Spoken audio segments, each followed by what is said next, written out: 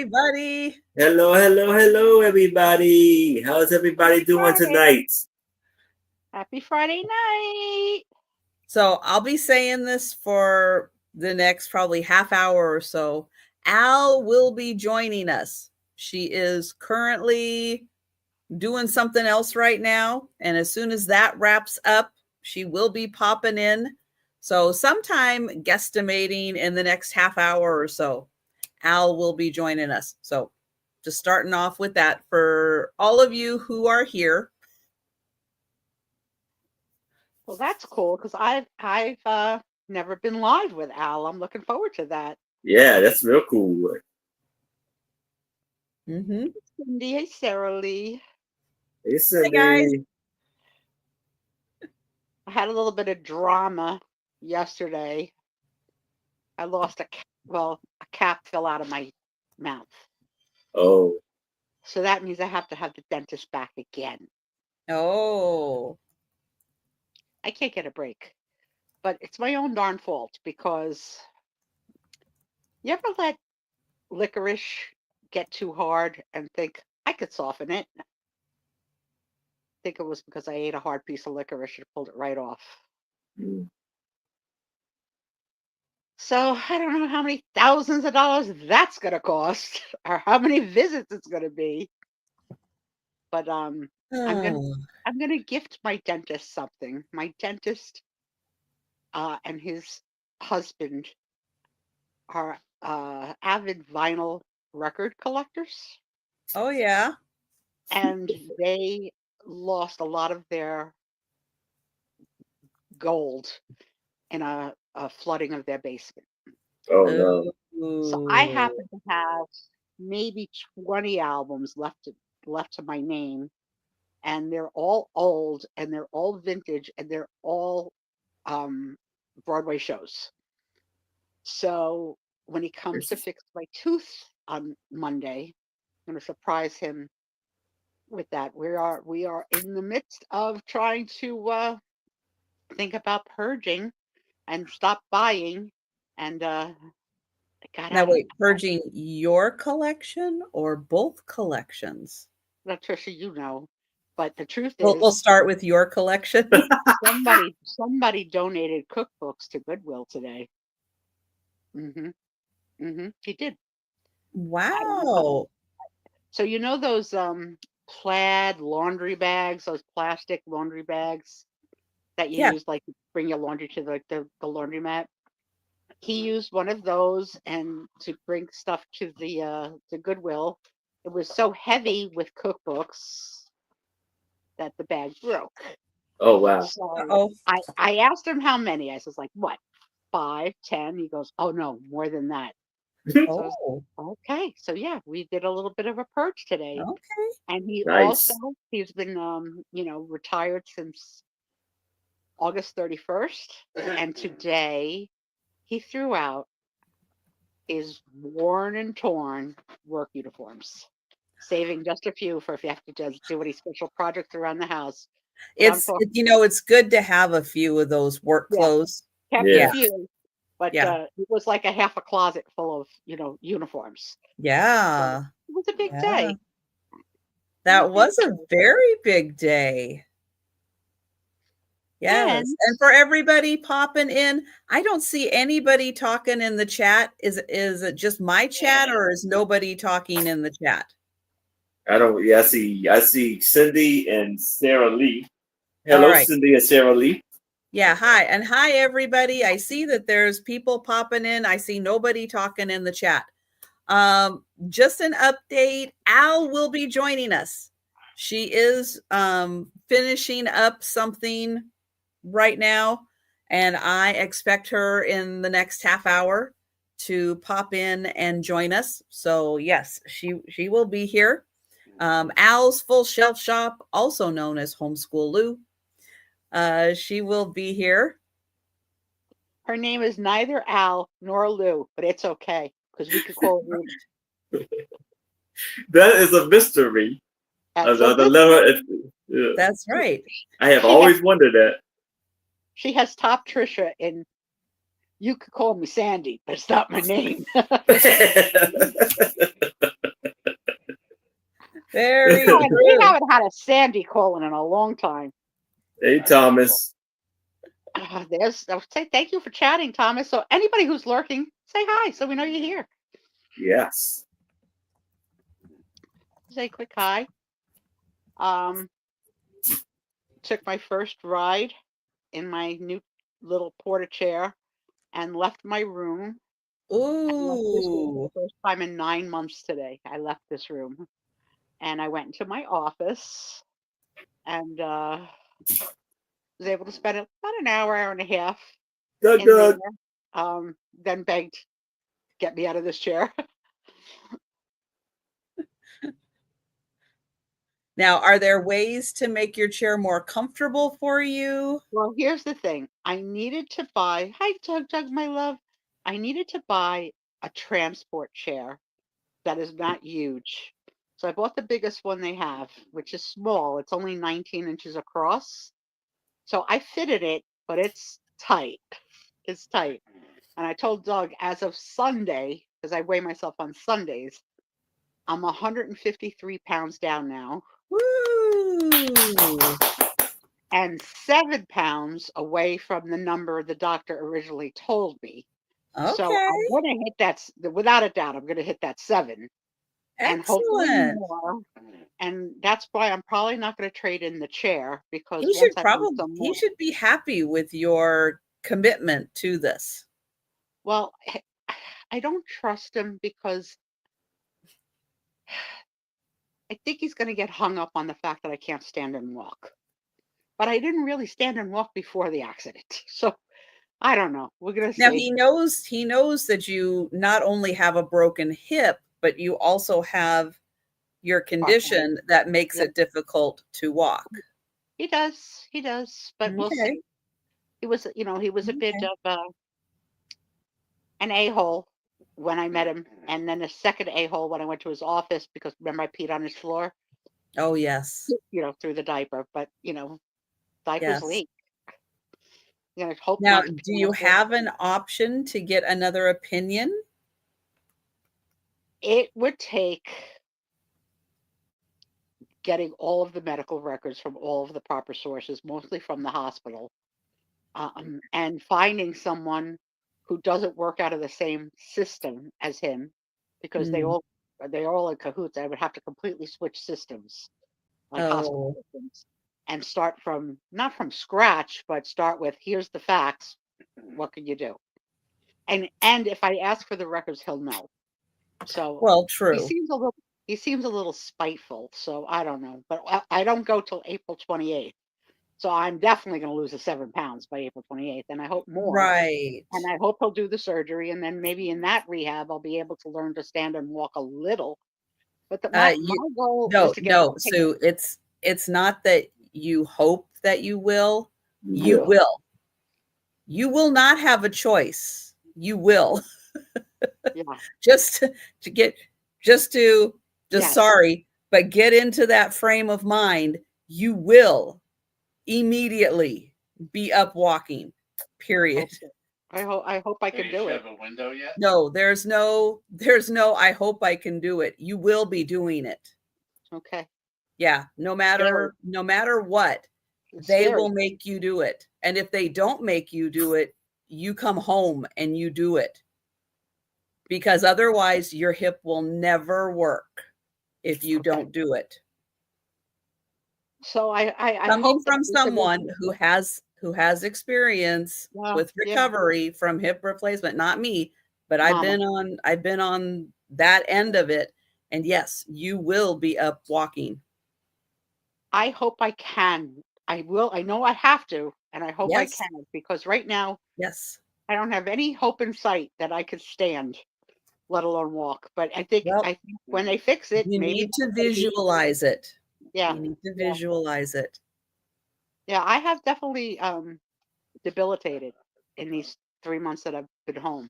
I wasn't great when I came home, but I'm worse now.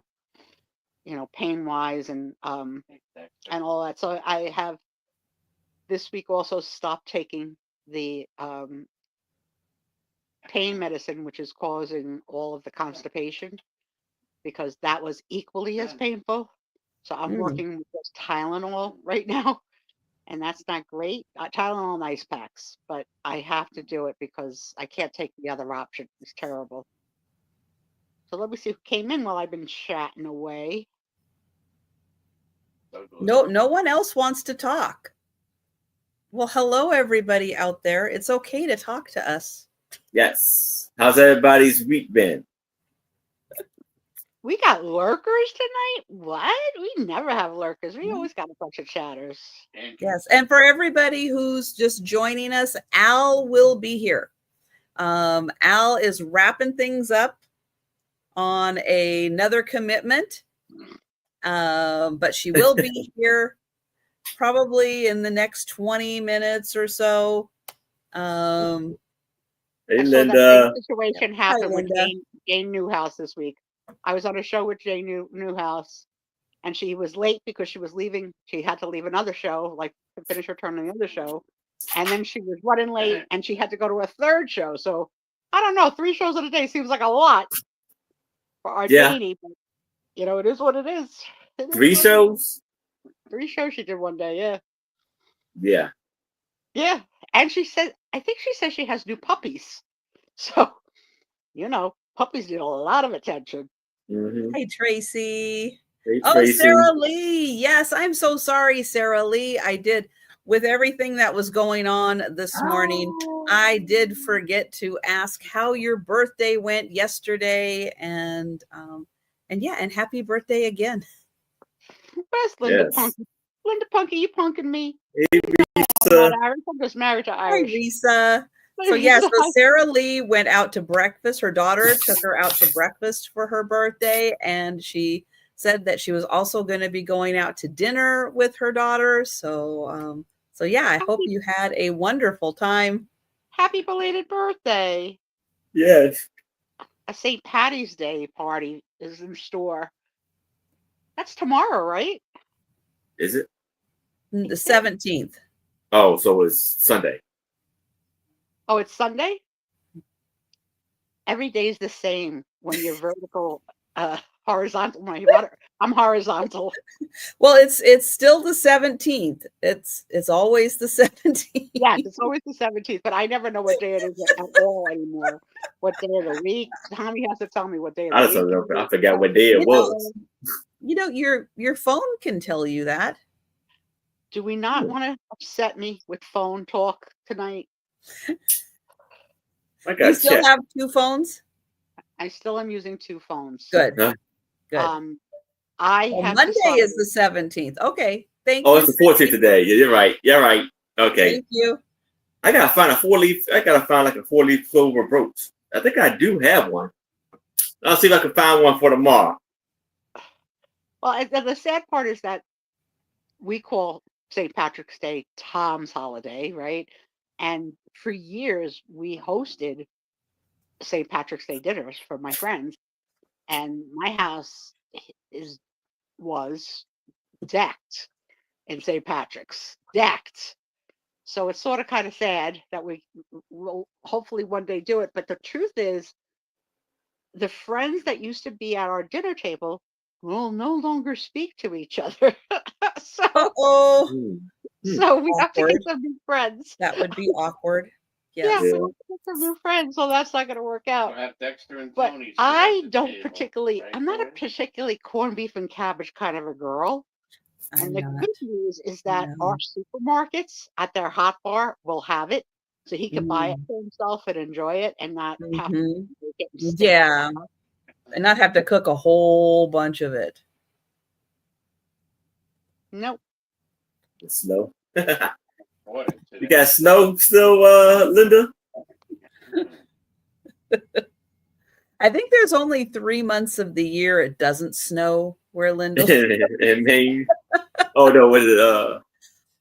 Oh, I think maybe June, July, and August. Those are the only months where it doesn't snow. Where is Linda? What state? Vermont. Vermont. Oh, beautiful. Mountains. The mountains of Vermont. Beautiful. Yeah. Doug, not a fan of cabbage. No. Not necessary. No, I will like it in a stir fry where it's Yeah, just, very yeah, lightly, like it's heated, but it's not yeah. cooked. And That and it I will doesn't eat. the I fact like habits. But don't So boil a cabbage near me. the smell is awful. Mm-mm, mm-mm, mm-mm. It's like a boys' locker room. I can't wait till Becky pops in tonight because Becky sent me oranges from her backyard. Oh, Yes. Honey, wow. she needs a secondary business just like Karen needs a secondary business with the eggs. It was the Becky's best, oranges. it was the best orange I ever had. Ever. Ever, ever, ever. The best orange.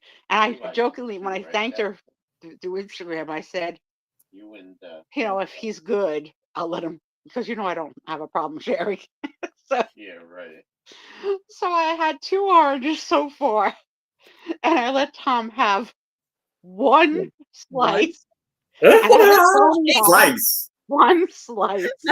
not an orange, just a Just slice. a slice.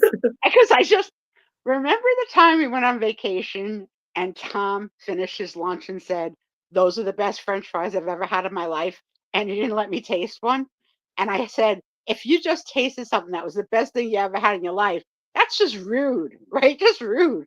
So I couldn't, in good conscience, not let him Wow. at least Sue taste. does not hold a grudge, does she?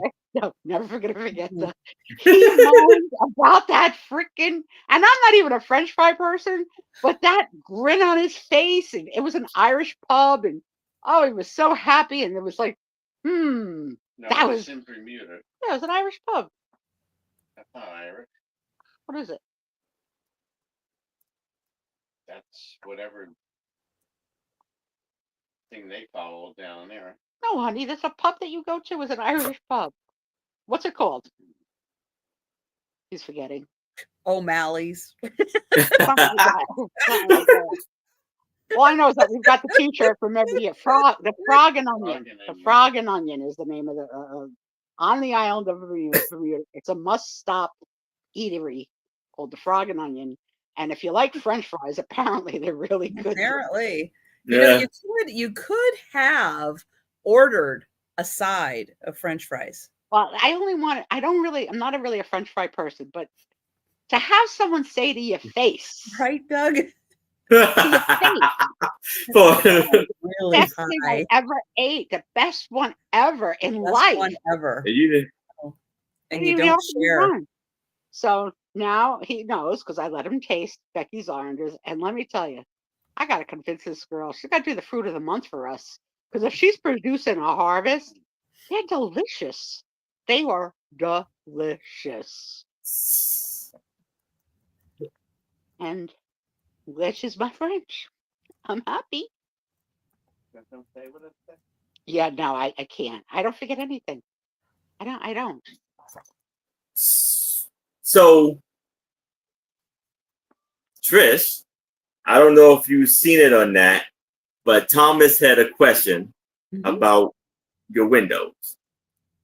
I know, because apparently Thomas was busy and wasn't able to join the morning sale. Oh, that's true. He was busy. He was busy donating to the Goodwill. Donating, right? That's good. Yes, he was a little busy. During the sale this morning, they came to replace the window. So we got to listen to and then they would stop to change positions or something. And I'd go, $4, number 24. The next one. It was during the speed round mostly. That's so it got funny. really loud. That is so freaking funny. And then as soon as the sale was over, it's like, oh, we're done. We're moving on to the next window. Your hair is particularly high tonight. Did you do it a little like it's really pointing to, the skies. I don't know. the truth is, many people here do not know quite how long your hair is.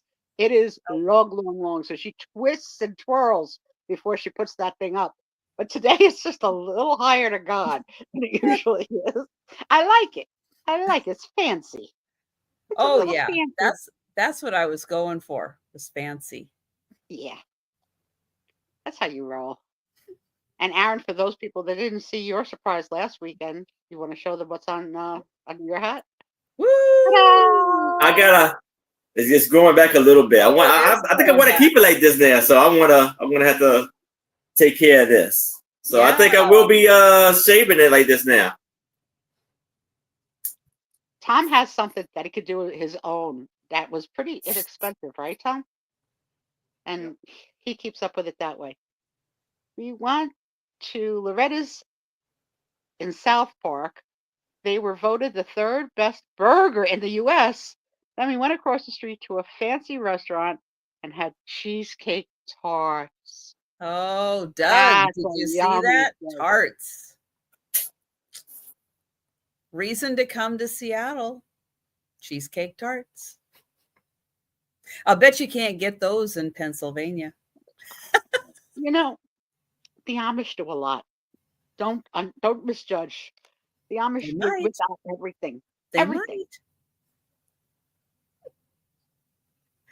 might. I had junk for dinner tonight. A junk dinner. Oh yeah, the plastic instead of the plastic. You still have plastic bags in Washington? No, right? Are you mandated for bags like us? Oh, well, You have to, yeah, you have to bring your own, although you can buy a bag. yeah, that's where we're at. Yeah, you can buy a bag or bring your own. I usually just bring my own. Well, Yeah, even that, I think so because I think yeah. At one point, we were getting charged like 10 cents per bag or something like that, plastic bags, and like 5 for paper. Now I don't even see the paper. Now it seems like to be plastic or those carry-on, like the heavy duty bags, type of thing. Yeah, like a canvas or a heavier plastic or something. Yeah. Even our food deliveries from DoorDash come in reusable bags now. Like they can't even use plastic. And those bags are pretty darn good. They're a little smaller, but one day I think we have to count. Do we have to do a count of all the bags in the house and all the places they are? Because they land in like on doorknobs, like just like, oh, let's just put this here. Is that one empty? I don't Hi, remember. Melanie. Hey, Melody. How are you? Sorry, think she's smart. Stop mumbling. Mr. Mumbles. I'll have to put you on mute. Thank you for today. So yeah, today was an adventure, getting me out of bed, getting me standing, getting me pivoted, getting me in a chair, moving from one room to another without hitting any parts of my body that hurt. Me seeing my office for the first time since May 31st, me realizing how much shopping for crafts I really have done in the past. How many jewelry jars and bags can one buy? And getting excited to get back to crafting again. Yes. Yes. Once I can think of the end goal. Yeah. Oh yeah. I'm excited because I have so many projects in mind. I'm going to make creepy doll head candlesticks, bleeding eyes, nuts and bolts in their head. I'm so excited. Break your sign. I'm so excited. Because everybody needs one, don't they? Don't they? Oh, they might need a pair. They might, yeah. The pairs won't match. The stand. I bought a lot of dollar candlesticks holders just for that purpose, just for that. And I have very cool a big collection of doll heads that I can't wait to screw up. I can't wait. Now, do you have any other body parts? Do you have arms or legs? I have or all anything I have all the parts for other Okay. projects, but the Okay. candlestick project will just be like heads. Okay. You know, creepy heads. Mm-hmm. No, creepy heads is good. People like creepy heads. I do. I hope I don't get stuck with them all, but I like them. If it comes to the point where I can't give stuff away, then I have to rethink my project. Oh. But I've got Christmas wreaths to make, and Yes. I know your inspiration for the Christmas wreaths, and so I am excited to see yeah, I've what got you're lots gonna of do stuff. with those. Lots of this. Yeah, you're gonna have everything, Doug, because Yeah. our throuple is gonna one day thrive. The thriving throuple.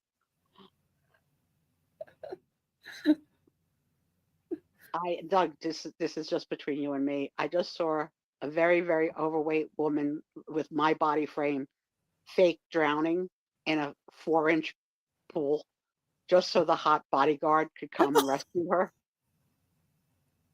And she did it multiple times, all caught on camera, all and she even faked not breathing. She did a Sandlot. She faked not breathing for mouth to mouth. It was so good. I That mean, was why did I inches of never think of water. that? Why did I never think of that? Oh yeah, she set it all up so she got herself soaked, but literally, she was not submerged. It was like it was so freaking funny. I've just been. I told you I was watching that comedian that last week that I recommended for those that can take R-rated if R-rated insult a little bit comedy. And I told my daughter about it, and my daughter said, "No, mom." And she called him a word that is a feminine hygiene Oh, monthly okay. product. Okay. Okay. So Yeah. she says he is that word. And she Uh-oh. goes, She so did then, not like him then. well, he's a little mean, I guess. So I didn't catch it as mean. I caught it as hysterical. Okay, so now I've watched comedy more. can be good. Whoa. Now I've watched more with that thought in my head that he is a little not nice. And I can see where she's coming from. So Okay. remember in the old days, Don Rickles insult humor? Oh, yes. So it's like that, but in today's vocabulary Well, and Yeah. audience interaction, and definitely the audience that goes are there for it. Because he booked Madison Square Garden, and oh it's yeah. selling Oh yeah. out. Like he is really up and coming, but is he a little bit of a D? Lori. Yeah, I think so. But it took my daughter to make me like, I was like, oh, he's hysterical. Oh my gosh. She goes, Mom. Well, like I said, this like comedy is like art to some degree. It's depends on the person and the taste and stuff like that. It's what is it called? It's acquired taste. Maybe an acquired. I think I'll take another word, but yeah. It's a personal. I mean, so I don't like jokes. I hate jokes, but I do love a good story. I love a good, a good story. And I love live comedy where you're interacting with the audience and you're on the spot. Like it's not prepared. So that's why I think I like them so much. And that's why I recommended them. So my second warning to the friends is you might think that he's a little bit of a not nice person if you don't think that's funny. But I'm still in. And then also last week Hey, I Jan. mentioned that that Whatnot person got banned from Whatnot. Yes. And the drama that has followed, Trisha gave me the heads up on it because I didn't know.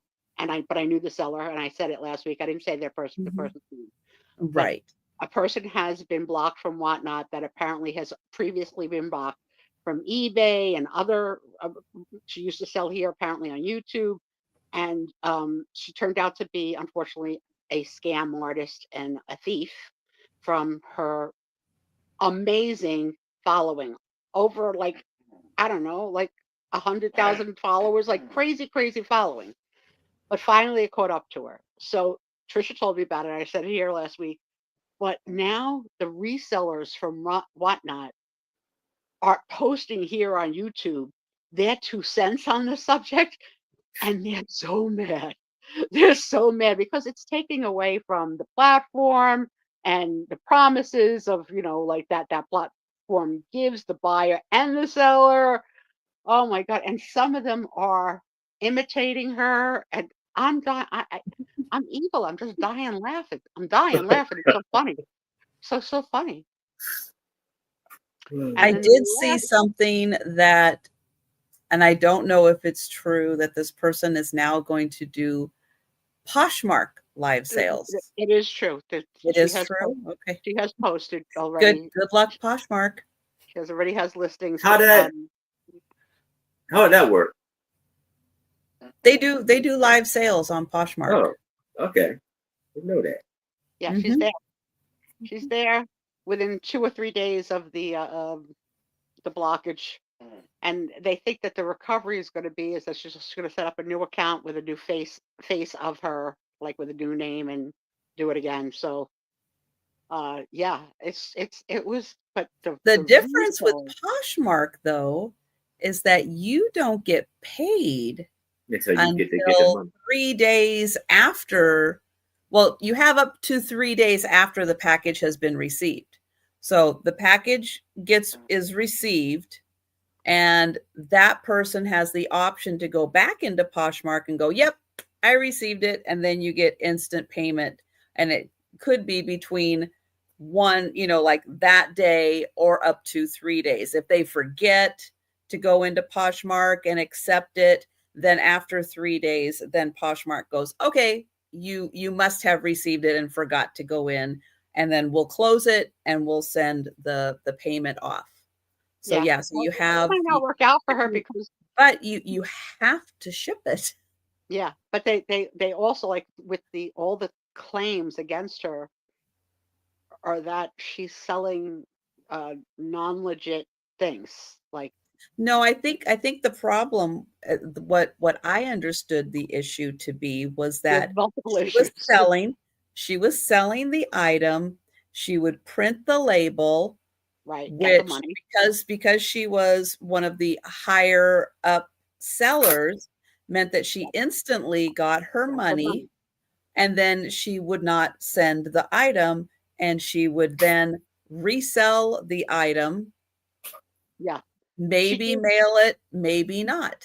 To give you an idea, in one night, she did $100,000 in sales on a Whatnot show. And that was the night that was her demise, because she did so much sales that night that there was a huge amount of people to complain to Whatnot to say, what? And she took the scam too far. Yeah. But yeah, I enjoy watching the resellers. Mad resellers are hilarious. Okay, you're hilarious when you get mad. Hilarious. When you gotta put out a video of how mad you are. I mean, there was a video once my friend Dee from Thrill of the Thrift put out a long time ago, when people just stopped paying her their invoices. And she has the same New York Italian grit accent as me. And it was one of the first impersonations I've ever did on YouTube with her permission. But it was like, are you freaking kidding me? I sell, you buy, you don't pay? You don't pay?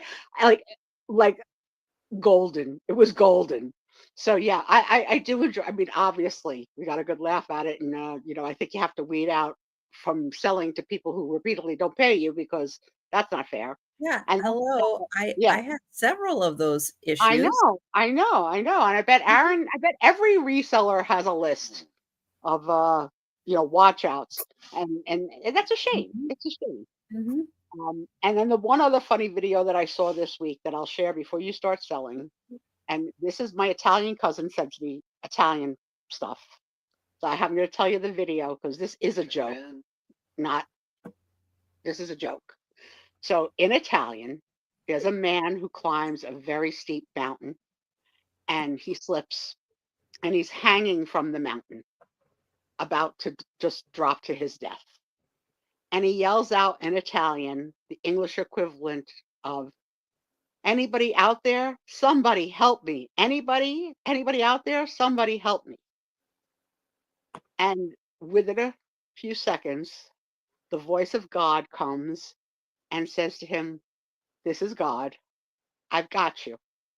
All you need to do is let go, and my angels will bring you to me."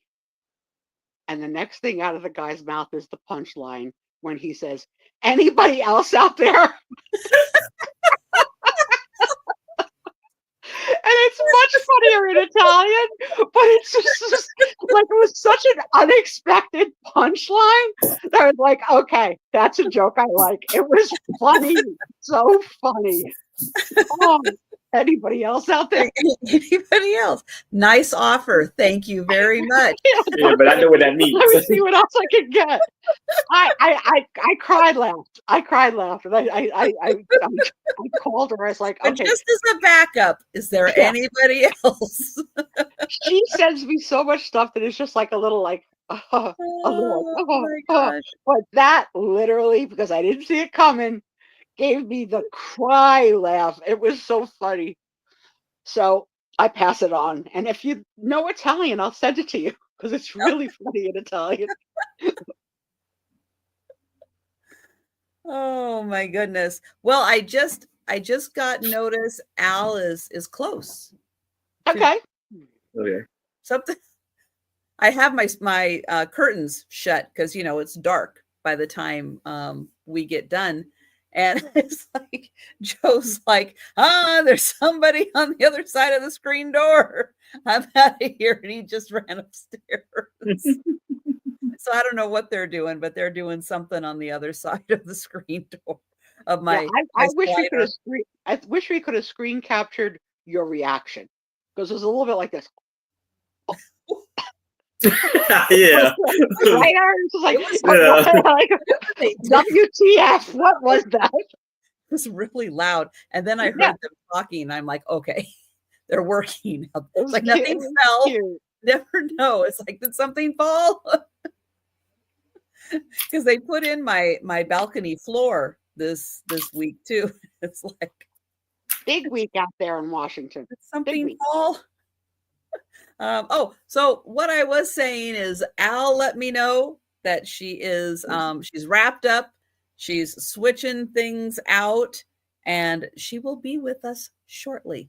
So thank you, everybody. But while we're waiting, I'll go ahead and grab the link to Erin's channel. So everybody take a second and make sure you're subscribed to Erin's channel. I don't know if I know I've mentioned this week in particular, from the weekend through this week, counts have been going up and down, and mostly down, kind of like crazy. They're kind of all over the place. So sometimes that means that YouTube is doing a purge, which they do. They will purge you from channels that you watch. They'll purge you from channels you don't watch. There's no rhyme or reason to it, but take a second and make sure you are subscribed to Erin's channel, because when YouTube does this, I found a channel that I've been subscribed to 6 years. I actively watch their things at least 6 years, and boom, unsubscribed. I had to resubscribe again. I did not ask YouTube to unsubscribe me. And a nice try, Doug. Not Doug. Look at my hand. Doug. You nice see, try. This is just skin now. Yes. That's my arm to the bone, and then this is just the old skin. Wow. Holy crapola. Isn't that weird? I've got bat wings. No, that happens. Mm-hmm. That happens because you've Keep lost it coming. Keep it coming. You've lost a lot of weight. I lost Yes. a person. I lost a person. Yes. I'm very excited. I'm very excited about it. I'm very, very proud of myself.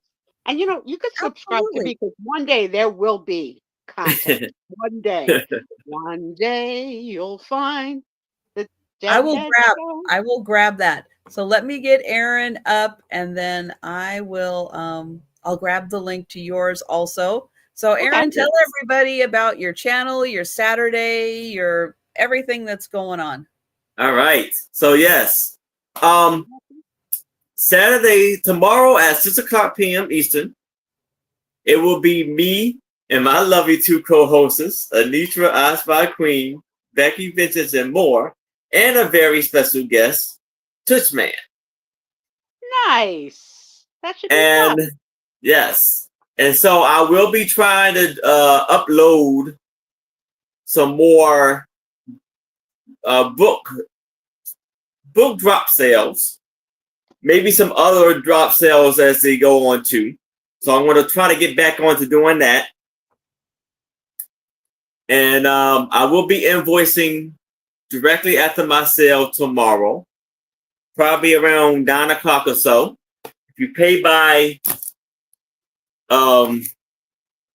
Sunday, your items will go out Monday. And I ship Pirate Ship to give you the best deal. And I invoice through PayPal. And I am shipping from Maryland, right below Washington, D.C., right around in this area right here. Wait, that whole map is not Maryland? It is Maryland. Oh, the whole map is Maryland. Okay. Well, yeah. Okay. That's all Maryland right there. Okay.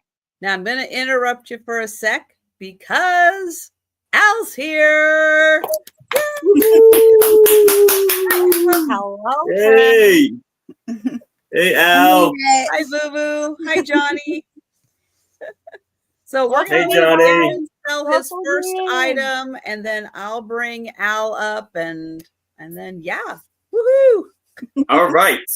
So I kind of hate this. I kind of hate to start this off in a little bit of a morbid fashion, but it's kind of a good cause. So here, I'm going to start this off at $10. And you have these guys gathered around this man laying on a table. Now, autopsy picture. Yeah, I don't know if you can see that on top, but let me see what I can do with the magnet. It's going to be hard to see. But it's written in Latin, and what it says is, go back to what it said. 1 second.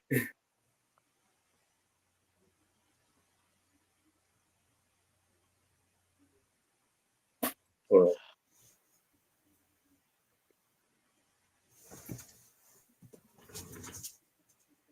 You learn Latin on the Friday night show. Yes, you're a little Latin. So what it says is, this is the place where death delights in helping life. So they kind of, I guess this is them studying what was the cause of death. Yeah. It's an autopsy photo.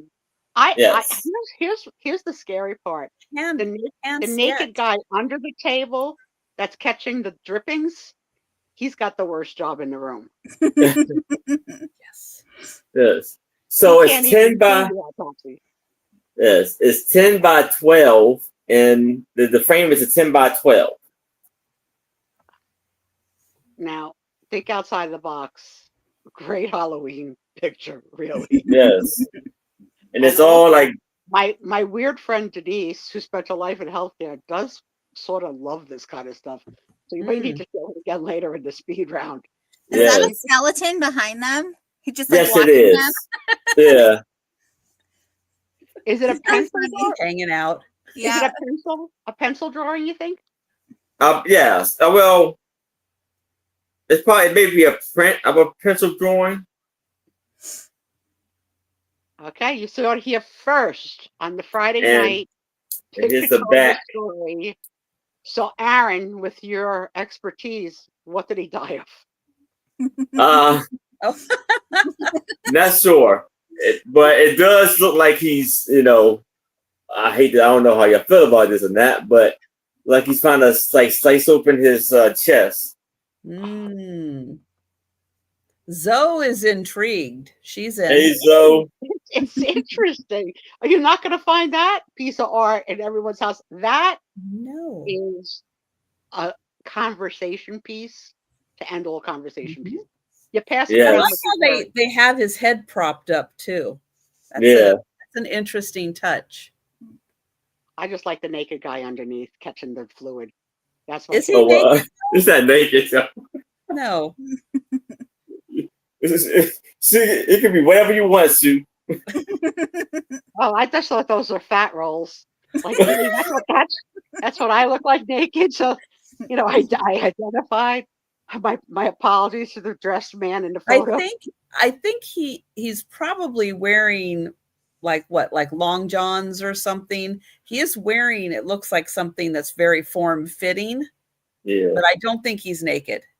No, you don't want to ruin your clothes. But it does look like he's the collection of the fluids. Yeah, something. It's like he has like it's like a rag in there. I don't know if he's kind of cleaned up. I mean, when you really think of autopsy, there was a show called Autopsy. Like there was a whole following of people who were fascinated. I think the lead, I forget what you call the person that does the autopsy, medical examiners, I think they're called. Yeah. Was Dr. Biden. I think it was Dr. Biden. Did Quincy do autopsies too? Yeah, that was the whole. Yeah. Did you watch Quincy? Oh, I loved Quincy. Yeah, there's a whole. That was Quincy, medicine woman, right? No, that's Dr. Quinn. Oh, Quinn. Dr. Quinn, yeah. Jack Klugman, who was I was like, I think he would have autopsy. He was Quincy medical examiner, and he would do, the autopsy, and he'd find foul play, and then it would be a whole, investigation. Yeah, it was a big, lots of time spent on that subject in television land. Yes. You wouldn't think. Like, imagine pitching that to like CBS. All right, so here's what the show's going to be. Going once, going twice, and sold to Zoe. Congratulations, Zoe. And Denise, that's what you get for being late to the Friday night show. That's all I'm saying. All right, let's get. One thing I was gonna give you guys Sue Spiezio's YouTube channel. One day coming in the near far future. Sue does have 100 subscribers to her channel. Make sure you're one of them. And no content yet, but you'll be the first to know. That's right. And let's get Al up here. Hello. Hello, beautiful. So for those of you that don't know, you're right on time. This is not Angie. Okay. No, Angie's working. Angie's working this weekend. We did not fire Angie. And we are happy to have Al here in Angie's place. And I'm happy to have my first live experience with you. I'm a little excited. Be prepared for some Q&A. They will be coming. I'm sure. All right. And your hair looks gorgeous. Thank you. So I'm Al from Al's Full Shelf Shop. And I ship from Massachusetts. And I use PayPal for invoicing and Pirate Ship for shipping. And that's the spiel right now.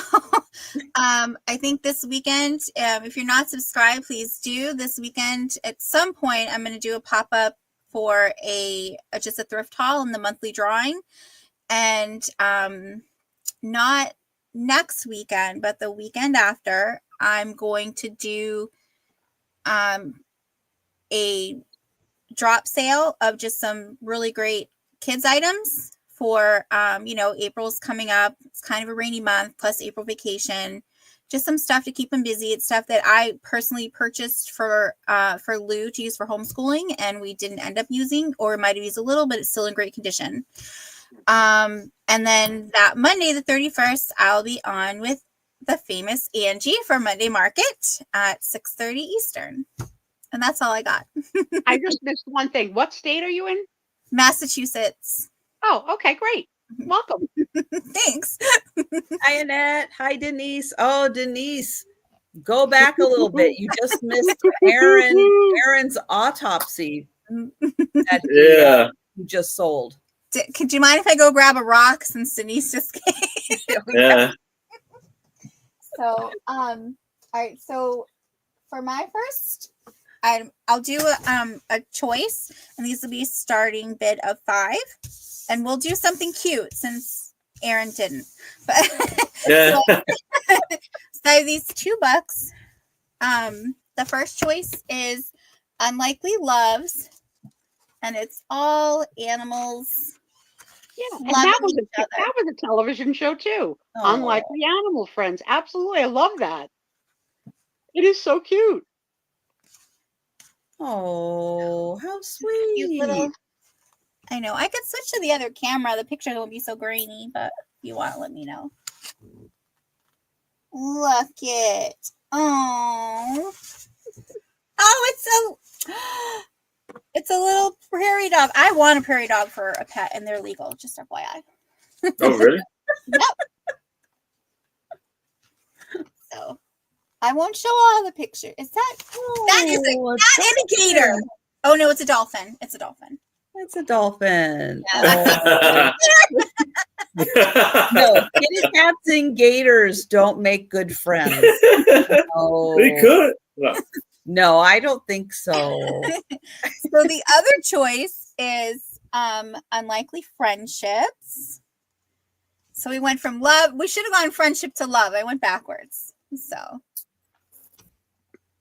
it's really cute. It's a dog and a donkey. Well, I think it's the same concept. It's just that the other name was already taken. Maybe. Well, I think they played. I don't know when, because they're kind of the same. I don't know. Oh, they're probably the same company. Yeah, it's like a series or something, but I don't see any like. This is 2011, and then this one, 2013. So see, friendship did come before love. There you go. Yeah, and Doug, yeah, cats and gators have been trying for decades to be friends, and it just doesn't work out. Really, a gator and anyone is an unlikely friendship. No.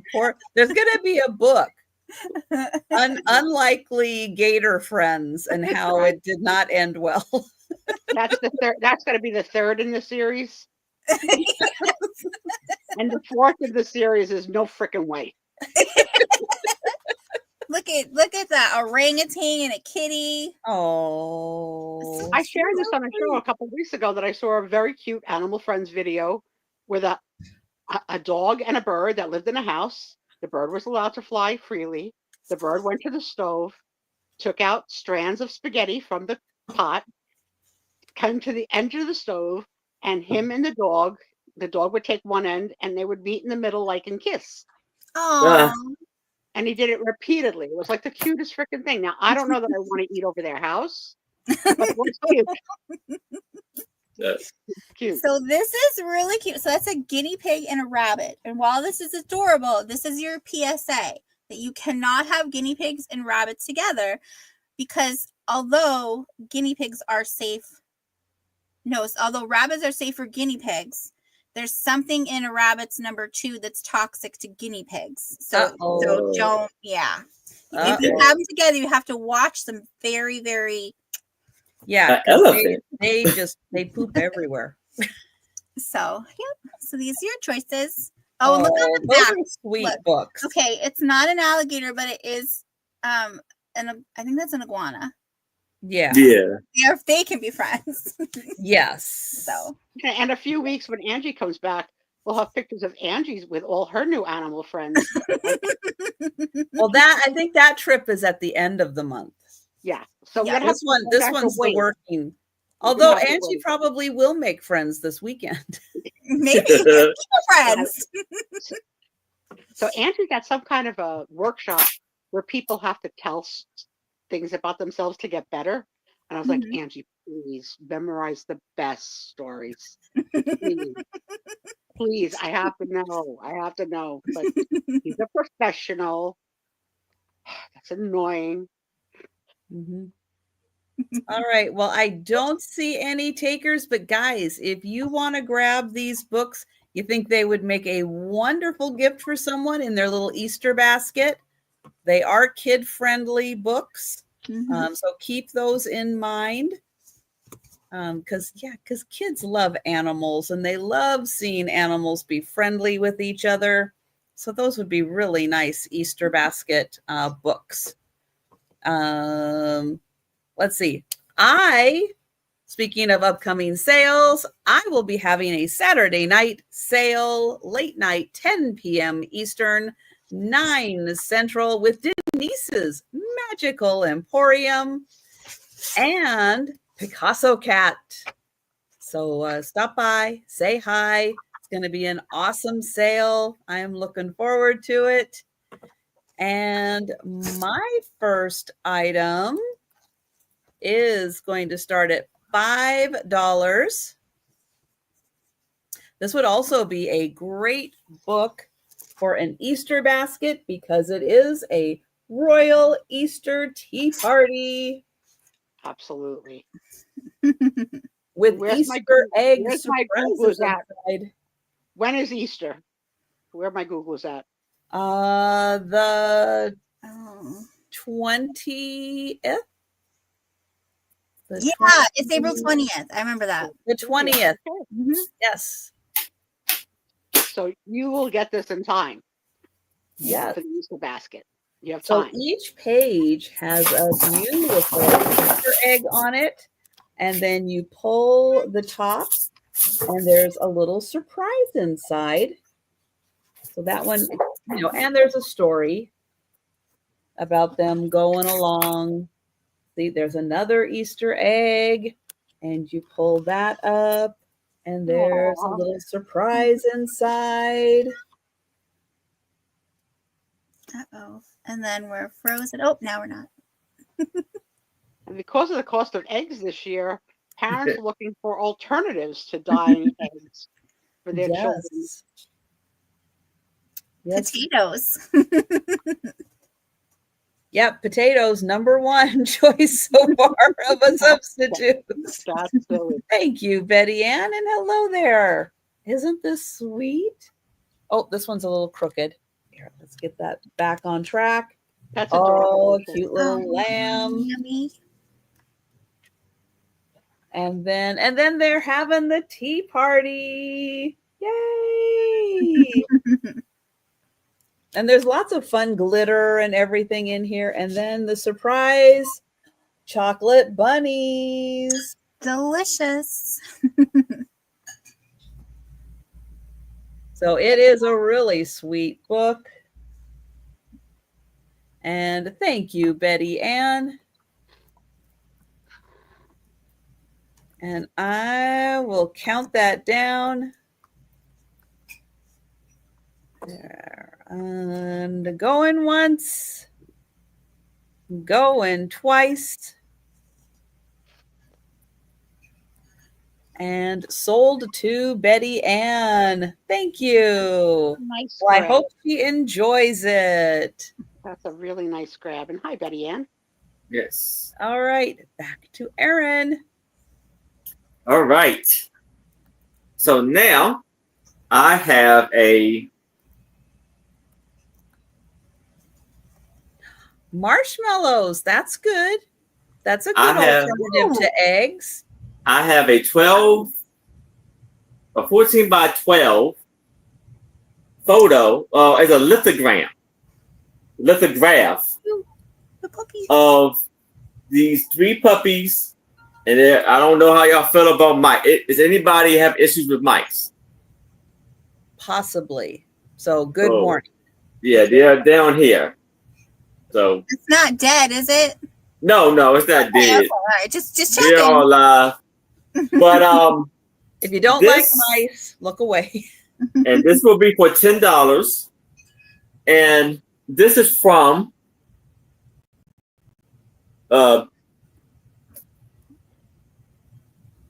Trains American have promos, and the art is called Awakening. So it's from promo, lithogram, and production by Fame. So here it has a list of his work, and this was in March 1st, 1868. You see that?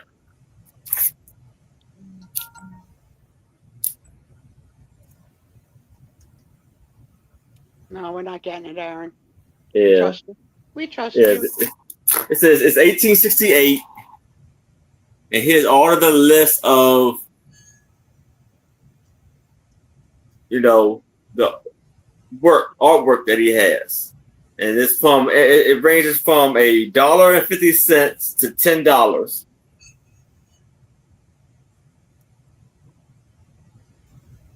And there is some,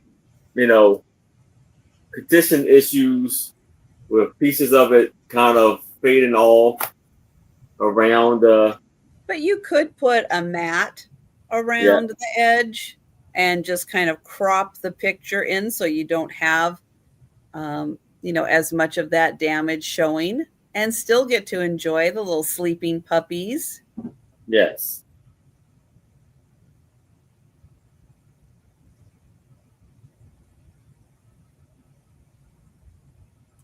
And what is the little mouse doing down in the corner? They look like they're enjoying their little meal. Okay. Or looking for food.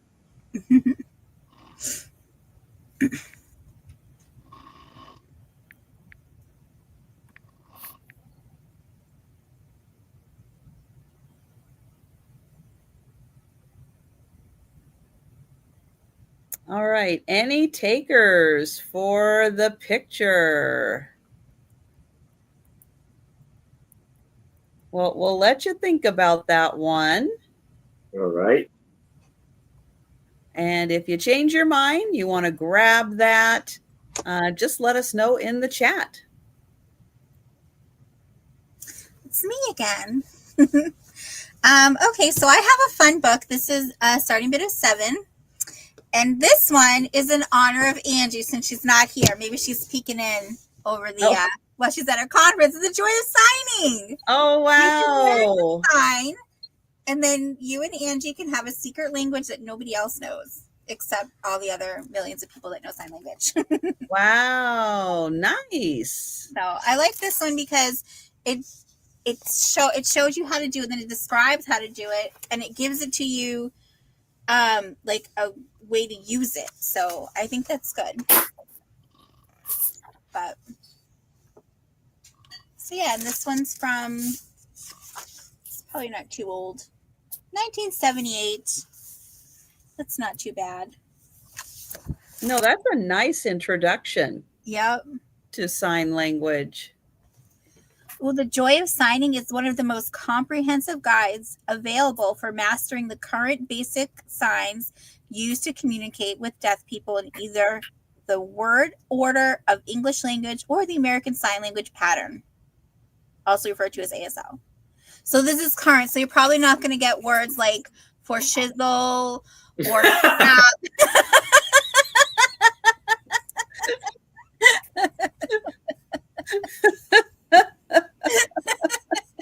Okay. So Snoop Dogg's going to have to come out with his own. So Lou, I'm going to ask you to make me a promise. One day when Angie's back and you're in the crowd talking with our friends, I'm going to give you some kind of a prompt. Okay. And you're going to say, Angie, we came across this and I can't figure this out. How would you do this in sign language? and give her for shizzle. For shizzle. And let's see what happens. Okay. Okay. Really, So is there a word combo for that, or would she have to spell it out? I think you should probably have to spell it out. Each letter. Exactly. But that would be really hard if you were, if you were interpreting for Snoop. I mean, yeah, man. How do you even spell shizzle? I don't know. I don't know. I don't know. Is there an SCH? Is it an SH? I don't know. Oh, let's put Angie on the spot. Yeah, let's put Angie on the spot for shizzle. I got to remember. Yeah. That's something I'd ask the little lady in the back. So, and listen, this hairdo, she's smart. Like, that's, college hairdo. That's Mary Kay Reddy. Yep. Pink Cadillac. Yep. She's got her big old glasses on. Looks like, now I can't think of her name. She was, Sophia from the Golden Girls. Yeah. I laugh, but one of my pairs of glasses are big. I call them my Sophia glasses. So the big glasses are coming back.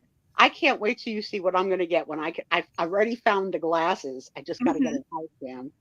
But yeah, big glasses are back for sure. And Sophia is my spirit animal. I love her. Love a cranky Italian. Oh yeah. Yep. So. All right. Well, I'm surprised there's no takers for this. I think this is a great way. If you've ever wanted to, look into, if anybody in your family has ever thought, should I start learning sign language? Is that something I can do? This is a great introduction. That's the basic signs that they use with babies. So my babies know this, which is the sign for more. Mm-hmm. So they already know this one and use it. It's amazing. Because now they can drink water and they're like, it's like we gave these kids drugs, okay? Water. What is this mystery you were holding back? A straw? What? It's been fun. It's been a fun week watching them. All right. Well, it looks like we will pass on this for now. But if you change your mind, you let us know. All right. Now, I've got a game. I can't believe this hasn't ever been opened. This is going to be Sue's favorite game going forward. She's going to want to play it constantly. And this is the National Geographic GeoBee Challenge board game. Geography. Oh, no. Yeah. So you get a big old map of the world. It doesn't get much better than that, does it? And what does the blue label say? It's an award-winning game. It is. Wow. I used to specifically buy award-winning games for Nicole when she was growing up. And look how young Alex Trebek was 20 plus years ago. Yeah. Rest in peace, Alex. Yes.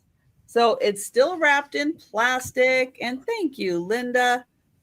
And hi, Cheryl. Hey, Cheryl.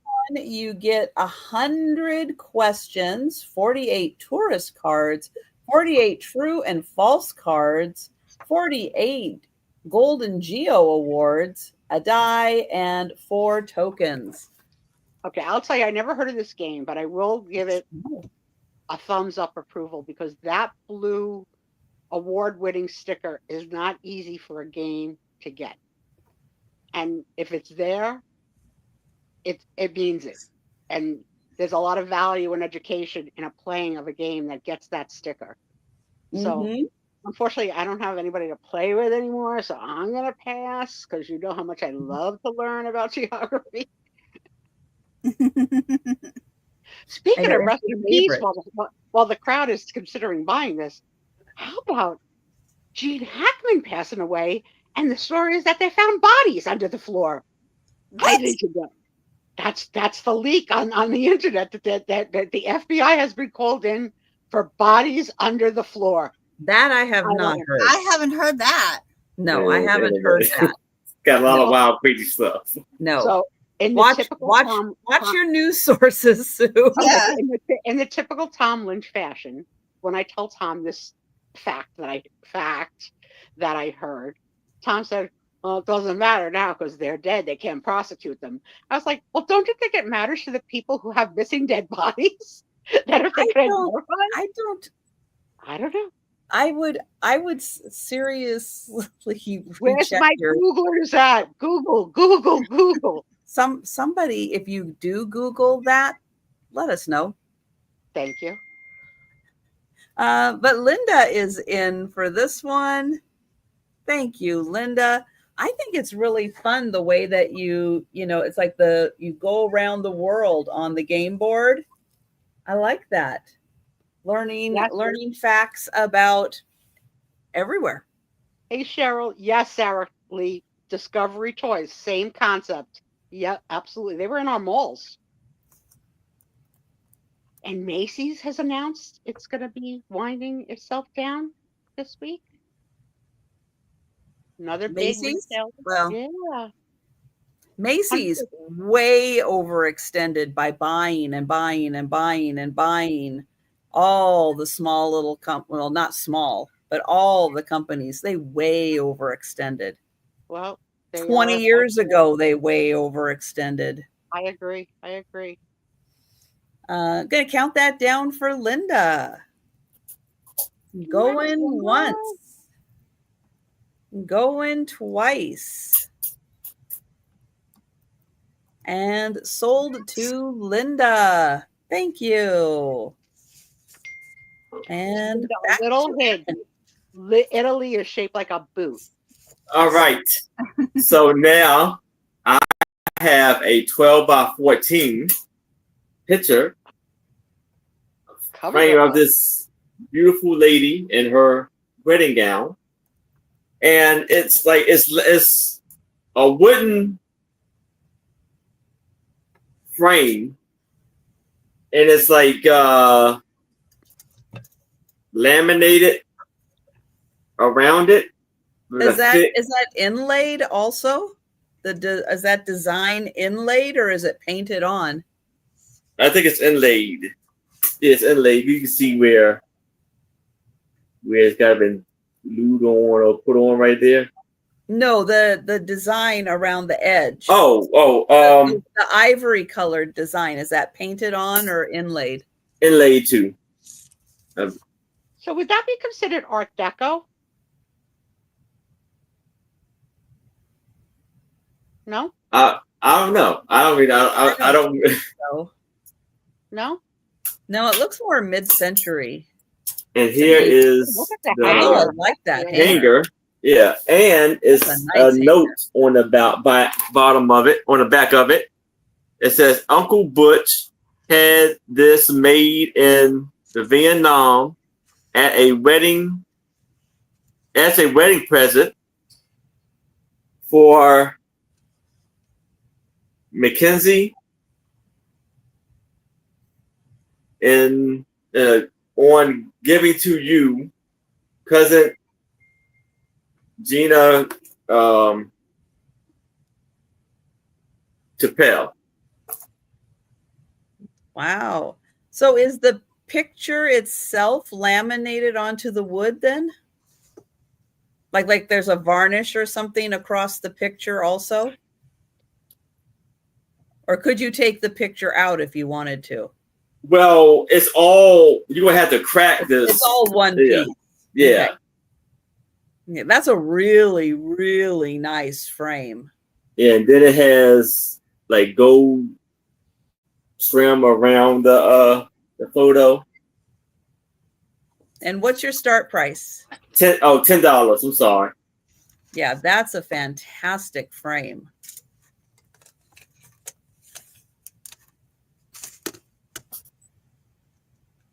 So it's like the back. It's a big heart, and there's and there's 8 little heart cutouts going around, like almost like a flower design. Beautiful.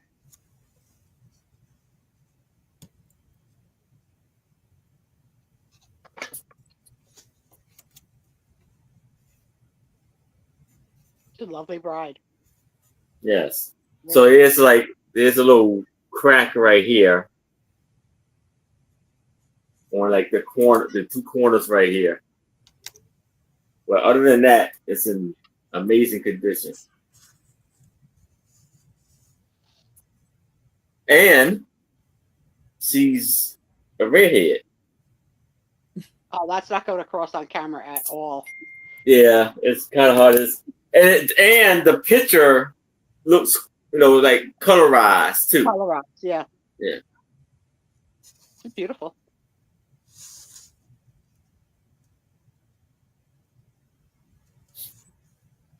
One of a kind.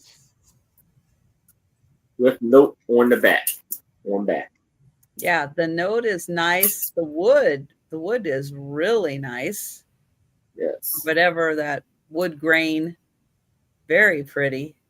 That had, of course, a pretty penny at the time. Yeah. Beautiful. All right. Well, guys, think about that because that is a really lovely frame. Yes. All right. We'll let you think on that one. And we'll go back to Al. Okay, so my next one is, this one's actually a starting bid of 35. And the book I have is Nevin's Explanatory Stock Doctor. And this book is almost 150 years old. So this was basically this veterinarian. I have to be very gentle with this. Yes. So that's the guy. That's a veterinarian. And what he did was he wrote this book for, it was used to explain veterinary practices for horses. And I'm pretty sure like all bovines and stuff in a way that farmers and breeders could understand it. Because I'm sure back then, vets for those were a little hard to come by. So, Well, I gotta tell you, I have never used the word bovine in a sentence. Really? I use it like 7 times a day. Never had the Al may be excessively using the word bovine. He may need an intervention. Where's Angie when I need her? Bovines. It's like, look, I'm gonna have some bovine helper, or I'm gonna make.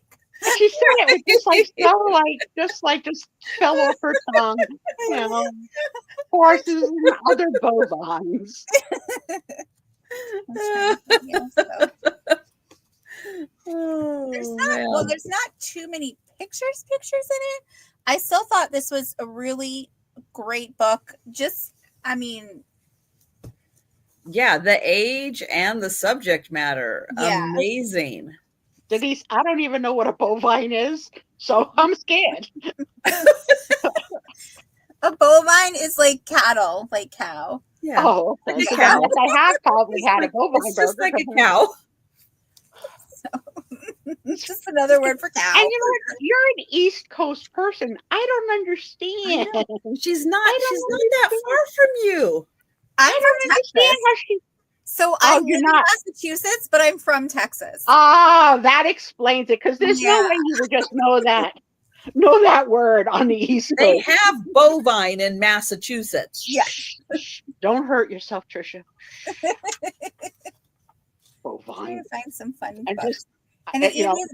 I know this is going to be weird, but I don't care. I love the smell of old books.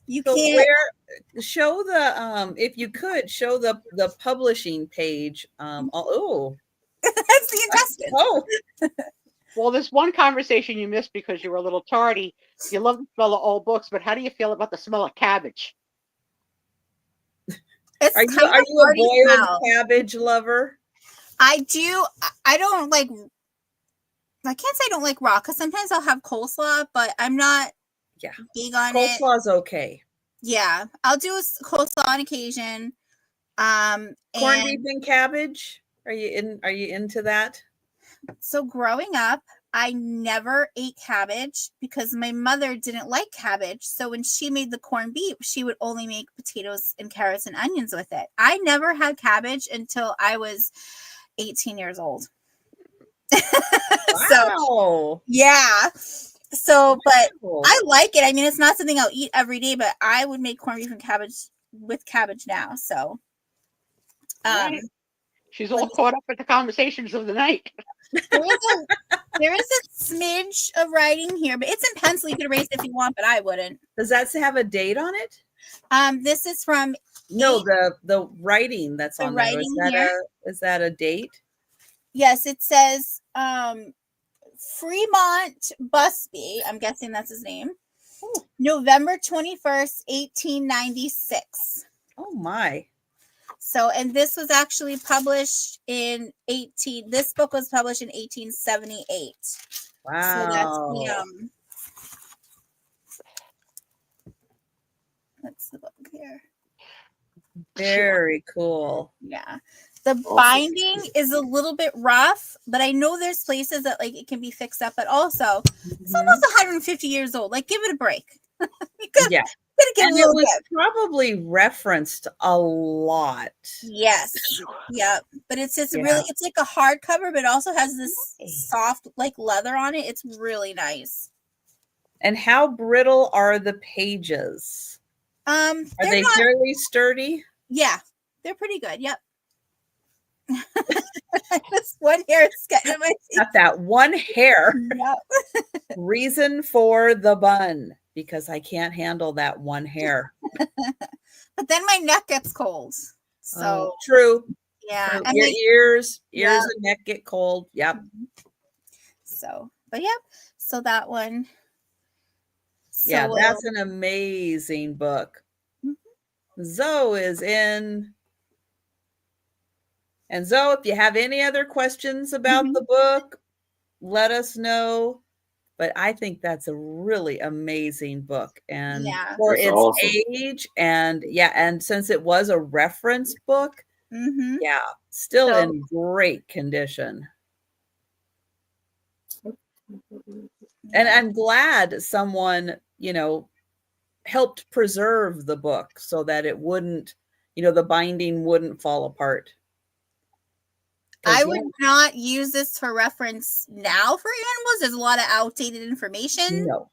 That like there's actually, I think it's maybe all animals, because there's also, I'm seeing here, there's a section on like chickens. And I mean, he's saying like food for old chickens. In America, Indian corn makes the best general food. No, it doesn't.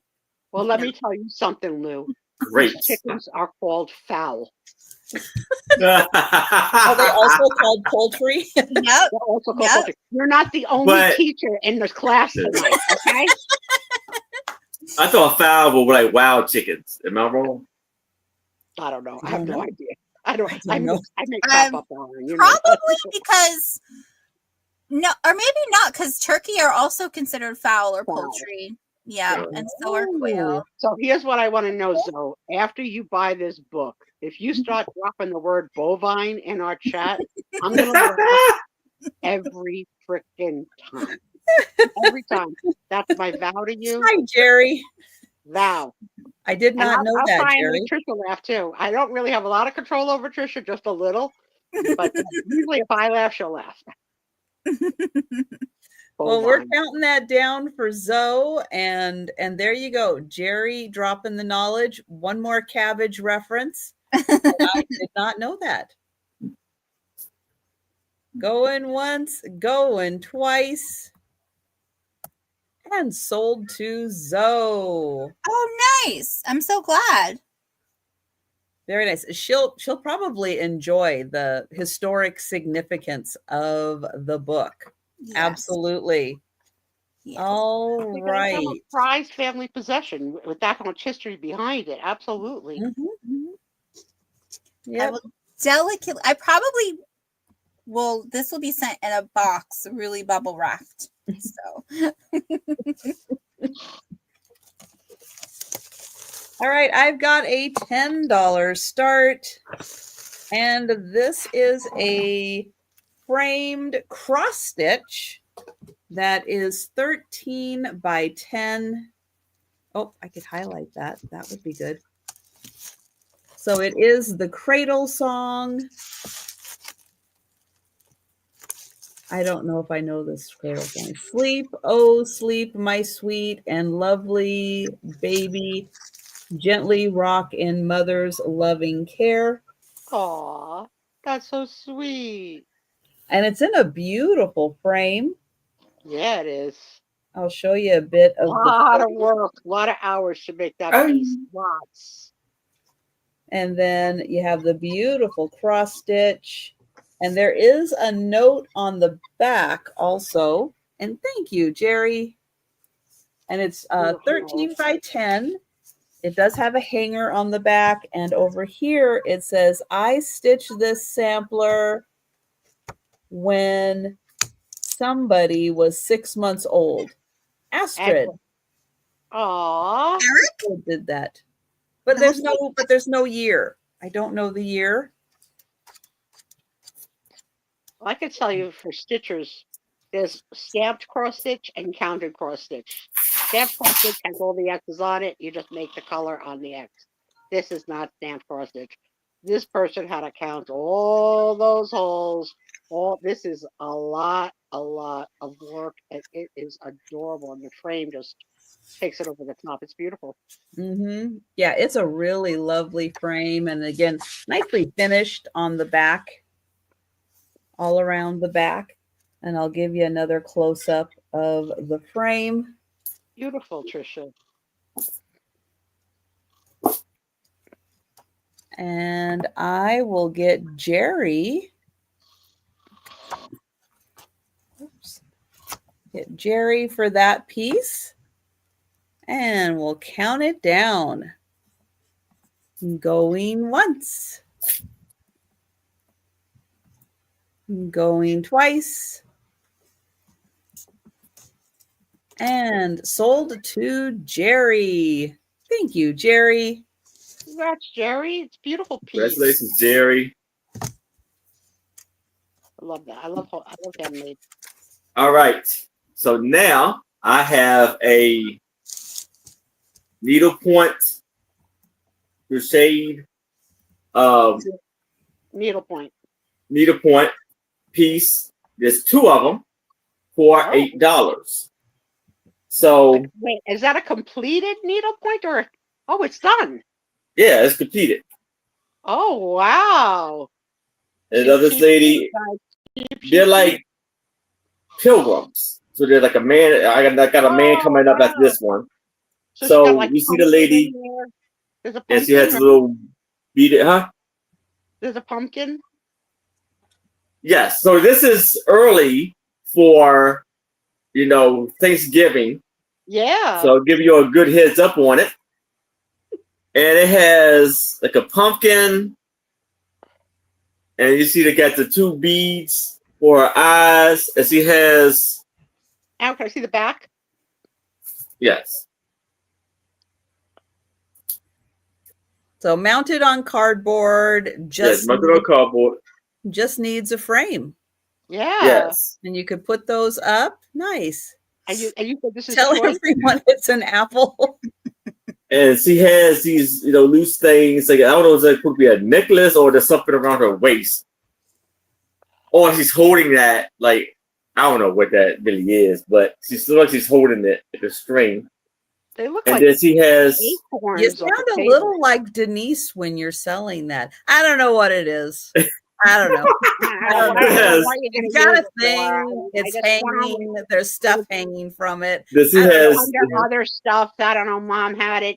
She had it with her dirty underwear, and I'm not selling the dirty underwear, but this has like a hay. I figure somebody might want it. I don't know. Haystack right there, and there's two carrots You're awesome, Denise. on here.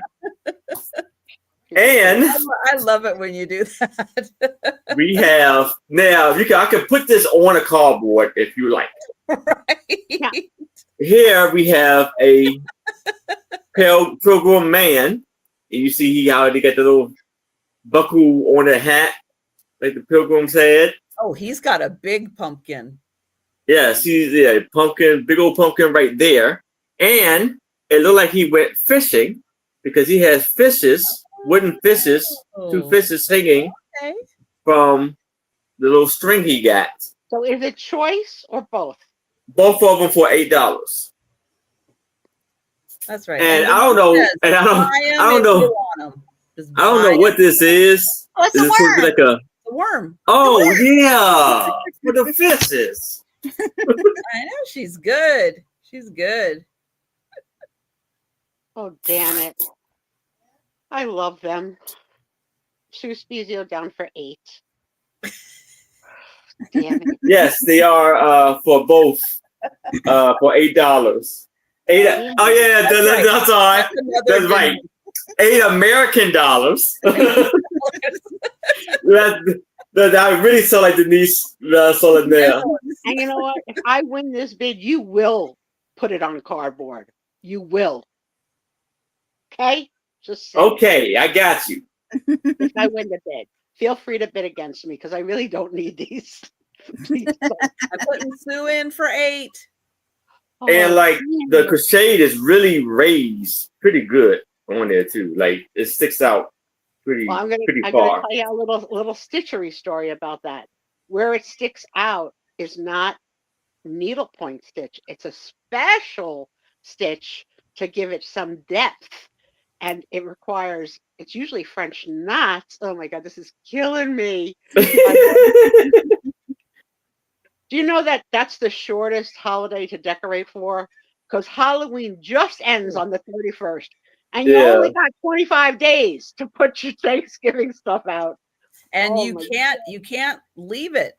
It's Thanksgiving's done. Boom. Done. And then you got to put Christmas up. But they are. What about when you decorate for St. Patrick's Day and then Easter is in March too? That's early. I use. And you have no time for Easter. I use the first of the month. Well, frankly, since COVID, we have not decorated. I have the best decorations, the best. But I use the first of the month. So after New Year's, then we do Valentine's, which comes down right after Valentine's, and we do it through St. Pat's. Right after St. Pat's, we go to Easter, and then after Easter, we go to Red, White, and Blue, which Red, White, and Blue lasts from May to September. Mm-hmm. But I don't have anything like this. But we're counting down for Sue. Oh my God, I'm gonna own these. Going once. More stuff, and I love them. Going twice. I love them. And sold to Sue. All right, congratulations, really cute, Sue. Oh, thank you, Aaron. I love them. Really cute. You're welcome. Thank you. Okay. Top that, Lou. Top that. I'm gonna top it and I'm gonna dance on it. No, I'm just kidding. That's a shizzle. That stuff is shizzle. I have a starting bid of 8. And I have a really fun book about playing with your food, which, I mean, they say you're not supposed to, but why not? Nobody else is, and it's your food. So I love the inside, just the inside cover. All the cute little foodsies. So this guy, I think he was a chef, and he just, oh, there we go. That's a great picture. Wow. Oh my. Is that Denise playing with your bovine? A squish, a squash, that's like a duck. I think, yes. I think that is either a gourd that got misshapen or a butternut squash that got because it's black and white. It's hard to tell. If I had some coloring, it would help. But oh my God! Look at the freaking camel. So maybe that was his inspiration. Oh yeah, see, he looked at the camel and then he was like, "Oh, I could make that," and then eat it. It looks So like then- cabbage slime. Oh, look at the kitty. Where's the kitty? Oh, I think that was a bulldog because he's got the bulldog. The bulldog. Here. Oh, We're a little. it looks slow like a to the kitty. table. They look a kitty. It looks like an orange cat. Yeah. We'll name Oh, so him maybe Garfield. maybe the picture on the one side gives you the hint to what's on the other side. But I still think it looks like a cat. Honey, Okay. Hold on a second. Oh, here we go. Look at this cuteness. Oh, It's using that cute. as a tail. Oh man! Oh, Cute. again. And then let's see. Now, when you have a fruit bowl out as a centerpiece, Mm-hmm. do a couple of these things, you know? Yeah, it and could be fun. yes. This one looks like a Pokemon, but I don't think it is. Yeah, 'Cause I don't so know it what does. this book is from, but he kind of does, doesn't he? He's ready to fight all the other Pokemons. And then, I mean, the banana's pretty easy, a dolphin or Yeah. an octopus, but it's still cute. yeah, but it's easy. But who thought of it? That's pretty smart. Ooh. I like the pumpkins. I mean, we all have Oh my pumpkins, gosh, but look at those faces. Oh, those are so good. that I one's like falling that. out of the handles. Use the stem as the Yeah. nose. Oh, that's so This good. one looks like he's up to something devious. I think, frankly, it looks like he smelled cabbage. Yeah. Maybe. All right. I gotta move this because it's getting in my way here. I keep knocking into it. And here's some more of the pumpkins.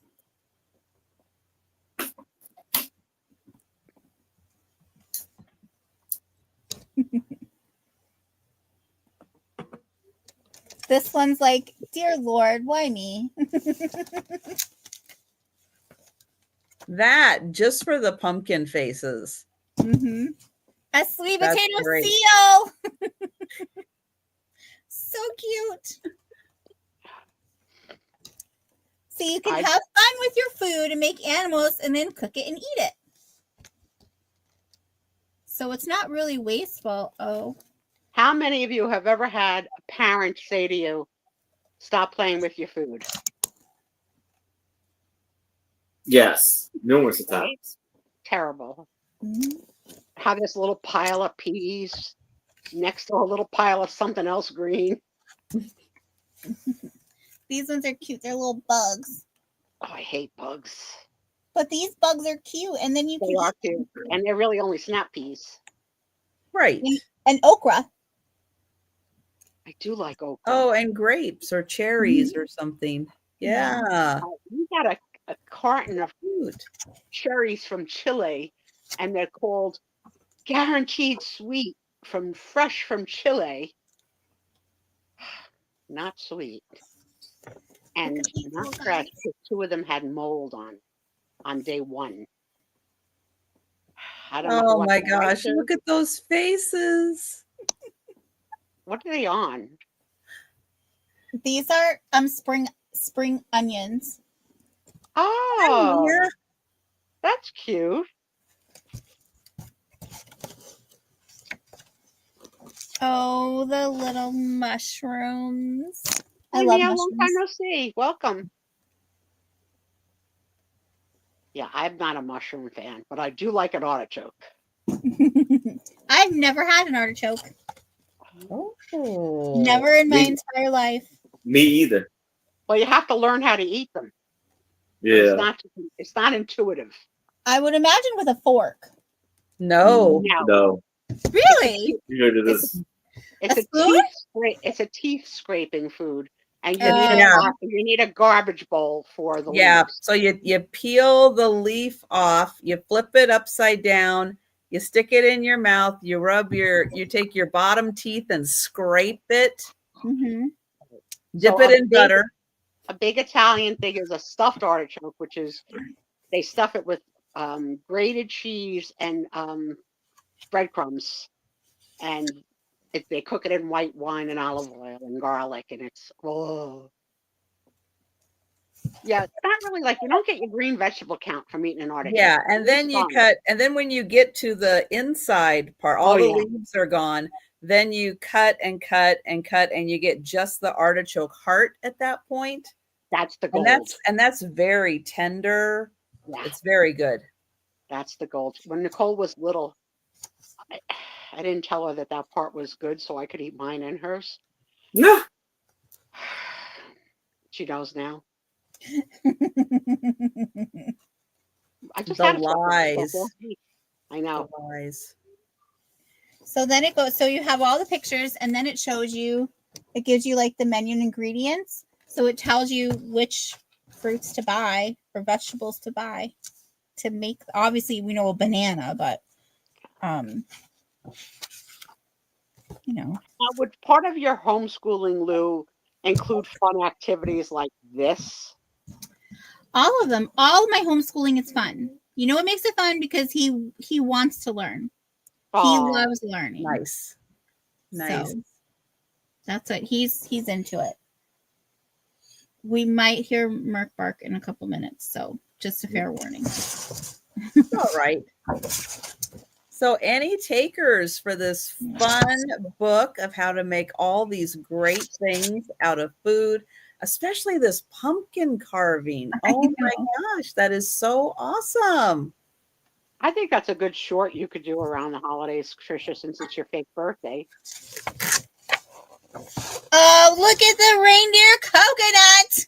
Yeah, with the ginger roots. That is really cool. That's so,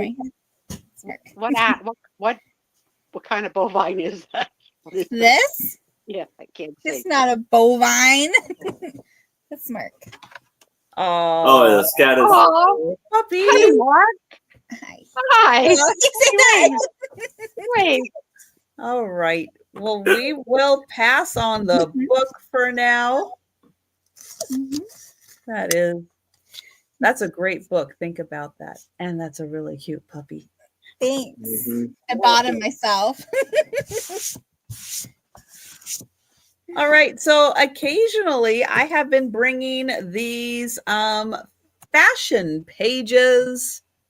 I have 2 more.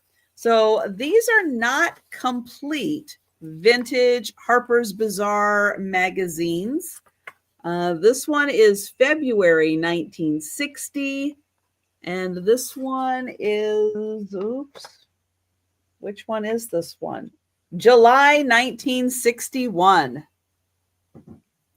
But these are from a woman who made her own patterns off of the fashion pages. Thank you, Sarah Lee. And so they're not complete magazines, but I'll show you real quick what's inside, because if you like fashions, there's the ads you get. So what she would do is she would save all the pages she liked because of the fashions that were on them. And then she would make her own patterns based off of these fashions. So this is need a better spot to put those. 1960.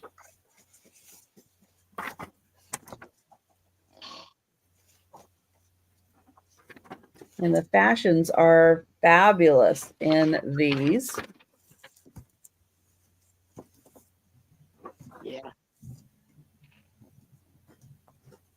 And this one got a paper clip on it for a coat and a horse. Do you think she made the coat or the horse?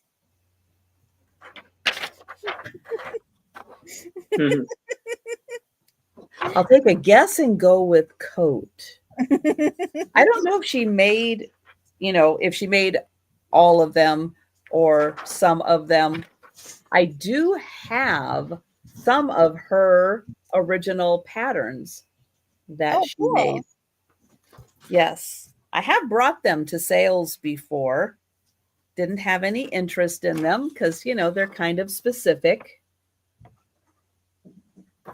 So something I will probably get to putting on eBay and see if anybody's interested there.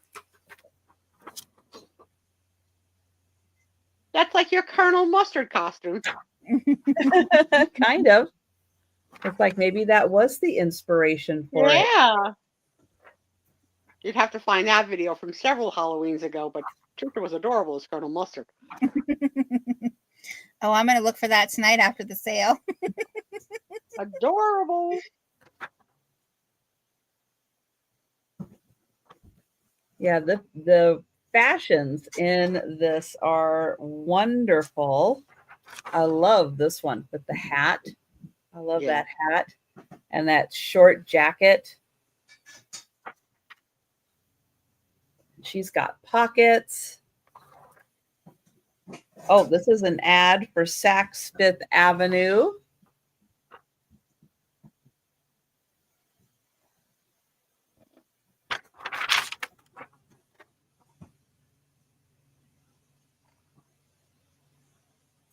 Love that jacket. Oh, fashions are so cool.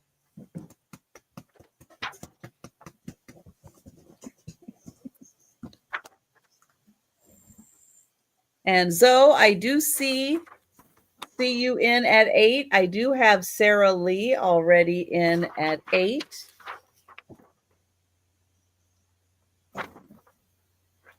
This is a huge sack. Huge. Yeah, this she liked a lot. And then you get both magazines. I'm just showing you the ones out of one of the magazine, but you do get both magazines. Wow.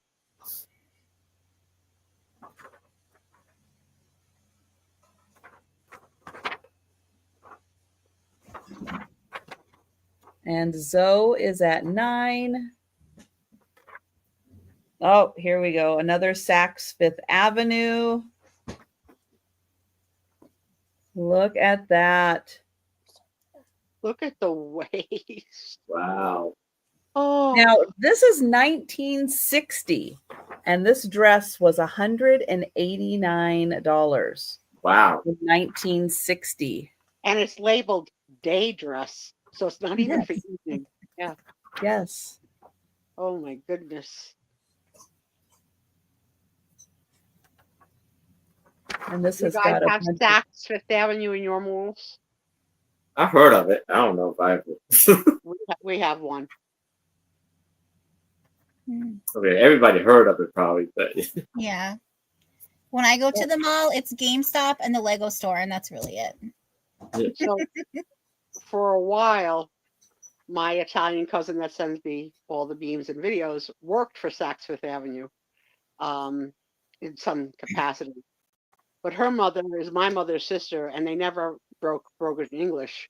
So she would tell people where her daughter worked. She would say, she working for sex. We could not train her. She was untrainable to say Saks. Oh, Cheryl, thank you. Thank you, Cheryl. And somebody who's in the chat, let me know who those people are so I can add them to the list because I can't see them in StreamYard. Crazy Mace Stash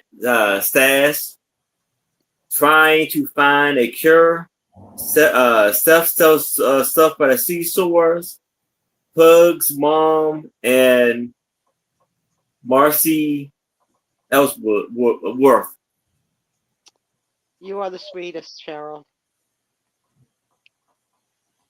Yes, that's sweet lovely. Thank you. Thank you, Cheryl. Okay, what was the second one? Trying to find a cure. Couple of new names that I don't recognize. That's great. Thank you, Cheryl.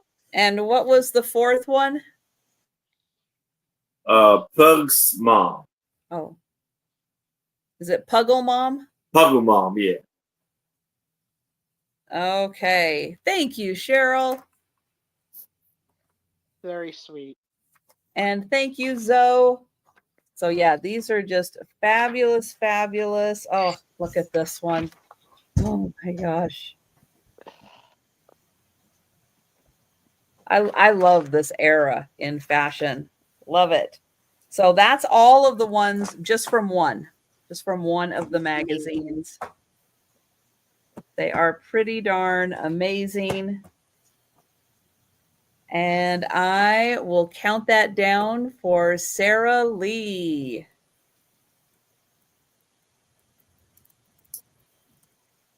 Going once. Going twice. Oh, and hang on. Zoe came in right before the sold at 16. She did beat the sold at 16. And then this one actually has more. This one actually has, I can feel the difference. It actually has more pages than the other one does. Not a lot more, but enough more to make a difference. And then here's the ad in the back. Talk about hair. Wow. See, now, I thought that was ginger on a potato. No. I really can't see, Trisha. I really can't see. And the other one is July 1961. Wow. Nice. And Sarah Lee at 20. The pages in here are so much fun to look at. Beautiful. These could make framed an entire wall. An entire wall. Mm-hmm. If you're a sewer in your sewing room, oh, gorgeous. Yes. And thank you, Zoe. Thank you, Sarah Lee. And going once. Going twice. And sold to Sarah Lee. Thank you. Thanks, Zoe. And back to Aaron. All right. So here, I have a 14 by 12 frame pictures of soldiers' uniforms back in the day. So we have Native American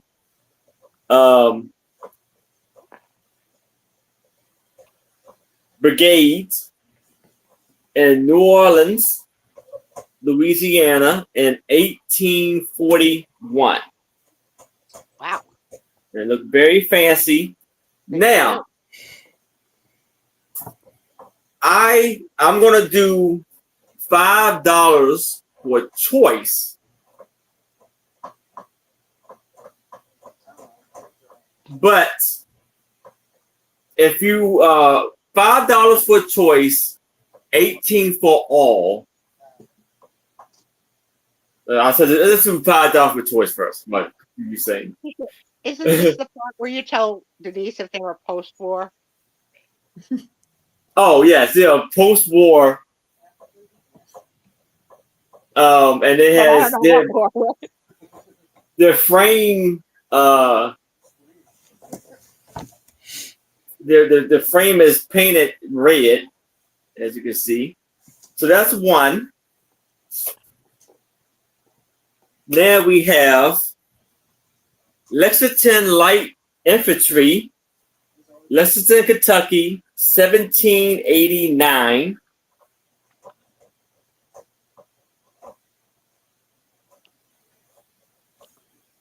Very nice. The frames are coming off red. Are they red or like a? They're red. They're red. I like it. Yeah, but the paint is kind of chipping off, and it's like kind of a gold color under it. Nice. Here we have, okay, how do you say this? Okay, we have Charleston Light Dargoons in Charleston, South Carolina, 1855.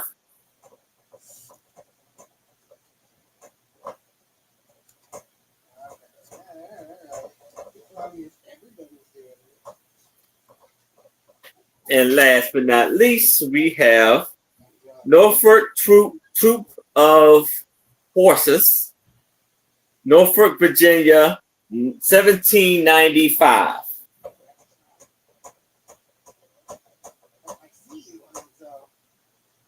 It's quite the hat. Yes, all of them have like little feathers on their hats. And this is the wire hanger right there. They're well done. Very well done. So we have the Norfolk Troop of Horses, 1795. Charleston Light Dragoons, 1855. Lexington Light Infantry, 1789. And North American Brigade, 1841. Choice for $5.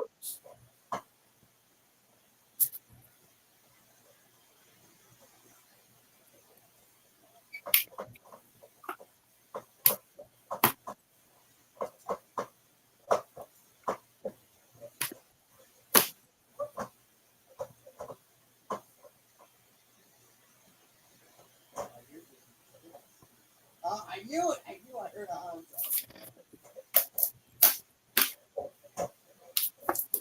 All right. Any takers? Very nice collection. Very. Fancy pants. Yes. Those are the fancy pants, guys. Yes.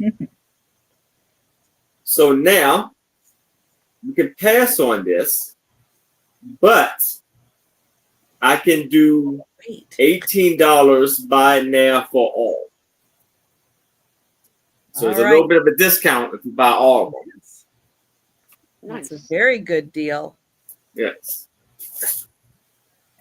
But we can move it along. And don't forget, it's not too early to start doing holiday shopping for someone who has an interest in, military history. That would make a very nice gift.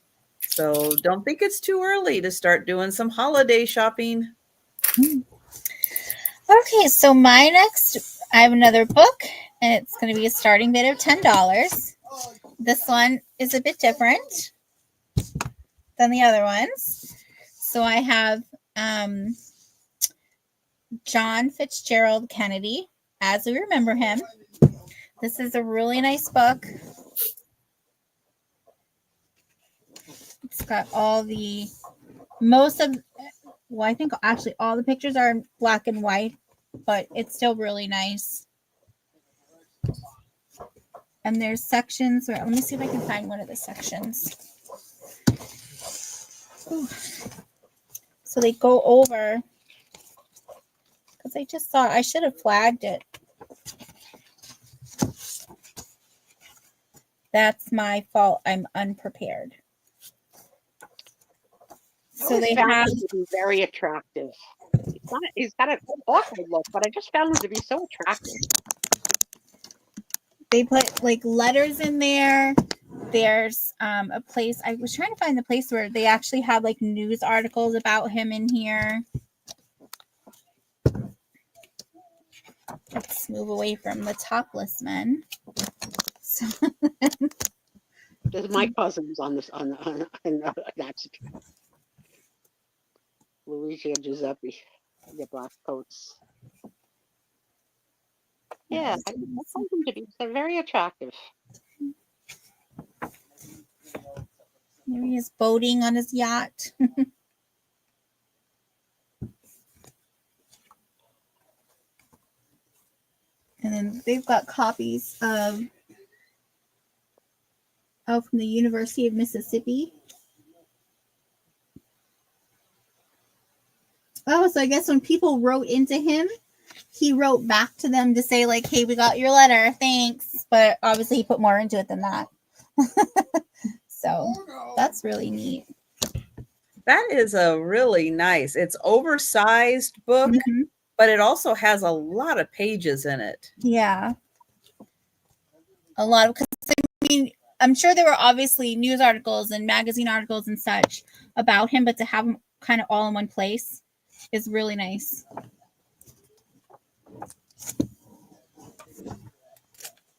There's that one. Hope I'm showing these okay. Thank you. Yes.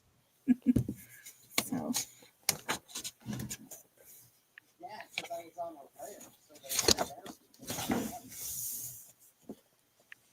That's yep, that's the Oval Office.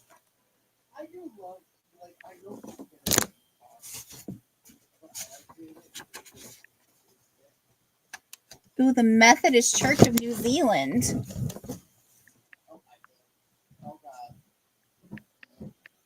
I can't read what it was about. Oh, there's this picture of this guy. He was one of the natives who rescued Lieutenant Kennedy after sinking off his PT boat during World War II. That was one of the guys. Oh, wow. That's neat. See, I didn't know that. There was some pictures of Jacqueline in here looking all glamorous like she normally does. Oh. Nice, Cindy. Thank you. I will make a note. Thank you, Cindy. So sweet with his little girl. Oh, yeah. So, oh yeah, and there's Jackie in the background with, yep, looking classy with her pearls. I'll take a minute to clear up the name of Gene Hackman. I just found out that story I heard was false. There was not 701 bodies found in the secret tunnel. Thank you for clarifying. Yes. Yeah. Rest in peace. I didn't want to disparage your name, but boy, that would have been such a better story. 701, not 700. I was trying to find you. Here's one with Jackie reading about him, reading about her husband. What's he up to on that campaign trail? She'd been like, who's he up to? So.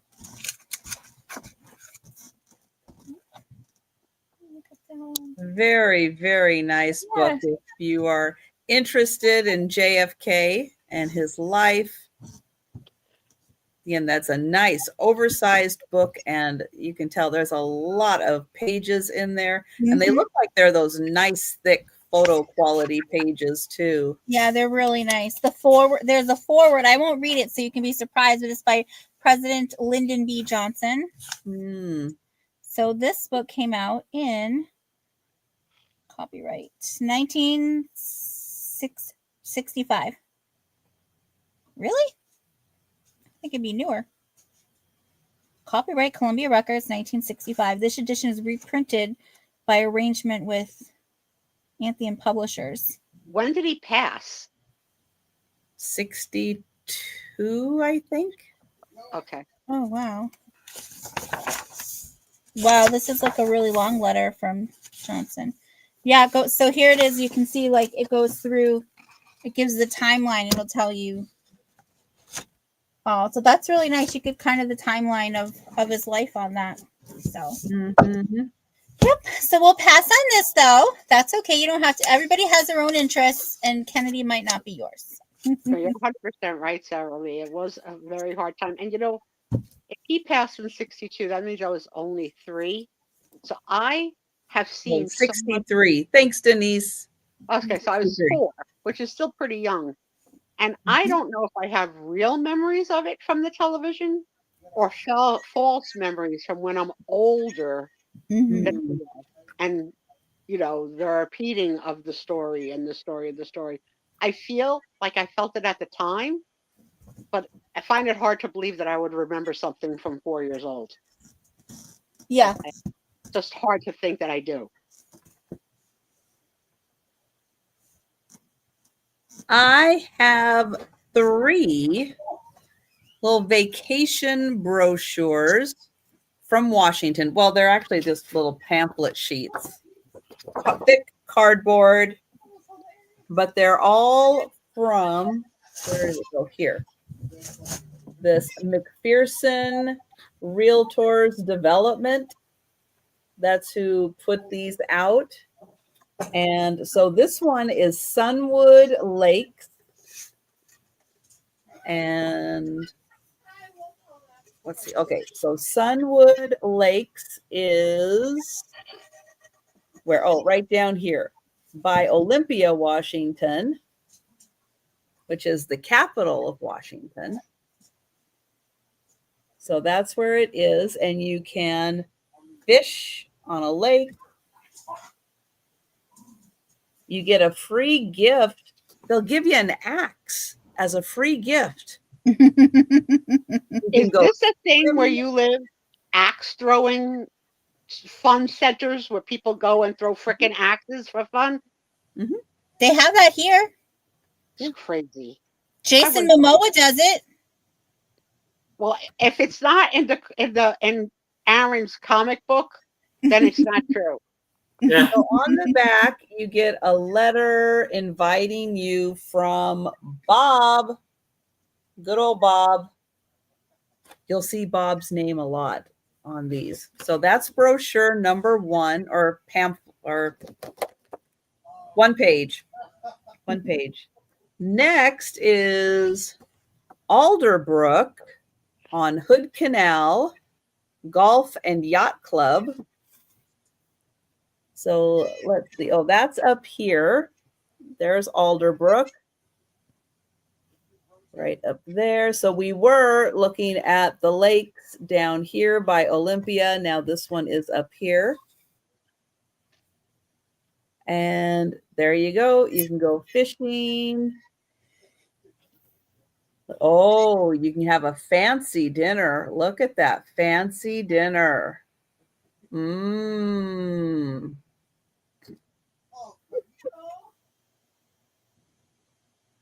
There you go. There's the water and the golf. Now, this one doesn't say it's from Bob, but it is from Public Relations. So I don't know if that was pre-Bob or post-Bob. But this one, we're up in the mountains and we're having fun. And this is, well, wherever it is. It's 1.5 miles east of the Summit Inn at Stevens Pass. And you can see you at the Yodelin. Take the thrilling snow track tour. Look at that. And you just hang on to the rope and he takes you for a little pull. Yeah, no. That woman looked like Ruth Buzzy. Remember Ruth Buzzy? Let's see. Oh, and you get a flashlight with this one. Does this one give you a free gift? No. No, the middle one does not. But this one is from Bob. So come to the Yodelin at Stevens Pass. So all 3 of the, I guess, giant postcard, all 3 of them, $7. Fun places to go in Washington. So Trisha, if I gave you 2 places to choose from, you had to go spend your next Saturday night not selling, which will be never, but hypothetically, would you rather spend the night listening to a yodeling group or watch a bunch of polka dancers. Oh, now see, that's hard because I would I know. actually enjoy both of those. Yeah, I know. I know you. I know you. Yeah, Okay. I'm weird. I'm weird that way. I would I know. enjoy both. They're both, but it's not a 2-part show. No, if I had to pick, ooh, probably go with the polka dancers. Me too. I'd go with you. Yeah. I'd go with you. So in the chat, answer, where would you go, yodeling or polka? And we'll go on to the next sale. But they both sound like fun. Okay. Okay. So I have about an 18 by 16 of this beautiful, and it's going to be $20 choice of two. $20 start. And this is of Maria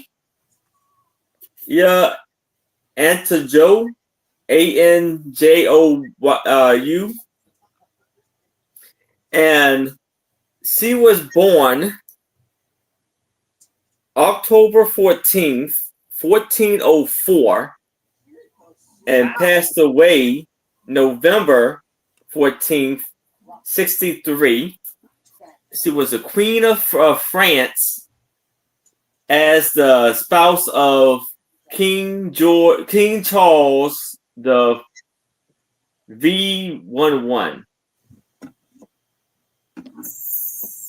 We got to get a party bus because we're all 7th? going to the polka. Fun. Seventh? Okay, yeah, probably 7th. Yeah. And see, her tenure was started in December 18th, 1422 to July 22nd, 1461. It has all their information right there. And this is the beautiful photograph of her.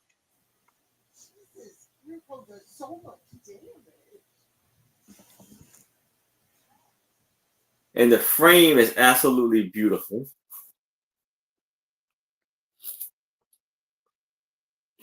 And it's a wire hanger on the back. That's how the back looks. And so for the other choice, you have here. Oh, that's cool, Lynn. I've been to many Beatles tribute bands. My first husband, was on the Beatles spectrum. Let's put it that way. Anna de Brittigan. Oh, okay, Anna of Brittany is what it says. And she was in France too.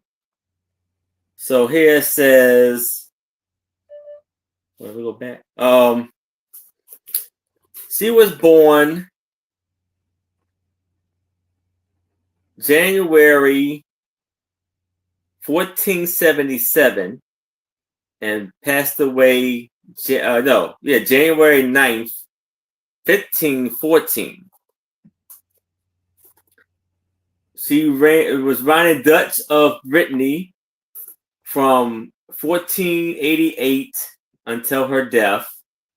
She was the only woman to have been queen consul of France twice.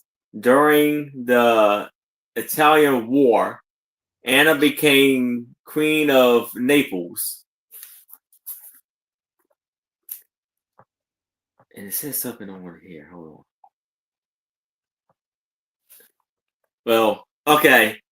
This is the I'm sorry. This is the information that it says. Her cause of death was kidney stones. Ow. Sorry, but that's what it said. That's a horrible way to go. Not fun. Nope. And so yeah, that's all of her name and the year that her birth and death right there. Very beautiful. Look at the dress. It's amazing. But it's like she has a little like a chain, almost like this hanging from her waist. Yeah. That was a common fashion accessory at the time. And she has a little like a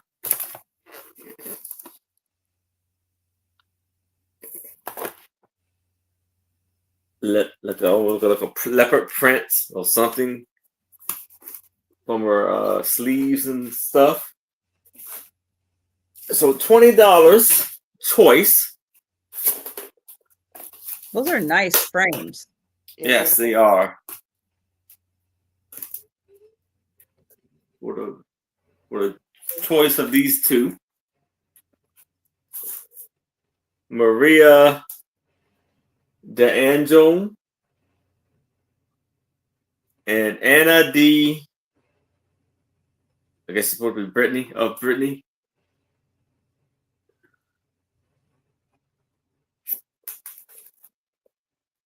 And I think the frame size is about 20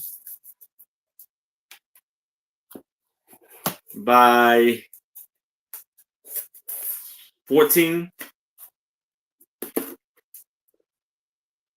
Big. Very nice. Yes. All right. If there are, if you want to think about that before jumping in, think about where you can put those up. Now, for something like that, you only need really one spot on your wall, and then you can alternate the pictures. Yeah. All right. So let us know in the chat if you happen to change your mind. We're going to go to Al. Okay, so my next item is not a book. I'm taking a little break from books, even though I mostly have books. I have this really beautiful piece. So this is actually in upcycle, I think is what she calls it. If you know Dee from Thrill of the Thrift, and this is one of her pieces. So I got this with another item, and it was the other item that I really wanted. And this is so beautiful. I tried to make it work somewhere in my house, and I just can't. So I'm hoping somebody else can. But it has this was actually an old like a cabinet door, you know, like if you go to the store and they have them all on display to show you the different styles, that's what this was. And so she added this piece, and then she added one at the bottom as well, and then she put this picture in there, and then she added the hooks to hang it on the back. Nice. She's really nice. Very crafty. Very talented. She's so talented. But it's a really beautiful picture. You've got the different butterflies and the garden scene and the flowers. And it says, life begins where fear ends. That's a good motto to live by. So. And what's your start price? Oh, I'm sorry. I thought I said this is a start. Oh, sorry. This is a buy it now 15. Okay.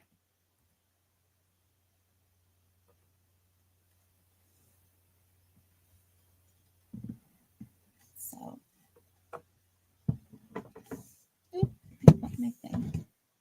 That's really pretty. I just love, if you like butterflies and flowers, you could do, this would be really cute in like a little girl's room as she's kind of transitioning from like little kid stuff, but you still want it to look nice, you know. So you can't even tell that it used to be a cabinet until you turn it over. And you see that it's the artisan shaker.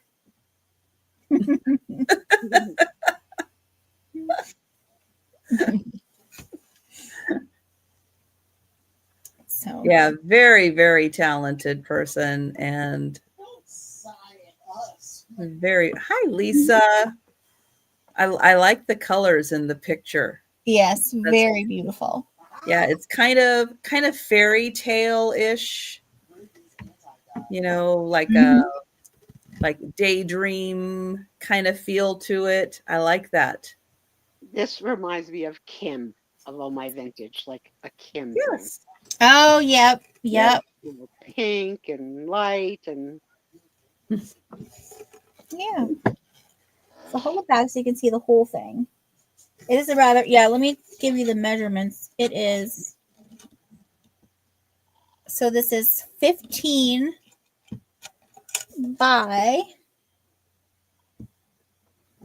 11. 15 by 11.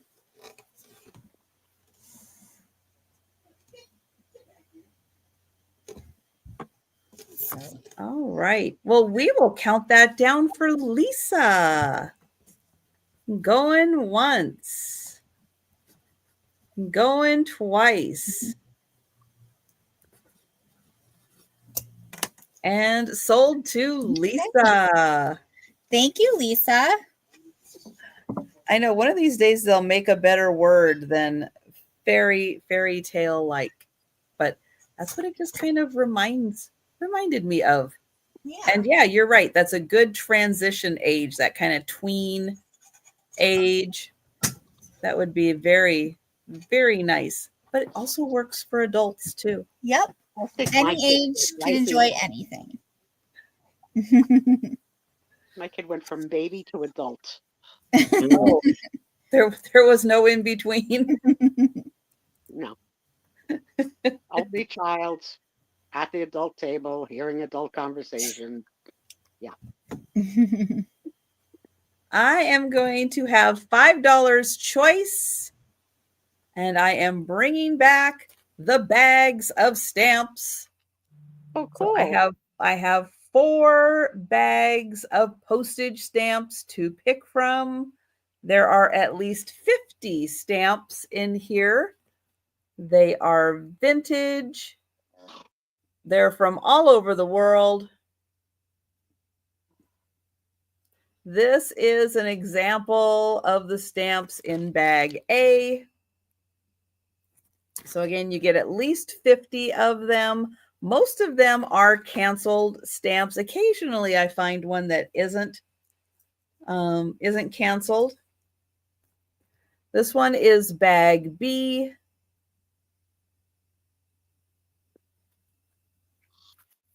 And this one has a fun Warner Brothers stamp in it. Wile E. Coyote and the Roadrunner.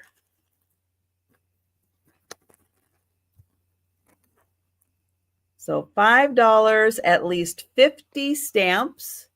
Now, if you're not a stamp collector, but you craft, you can absolutely use these for crafting. And Jerry is in for bag A. Thank you, Jerry. I will get you for bag A. So this one was bag B. Here is bag C. Again, these are mostly vintage and from all over the world. That one's a little upside down. Pop on new booty. One that looks like the autopsy, that red one with the body laying across. Oh.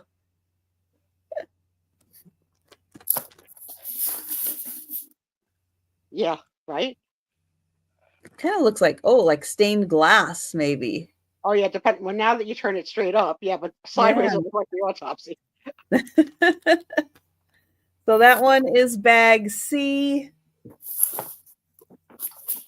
And then last one is bag D. Where is this one? Republic. Oh, Djibouti. That's just a funny word, isn't it? Oh, that's like one of those like Japanese instruments.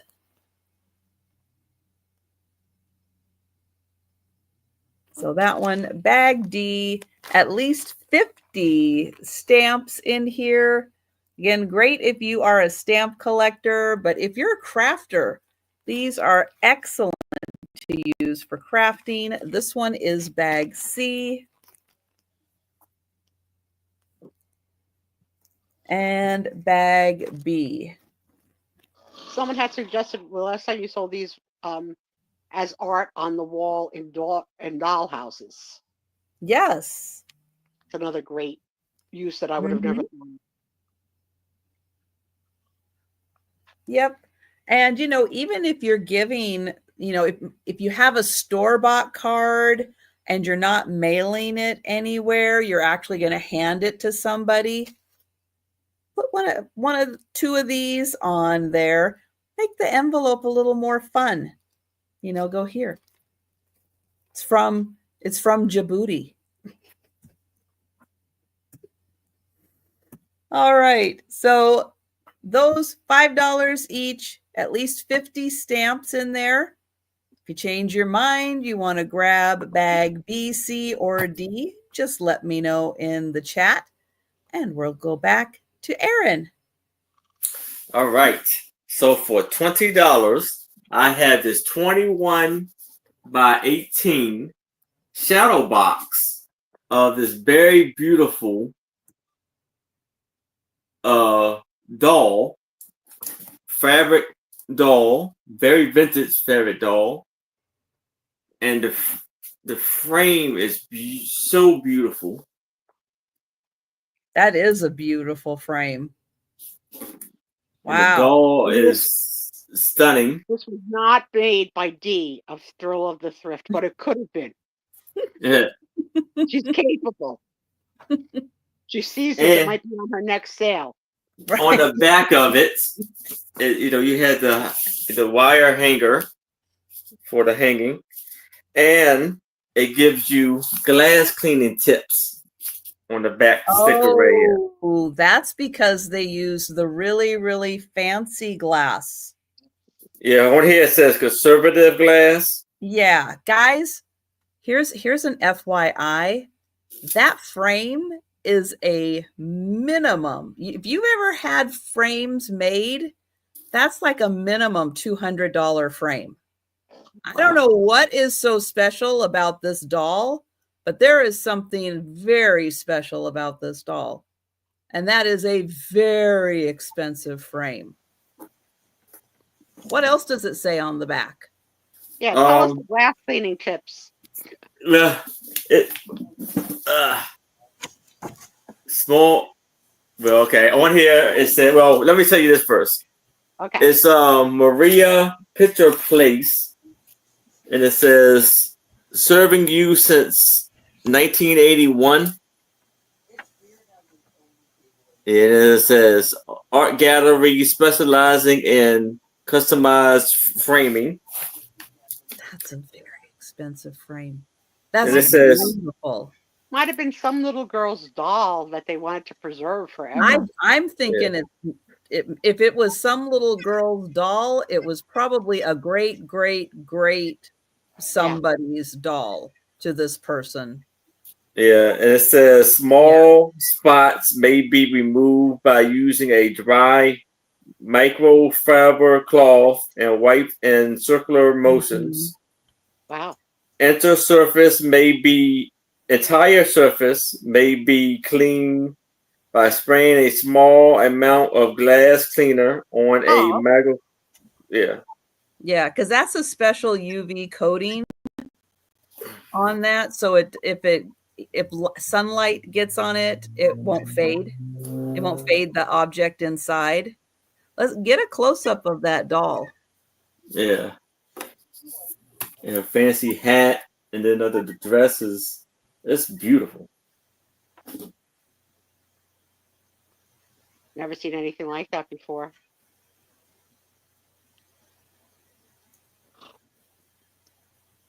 No, it'd be interesting to know the story behind why they framed that doll. That's what I would want to know. Yeah. Mm-hmm.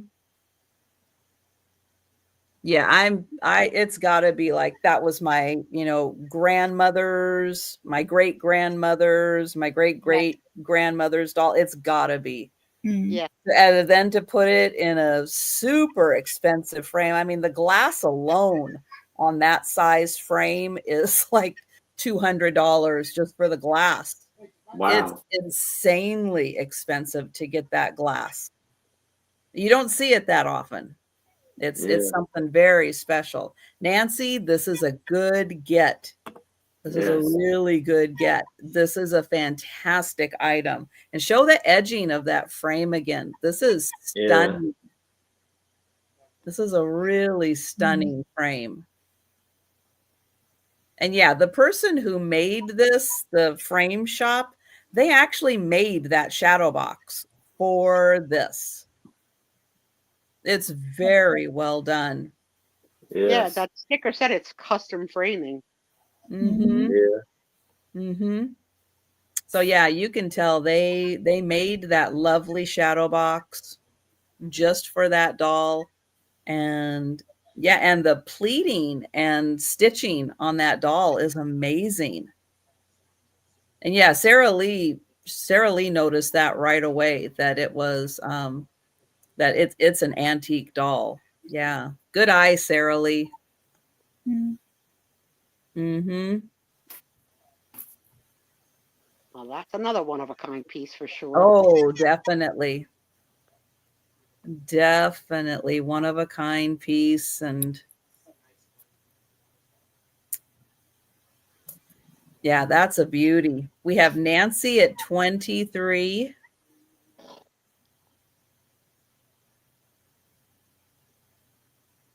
But yeah, I've had frames made and just regular glass is like, oh, that's Yeah. expensive for just the regular glass. And to get that UV glass, that's like 2 or 3 levels up on the glass scale. And like the price doubles, like each time you bump it up to be more and more UV protective. Yeah, I have actually opted out of the glass sometimes on framing because of the price. Yeah. Yeah, So, Melanie, good point. That definitely could be linen. It looks very fragile. And it looks like a lovely details. Mm-hmm. And you can see the eyes on the face. And then it's And we'll see if Jerry would like to come in at 24 or higher. This is a beautiful one of a kind piece. yes.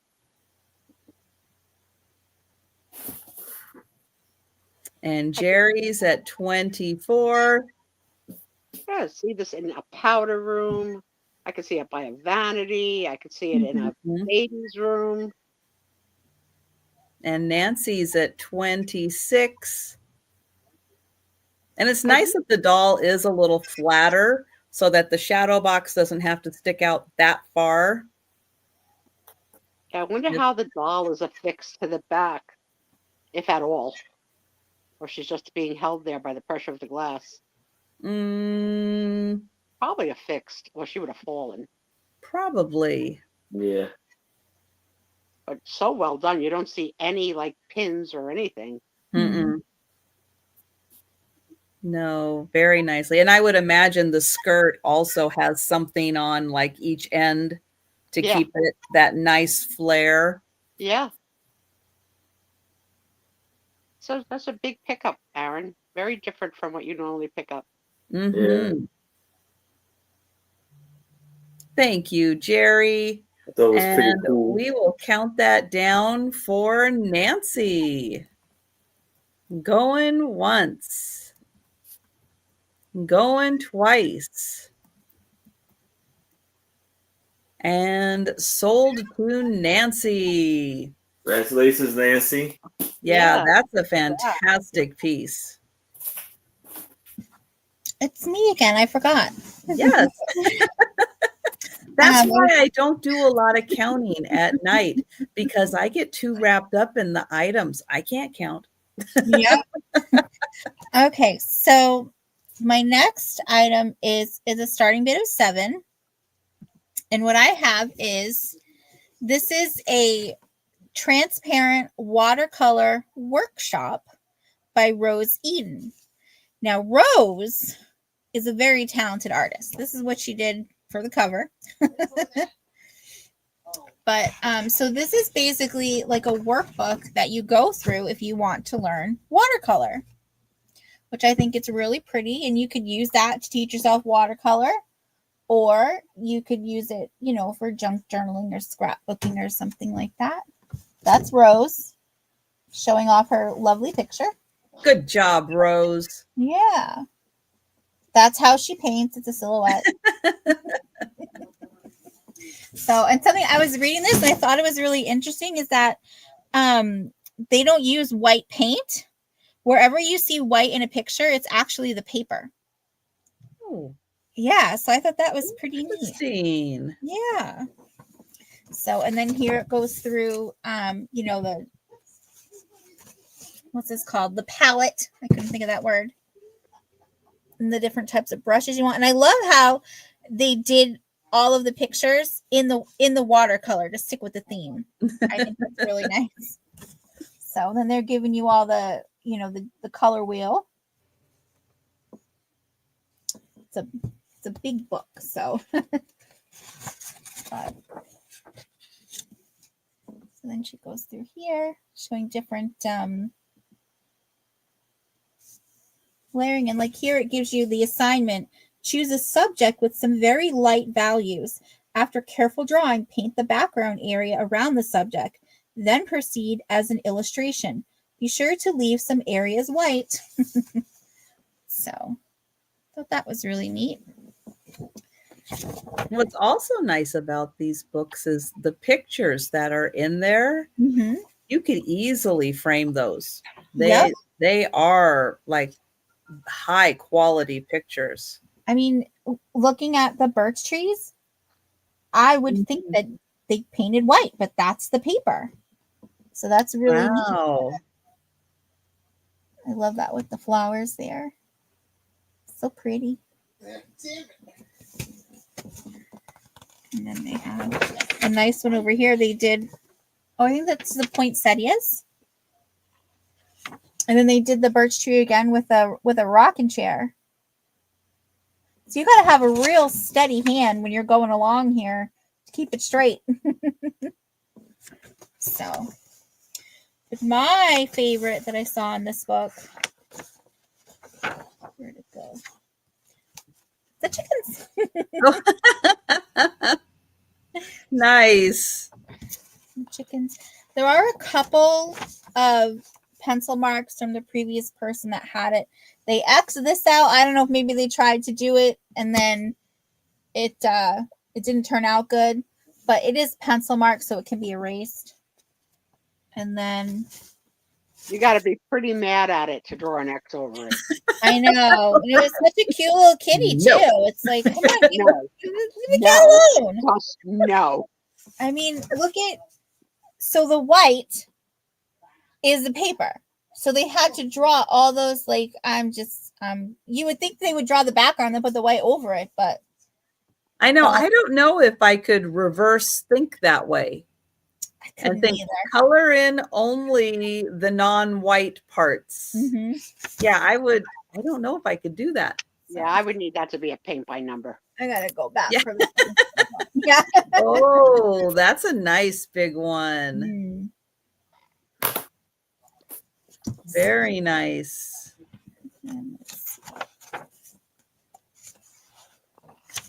Here's some. Oh, we got some horses. I love the horses.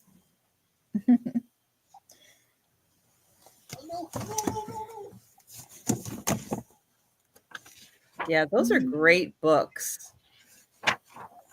If you're interested in learning art, or you just like the pictures that are inside and want to frame them. And here they're teaching the special effects of salt.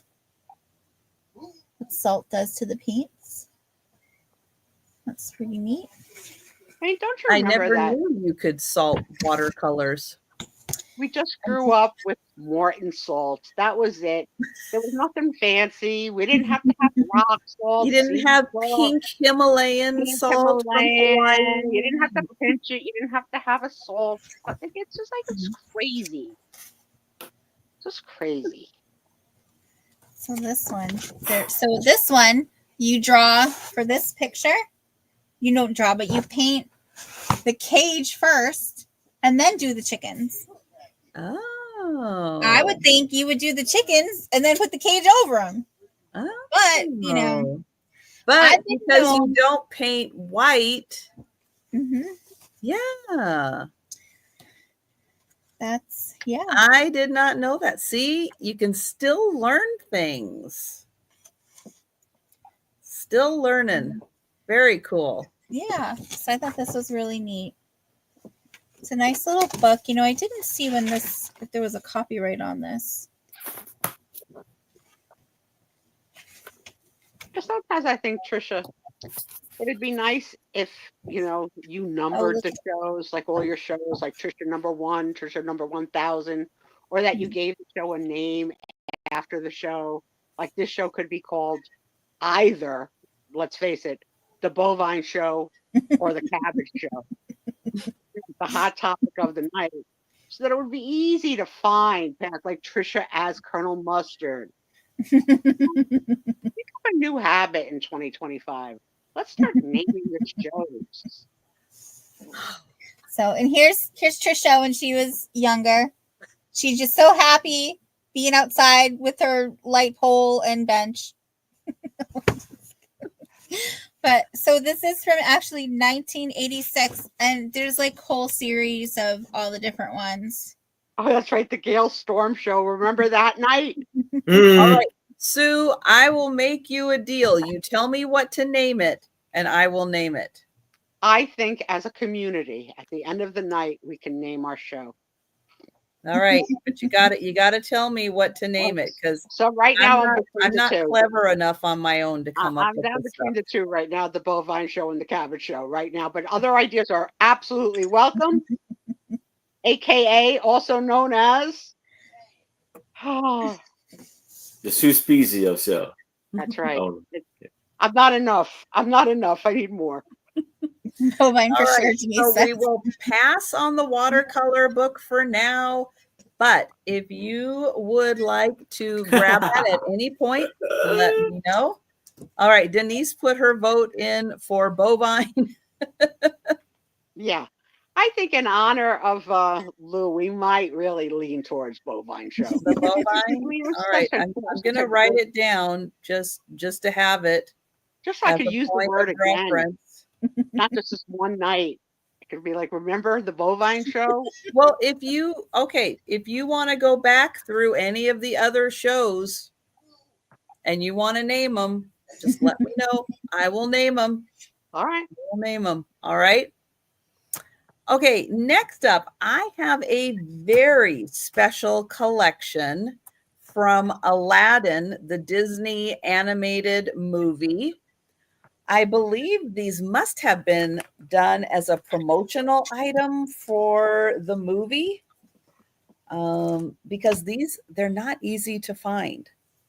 So the first one is this, which has it's a picture back here and then like plexiglass or something or plastic over the top of it. And so they're song that they're singing right now on that carpet.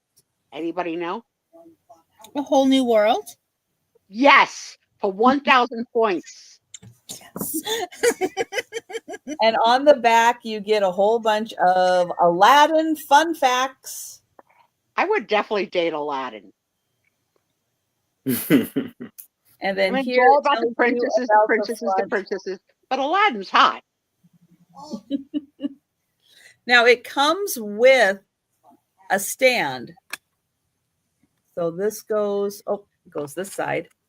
So it goes in here and it comes with its own stand. Oh, the film won an Academy Award in 1992 for Best Song for A Whole New World and Best Original Score. Really good song. So that's the first item. And that's here, I'll put it right here so you can see it on the stand. Then you get this set that hasn't been opened. And I don't know how many are in here, but there are these kind of 3D-ish effect postcards. A moving Aladdin. Oh, okay. Yeah. So there's a few in here, but I don't know how many because it's never been opened. At least 2, at a minimum 2. I would think at least 2 also. They're made in the USA. Aladdin had absolutely no chest hair, which is golden. Yeah, I don't think he ever shaved either. So yeah, he's perfect. Then you're gonna get 2, again, unopened package. These look like coasters.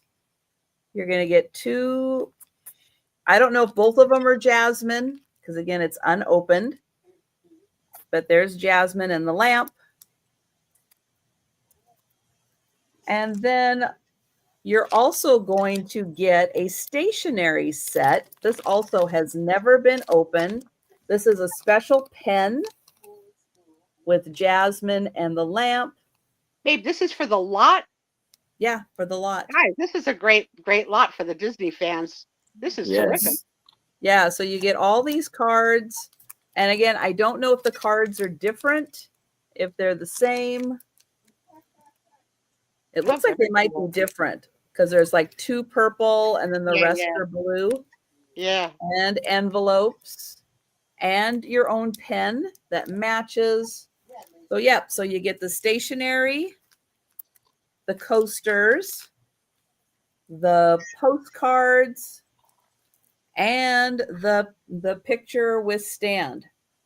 Yep, $20 for the lot. And I think that's a good deal. So many names of past shows are coming to my mind. We could have had the Father Mouton night. Oh, yeah. We could have had the Katharine Hepburn night. Had, and I don't mean any disrespect, the night Trisha failed to sell a golden book. That was awful. That was awful. There's a few of those nights, I think. Oh, that was awful. All right. So think about that Aladdin set. It's a really cool set. Again, I think that was like a promotional item. I don't think these were out to the general public at all. Another great Easter basket stuffer, like a whole organized Disney themed, and throw in the, get the DVD of the movie for your kid, and you're all set. Mm-hmm. Oh my God. All right, Aaron, you're up. All right. So here I have a 14 by 12 picture. Now I have this rope around it, yarn around it, because the frame is coming, and the glass is coming loose from the glass and stuff is coming loose from the frame. And this picture right here for $10, this is called, the painting is called November Woods in the Ozark in Arkansas.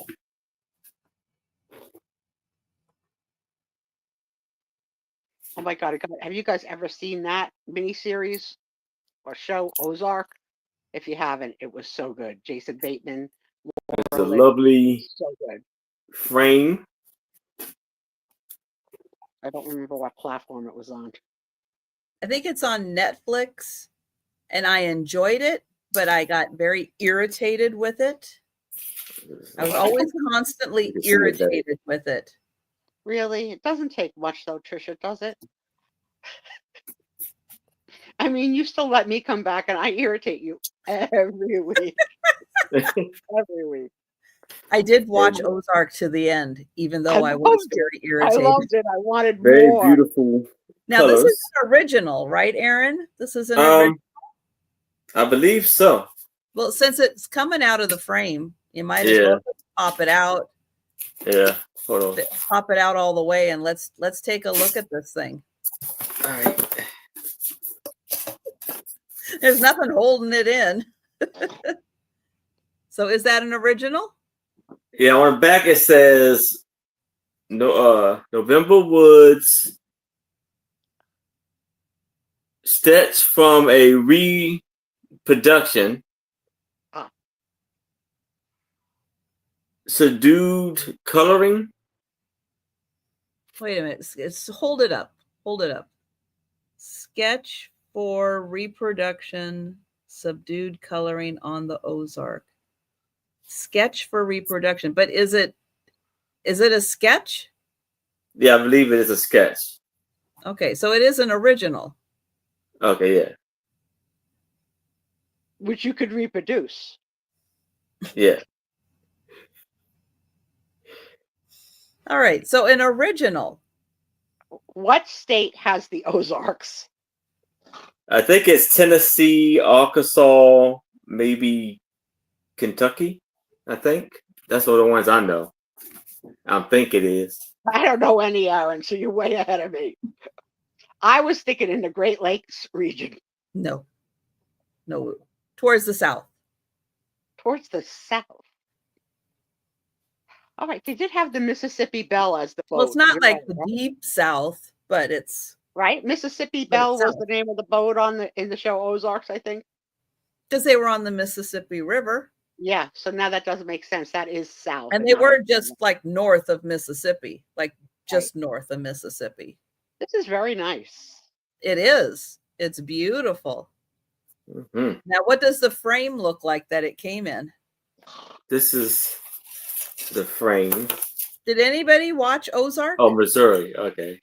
Missouri also has Ozarks. Okay. All right. So, Lisa, do you know what states the Ozarks are all in?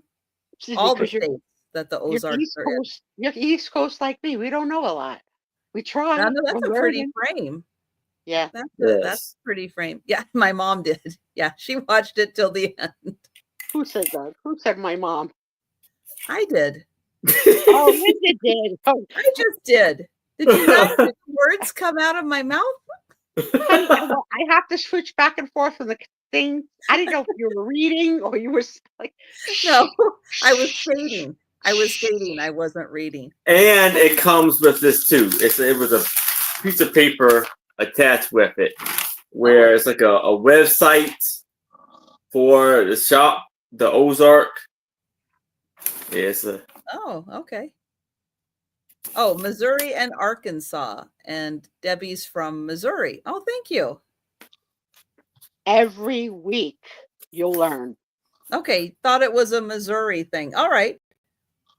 So maybe Missouri and Arkansas has the Ozarks. Maybe they're mostly in Missouri. But is Ozark water? It's like the woods. Yeah, Oh. I think. But I aren't there don't know. mountains? Isn't that where they find all the gems? Well, yeah, mountains. Yeah, that's where in Arkansas. Yeah. Yeah, I thought like that whole region in Arkansas that was kind of, I guess now part of the Ozarks. That's where they find all the gems, right? Yeah. Boy, I would think there's so. so much I don't know. So much. I only know that because I saw postcards. Postcards that have all the gems of Arkansas. Yeah, it's there's tons. But I don't see anybody for this lovely picture. Shocking. It is, because it's an original. It is an original. All right. Put it back together carefully. Yeah, exactly. Yes. Sorry. Aaron's going to reconstruct that now. I haven't held together this rope. All right, Al, you're up. Oh, Al is muted, but she has an important fact to tell us. Shirley, watch and I will tell you that fact right now because I Googled. Oh, we love a Googler. See, that's that's what Angie does for us. She's our Googler. Thank you for replacing the Googler. For our researcher, yes. So the Ozarks, also known as the Ozark Mountains, Ozark Highlands, or Ozark Plateau, is a physiographic region in Missouri, Arkansas, Oklahoma, and the southeastern corner of Kansas. Oh, okay. So it's land, it's not water. So that's Sure. Yeah. Yeah. I knew it was land. You know it was land? I knew it was land. Please. You big Pinocchio nose growing liar. I knew it, Sue Spiezio. I knew it.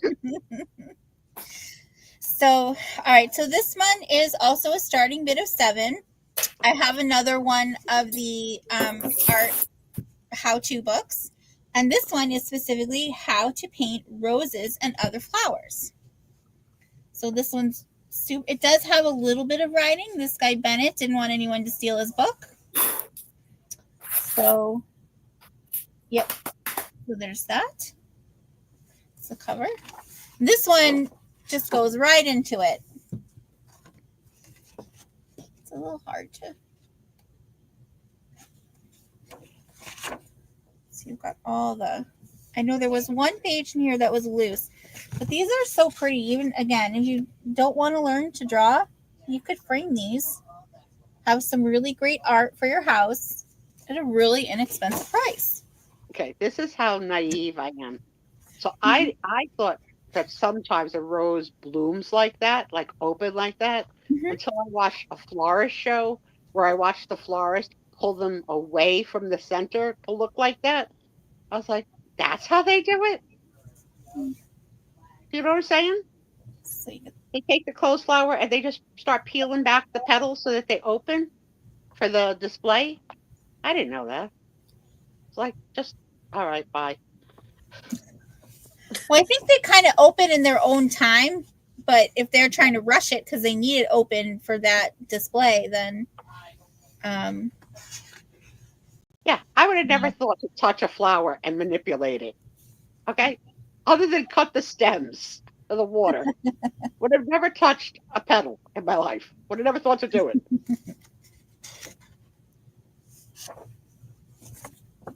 So here's the how-to here.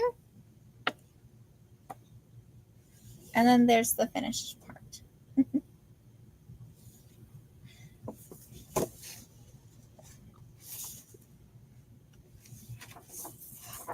More flowers. These are so pretty. Roses are beautiful. Yeah. I think Kim would like all these pink roses too. Yeah, for sure. Oh, pink's so needy. There's some nice white roses.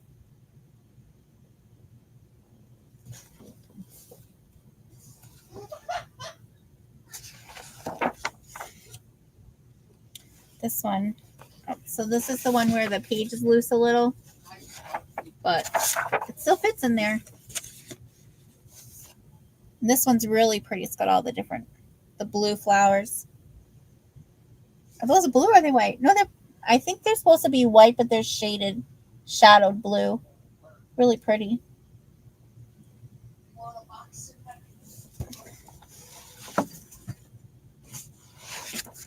And then let's see. I was trying to find something other than roses, since it said other flowers. But it really is mostly roses.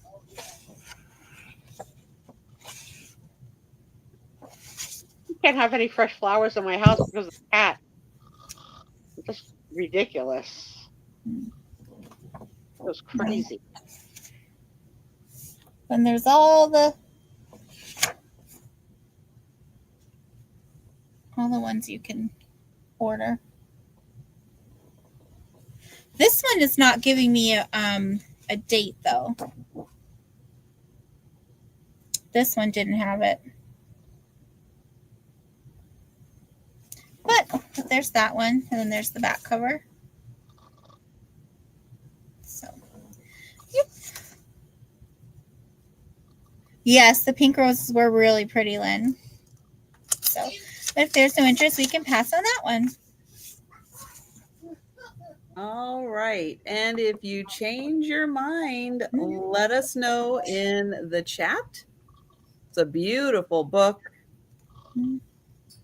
And I have a $10 start, Now this is an unopened item. It's still sealed in plastic, and it's called the Magical Morphine Logic Puzzle Witchy Kitty. And it's by Brainwright for ages 8 and up, still sealed, and it's in a tin. And you get this little book here, and you get 40 challenge cards, 20 ingredient cards, a flip book, rule book, and the tin travel case. And the point is, abracadabra, Witchy Kitty has been magically transformed, and you must figure out how to get her back. Pick a puzzle and arrange her ears, head, body, and feet according to the card. Then gather up the potions and play them in the proper order to flip Kitty back to her feline self. Each elixir has a unique effect. Deducing which ones to use will take logic, focus, and a dash of hocus pocus.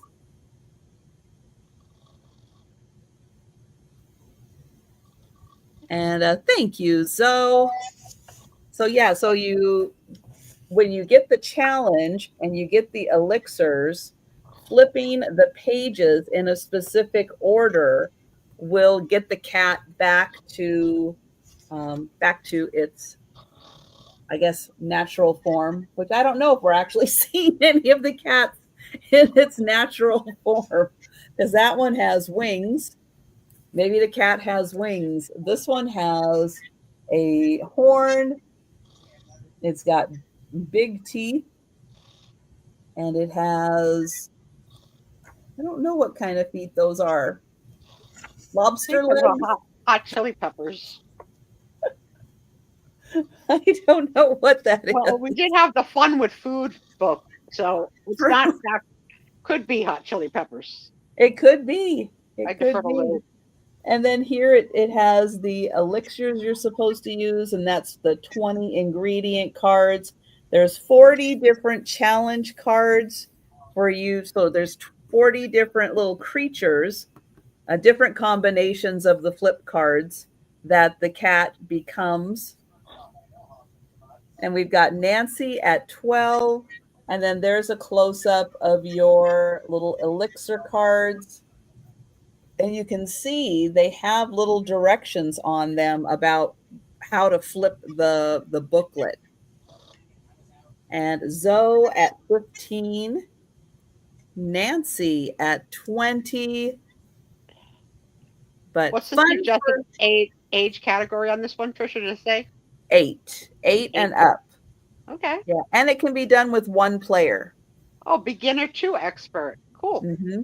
I think the challenges get harder as you go through them. So something you can build on, start with the easy challenges, right, and then build up to the harder challenges. Mm-hmm. And if you wind up with, an alligator at the end, you've really conquered the book. Well, that's true, because alligators and cats, they're not going to be friends. No. Can't be.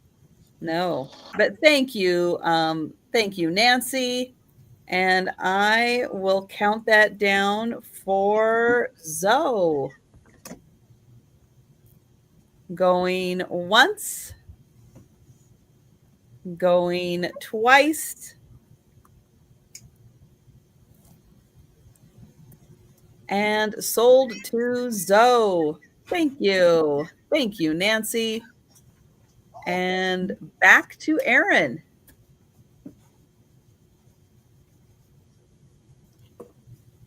Sound, honey. Put your sound on, babe. Thank you. You're welcome. Now I have a $3 start for an antique music sheet. And it is, I always have problems saying this. I got you. Hiawatha. Yeah. Hiawatha. I got this because that town is not far from me. Lake Hiawatha. Nice. And it's sung by Miss Amelia Stone. Sung, music by Neil Morit, words by James O'Deal.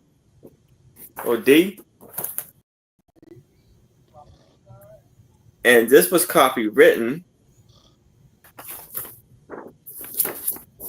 in 1903.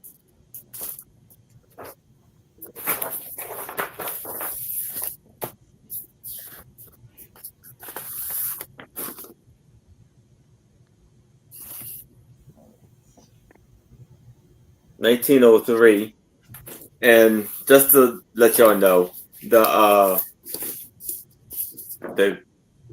cover kind of got separated.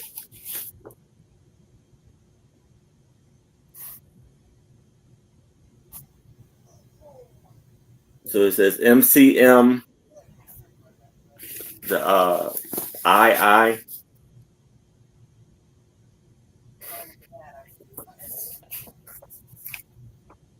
It says, "Oh, the moon is all a gloom on the stream where I, in the trees of your hair, lies a snap of its dream hair of you, pretty."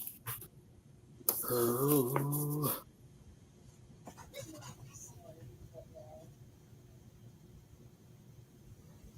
And on the back,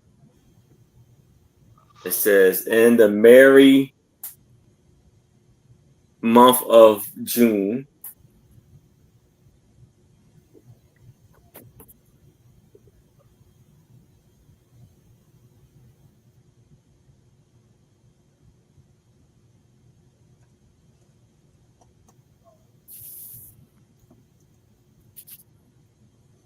and okay, there's other songs back here that says, "That's how I love you, mama. When my baby calls me honey, it was the Dutch, just enough for two." And if it's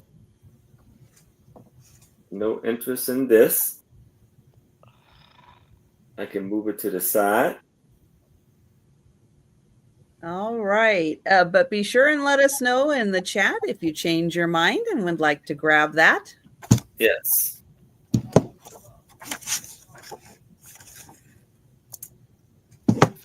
It's me again. All right, so I have a, this is also going to be a starting bid of 7. And I have this, it looks like a magazine, but it kind of reads like a book in a way. So this is a book of all the, they basically chose 122 photographs from the magazine's 2,000 issues. And that's kind of where they chose to go with it. Oh, it is an issue. So this is a magazine. So this is kind of a tribute to different photographers. But so it was really neat. Some of them are people you might know and some you might not. I mean, that's a cute little baby. I mean, I've seen cuter. I did give birth to Lou, so well, I'm not biased at all either. There you go. So and then we have the Queen. Getting her, it's a picture of the Queen getting her portrait painted. So, and this one was of Amish children, which I'm really surprised that's taken because I thought they didn't allow cameras and stuff. So that's probably taken without any permission. I guess. Ooh, yeah. Maybe. Rule breakers. Yes. Yeah, it doesn't say. Oh, here's a good one. Joker. Mm-hmm. So he was kind of creepy. Charlie, that's very cool. Yeah, this is, and then this lady is Garbo. I don't know her. Yeah, Greta Garbo. Oh, okay. There we go. Be alone. This is kind of a fun pictures from the Roosevelt Hospital. Oh. They must have had all the nurses abandon your patients. We gotta see the picture. That's right. But when I was in the nursing home on Halloween, overhead, I heard there's going to do a parade. Snow White to the rec room, please. Snow White to the rec room.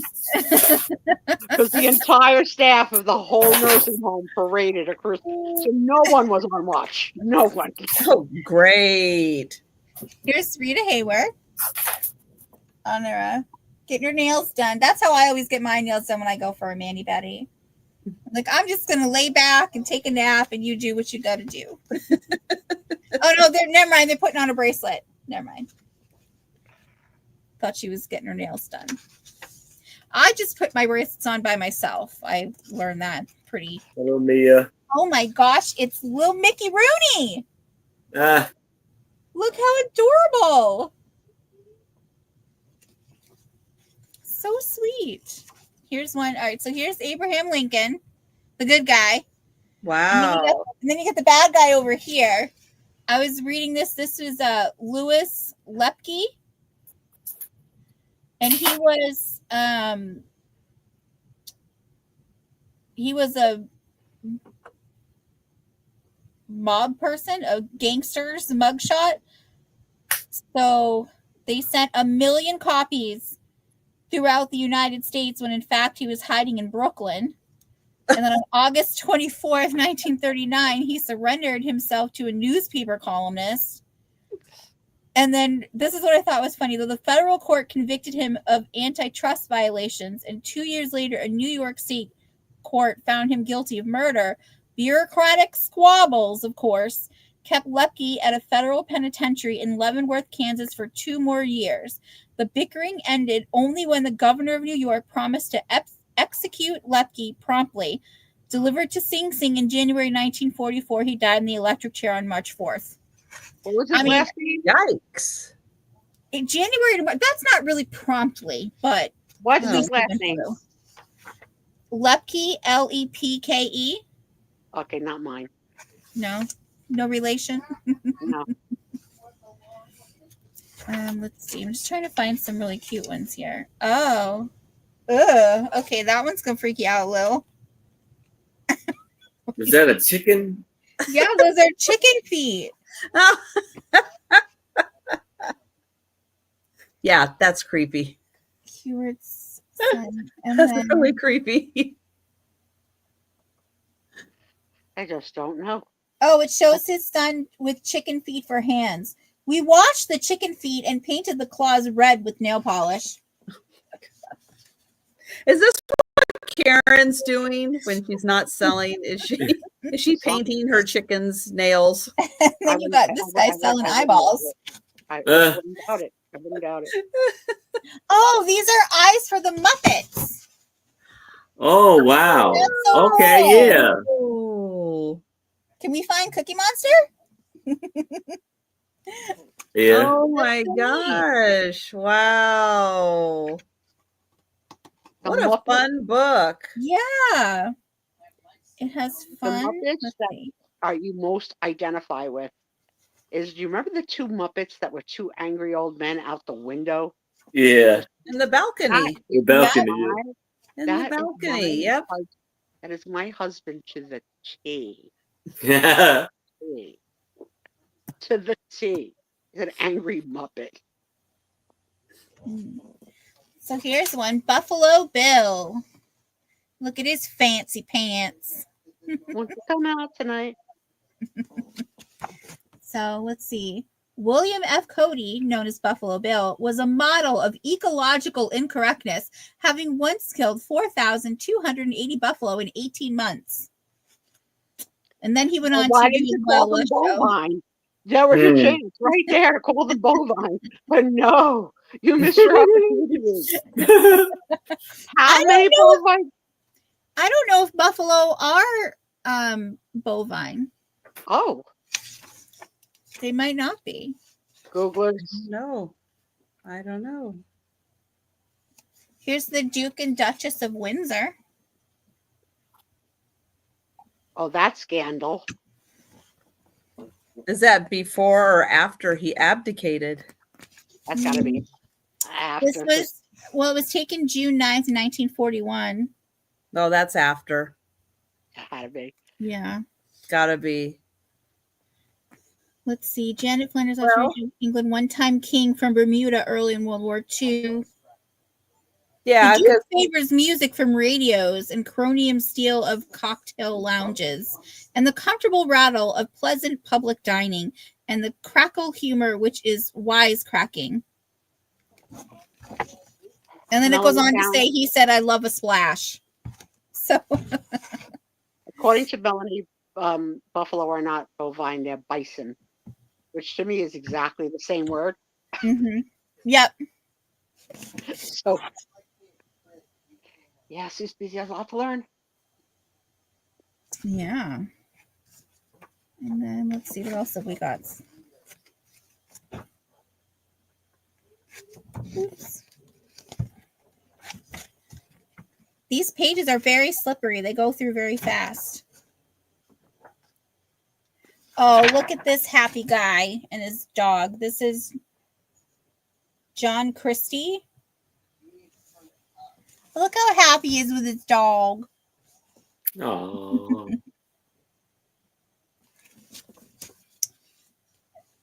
I'll skip the children pretending to play war. That happened. Yep. And then, oh, let's see, we got this. Who's this? Ted Williams. Ted Williams. He was a Red Sox guy.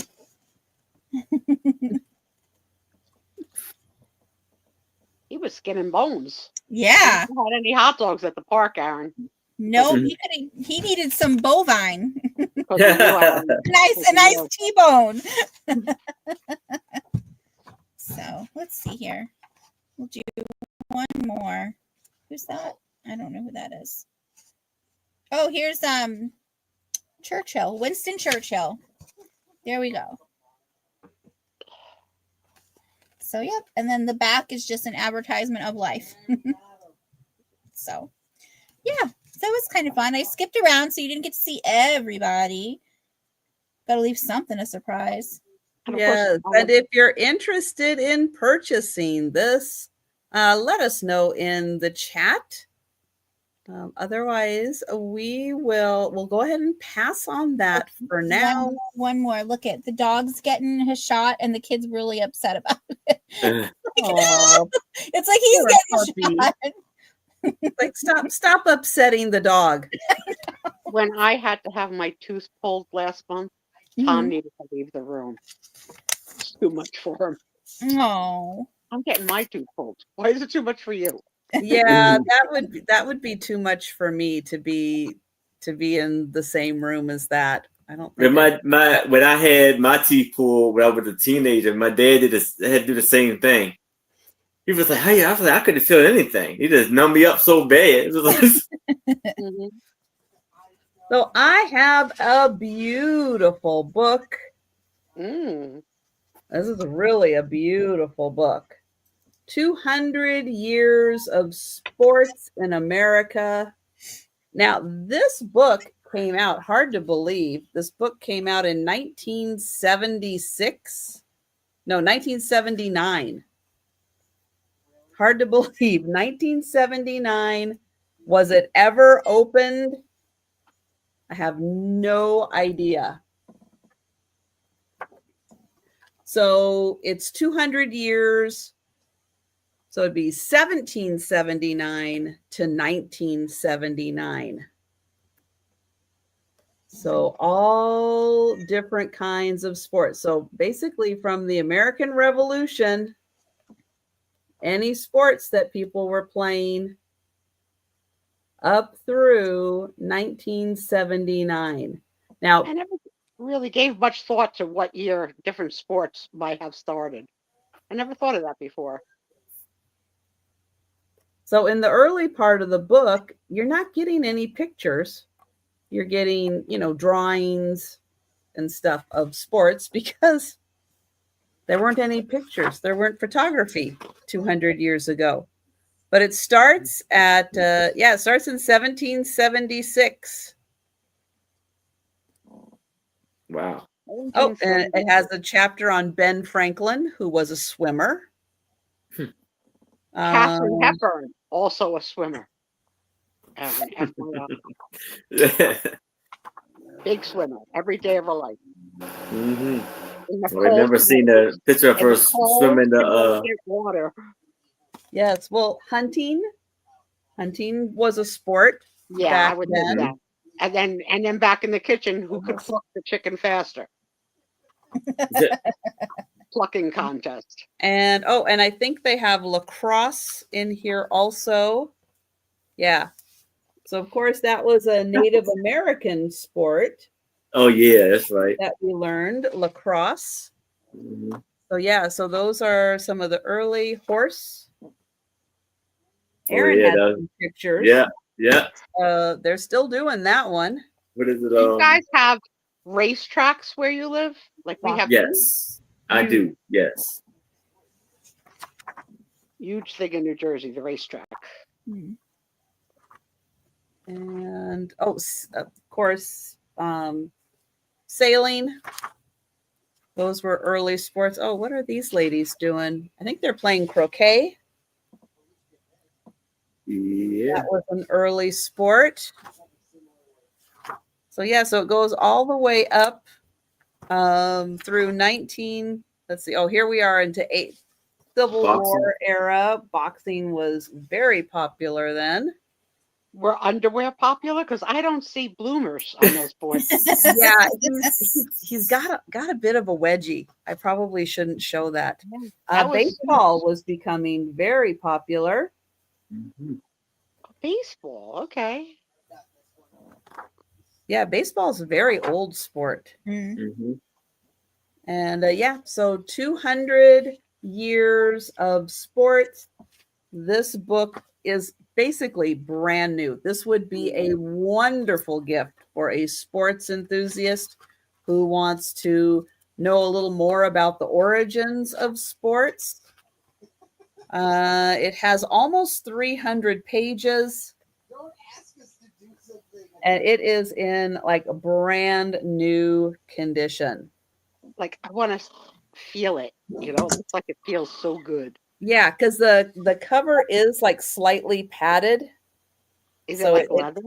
It does have nice, it's like a vinyl faux leather. But yeah, I mean it is beautiful. It is. So think about that. That's $10. And we'll go back to Aaron. All right. So here I have a music sheet, and it is antique. It is In the Shadows. Dance by Herman Fink. And this was copywritten in 1905. MCMX. Now, if this was watercolor, Aaron, on the cover, then the white would be the paper. And Aaron, what's your start on this one? $3. Okay. Sorry.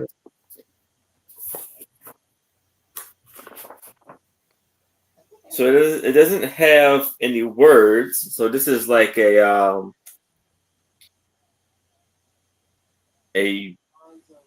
instrument music sheet. Oops. Very nice. I'll highlight that.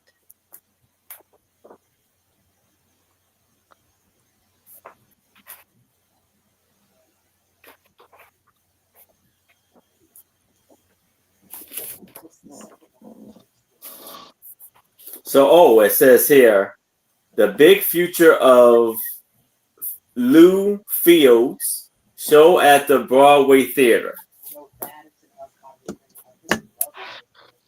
My daughter is at the Broadway Theater tonight. Does anybody remember a movie from the 90s called Death Becomes Her? Yes. With Meryl Streep and Goldie Hawn?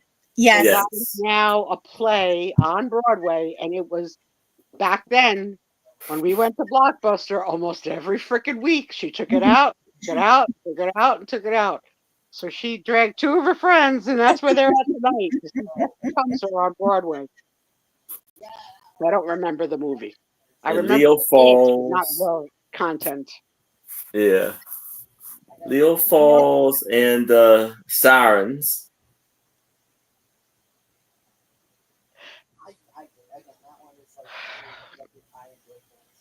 So I guess this is saying like this is like the New York Journal. These are different newspapers and their review of it. This is a New York Journal, the Evening Sun, the Evening World, the New York Evening Mail, the New York Tribune, New York, New York, New York, New York, New York New York Herald, and on and on. Very That's a beautiful really black and white cool cover. Yes. How they did that. That's really neat. Very different. Mm-hmm. It does make them look like they're in the shadows. Yes. For sure. For shizzo. Are you sure that you don't want that one to be? I know, it's like so hard. So hard. So also published for vehicle. Then we'll have to figure out how to spell it. I don't know how to spell it. But if we make it for Sizzle, then we can't ask Angie to sign it because she'll right. know. Okay. Yeah, so good point. Good point. All right. I do not see any takers for the lovely music sheet. Okay. So we will pass. We can go back to Al. Marcus over here showing me his belly because he wants a belly rub. So oh, how cute! So I have just a $5 starting bid, and I have a little piece. I believe this is just like an advertising piece that this business sent out to say, "Hey, I'm here. Come see me." So this is a really cute. This is from McDonald's Studio. And he was a photographer. He was on the ground floor at 301 South Michigan in St. Cor Wayne, South Bend, Indiana. And duplicates of this picture can be had at any time. It's a really cute little fairy there. And it does say at the bottom there, the McDonald's Studio. Beautiful. And then the back. Wow. I have never seen like a cabinet card like that before. Yeah. Wow. That is amazing. Beautiful. Yeah. Now that's a unicorn. Yeah. Yeah, never seen anything like that. Hi, Angie. You can't hear me. Hi, Angie. No. Angie! Angie, stick with us. Go to your room. Come in the show. I have things to tell you. Wow, this but is I find it so funny that he amazing. says it says the ground floor, but it doesn't look like it's a 3-story building. You know, that looks like it's a standalone building. It looks like the ground floor is the only option. Yes. Maybe they were advertising it was the ground floor for people who might be in like wheelchairs or something. Like, hey, there's no stairs to get to us. We can take your picture. Don't Back worry. then, no, I don't think. I think it's just because people didn't like stairs necessarily. But no, they were not handy capable back then. No. So this is I always hated the friends at work that would say, "I'll take the stairs. I'll meet you there." Why? Why? Why you gotta do that? Why you gotta be like that? And then, of course, to this day, the number of people that tell me how many freaking steps they took that day, I don't care. Mm-hmm. Okay? I have low steps today. I'm I not don't going to tell care you. how many steps you took. When did Now, that become a guys, thing? When did that become a thing? Cabinet card lovers, do you understand what she's showing you here? Yeah, I've never seen a cabinet card in color. Do you understand what this is? This is absolutely amazing. Yes. This is a cabinet card. Basically, you're looking at like 1880s, maybe 1870s, but 1880s through like the turn of the century, maybe 1910. So end of Victorian era into the beginning of the Edwardian era, the golden age. Mm-hmm. This looks like something you would find now, today. Yes. Not something you would find 110, 115 years ago. There's a little bit of wear on this corner here. That is amazing. Amazing condition. This is blowing my mind. Yes. This is so amazing. Yes. Who is this artist? That is amazing.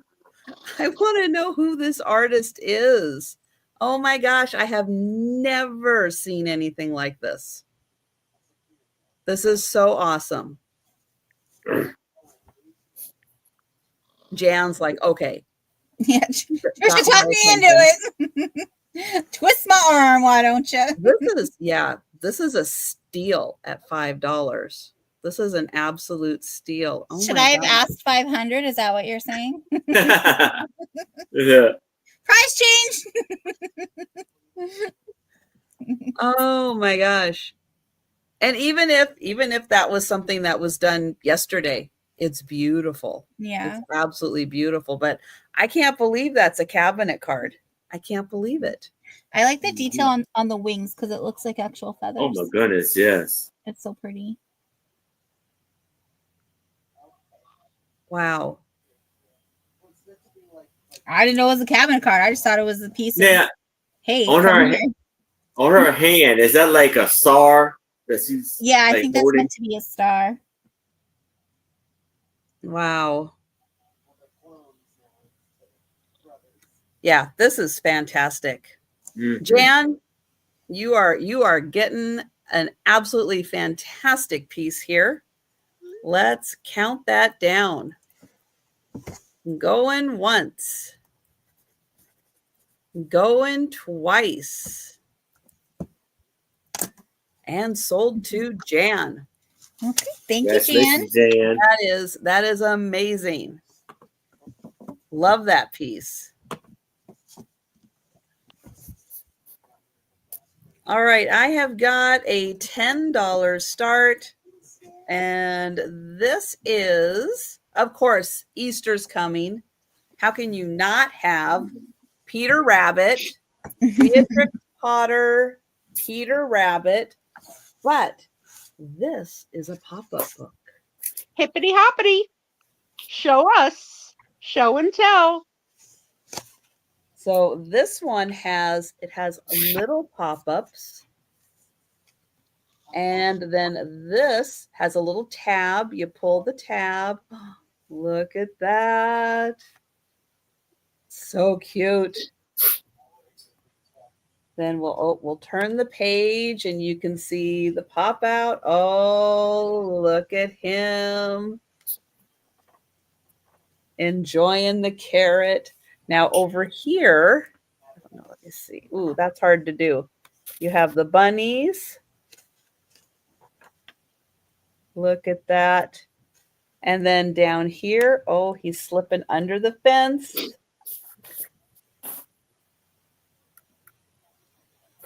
Then over here, oh, there's Mr. McGregor.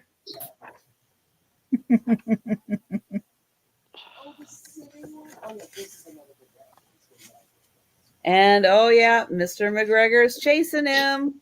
So there's a little tab under here, and see, they can run. see. Oh, and then he gets caught in the netting. Oh no. But then over here, oh, where's the tab? Oh, it's up here. Over here, then he gets away. There he goes. He gets away. And then Mr. McGregor is, oh, it's up here. This one's hard to see. But he's in the watering can, and Mr. McGregor's covering up the hole. And on this side, yep, he'll just knock it over. Let's see. Oh, over here, he's going to get under that fence. And then we have the kitty watching the koi fish right there. It says, delicious. Oh, and his tail moves too. Oh. Let's see on this side. Oh, the wheelbarrow with Peter Rabbit. And this side, pop up, and then he's scooting under the gate. And let's see. Oh, here, there's Mom. So. And then he goes to bed. He's so tired. This is such a good pop-up book. It is in beautiful condition. Absolutely beautiful condition. And no takers? Peter Rabbit pop-up with no broken pages? What? All right. I'll have to keep him here. You can read Joe a bedtime story later. Joe's like, I know how to open doors and get under gates. I'm good. So good. He does. He knows how to do that. All right. We're passing on Peter Rabbit. And we'll go back to Aaron. All right. So here, for $3, I have Billy. It's an antique music sheet sung with great success by Lily Lipman,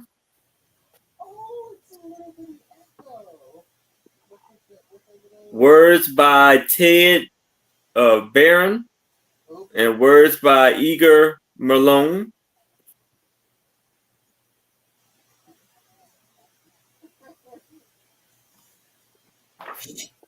And this was copywritten. And okay, MCMIV.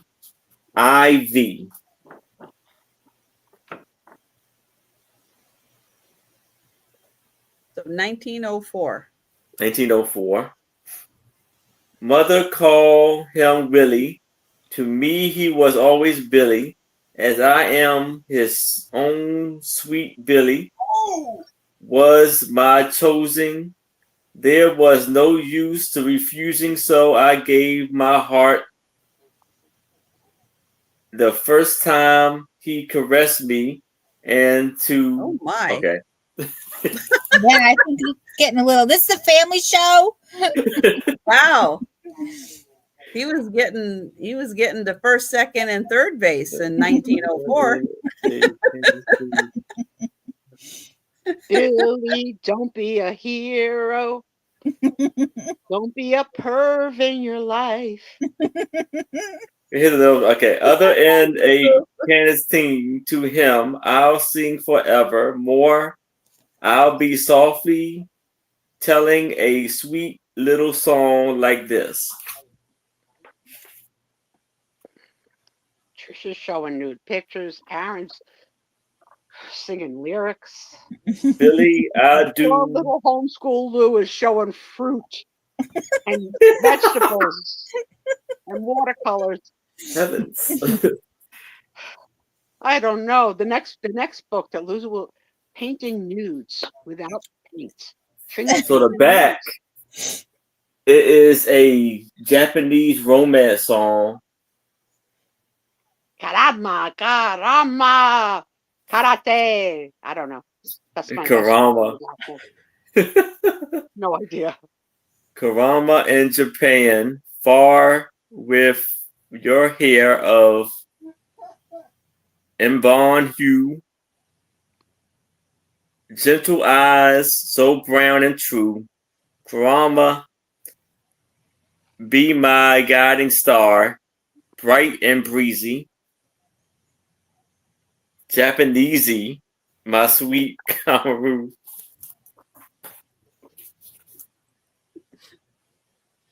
No takers. No takers on the song. What was Billy gonna do next? We don't know. We don't know. You won't know unless you grab the sheet music. Yes. But we will pass. All right. And we'll go back to Al. Okay, my next one is a starting bid of $6 your choice. And I have this cute little, so this is a parade of favorites. So these are cross stitch. They're designs. These are counted thread cross stitch. So you have the instructions of how to do it. And then it starts getting right into the patterns of them. So you have all the different patterns, but I'm gonna go to where it shows the pictures. Like you can get some ducks. And There's Doug. He loves ducks. I know, ducks. And then here's some other ones you can make. So cute. That one's really pretty. A little cardinal for winter. I'm glad I tried my hand at that craft when I was young because my vision couldn't handle it now. But it is so satisfying to complete one of these projects because it's not that it's hard. It's hard. It's not like crazy hard. I don't know how to explain it. It's a blank canvas. You got to pick a starting point and be a good counter. Yeah. But definitely good vision will help. But it's oh, look at the Scotties. Yeah. They're not schnauzers, but they're so cute a little bit. I love the bucket of daisies there. That's pretty. So tell me if you would have caught this as a red flag, Lou. So, you know, Tom is my second husband. So my first husband and I bought this house originally. And back then in my 20s, I could and still do counter cross stitch. So I bought for our pink and gray bathroom a couple, a girl in a tub and a guy in a tub. And I finished them. Had the option to personalize them by putting the name of the girl in the tub and the name of the boy in the tub. And like something in my body just felt like he's not going to stay with me. So I'll ask the question. And I said, husband, what do you think? Should I personalize them or should I leave them blank? Just tubs. Not even thinking. He said, leave them blank. Now, it was a little bit later that he did decide that he didn't want to be with me. But now, fast forward 30-something years, they now hang in my daughter's bathroom with no names on them. So it was the right decision. But I didn't catch the red flag soon enough. Would you have caught it, guys? Would you have caught that red flag? No. No, maybe he just didn't want people to picture that it was him in the tub. Okay. Because that's yeah. Thank you for that. That helps a little. That helps a little. Also, I should say the guy in the tub had a beard, which my husband didn't. But I didn't stray from the pattern. So then they'd be like, You that's not your husband. He has a beard. Why did you cross stitch a beard? Well, because I didn't know how to improvise to just give him a face. I wasn't that skilled. I wasn't But that you could skilled. have done it He just also- like hers. He also had a pipe, which my first husband did. Oh. I mean, I had to improvise. I did improvise color to make it match my bathroom with the pinks and grays.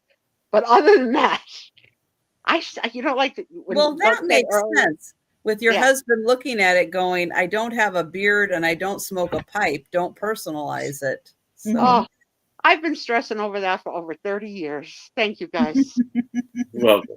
I think I gotta let it go. I gotta let it You go. do. It doesn't give me Yes. joy. It doesn't give me joy that it's in my daughters. That's one of the few things she took from me that she liked. So this is the second choice, and this is McCall's Needlework and Crafts. This is from June 1986. So if you want to cross stitch the Statue of Liberty, we got you covered.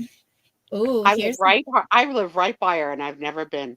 I bet you a There's lot of Liberty. people live near famous That's not a landmarks cross that they've stitch, never but gone to. I've been there. The Yeah, statue. I didn't like climb up it, but I went to the island. Yeah, I mean, it's like crazy that I'm right here. And I'm sure so many of you live near really interesting landmarks that you haven't been to. Like, you just take it for granted. And So- Becky's here. Becky, let me interrupt this program to tell you a sincere, heartfelt, loving thank you for the oranges that you sent me from your tree. And I talked about it earlier in the show. They are the most delicious oranges I've ever had. And I think, girl, you got a little side business there, an orange box of the month club, because they're delicious. And thank you from the bottom of my heart. You are so sweet. And I did let Tom have, I've had two so far, and I let Tom have one slice of one, and Tony had one slice of another one. But I did eat the other ones, and they did raise my sugar a little bit. And so I was like, "What's going on with your sugar?" I was like, "I had oranges. I'm gonna be all right. It's healthy sugar." But thank you, thank you, thank you. Back to our regular programming. All right, listen. This was high fashion in 1986. oh my gosh. Yeah. Look at that, big flowers. Yes.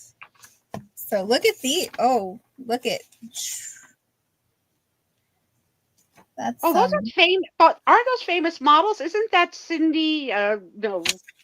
What's that blonde's name? The one that was married to Billy Joel? The blonde. No, that's not her. Is that her? Brinkley. Yeah, no. No. The other one's not Kate Smith. It doesn't say their names. It just says who did the pattern. Oh, okay. Like Lacy Pullover by Jacqueline Jewett, Shirt Style Pullover by BJ Berry, Leaf Stitch Pullover by Martha Lamberston, Hair and Makeup by Jody Polarudo of Perrier Michael. Don't worry, Becky. I'm not going to eat two together again. It was just listen. After the first one, I had to have a second. They even noted who they got the backdrop from, but they didn't know who the models were. I mean, if I was a model, I'd be pretty insulted. Well, I think there was a time when they really didn't credit models. Like they're like until, and it's Trisha's favorite, Twiggy broke the mold. That model became to be known by their name, really. Like she's one of the first. And then now, I mean, definitely models get credit. You know who this sweater reminds me of? Is the mom from I think it was Family Ties. The one with the actor. I know who you mean. Mike Cameron. He's like a huge evangelical Christian now. What was the woman's name? I can't think of it. I know his sister is Candace Cameron, who was on Full House. And Justine Bateman. Yeah. And the mom's name is Meredith Baxter Burney. Okay. I didn't. These are. Oh, look at the babies. Little baby clothes. The babies got somebody in the family made them dresses out of like knit or crochet for like the next season of, oh my God, they're so beautiful. I had someone when Lou was little, from the church, she knit him like a little sweater, and the head hole was like this big, and she said, listen, I learned a long time ago, you make those head holes bigger. Kids have big heads. How old is your Lou now? He turned 20 end of December. Oh, that's excellent. Yeah. You got adults on your hands. A little bit, yeah. Slightly. Oh, look at this. You could do your whole bedroom. Ooh, pretty. So could you imagine doing a cross stitch of a whole bed sheet? No, that's it's just crazy. Although when I have seen them like pillowcases done, I have been tempted to buy because they're so beautiful. But as you can see, I haven't found those in so rare. long. Oh Rare. my gosh. I haven't found any. I haven't found any at a good price. Let's put it that way. Like I paid $20 for a pillowcase that I probably won't use. Statue of Liberty at Christmas time. That's awesome. That's cute. And then, and I guess, this is what they meant, because it said bear contest winner. So I guess they must have had a contest of who could crochet or knit the cutest bears. Oh, yeah. Oh, it says first place knit goes to, but look at people like knit these. Cute. Yeah, wow. This is definitely a big comeback trend now. I see this everywhere. Handmade little things like this. Yeah. So cute.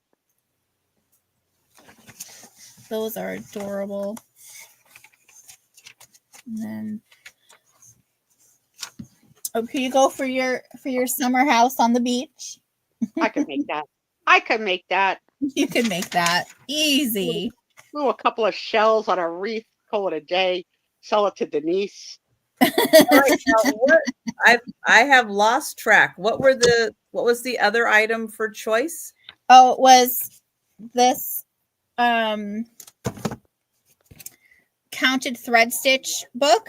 And then I also had one more that I hadn't quite gotten to. We're really enjoying that. But this is another. This one is from, doesn't say the month. It just says, it doesn't even say. It just says volume 36. You got that right, Denise. There was nothing. That's right. I would needlework while I watched the one channel. For sure.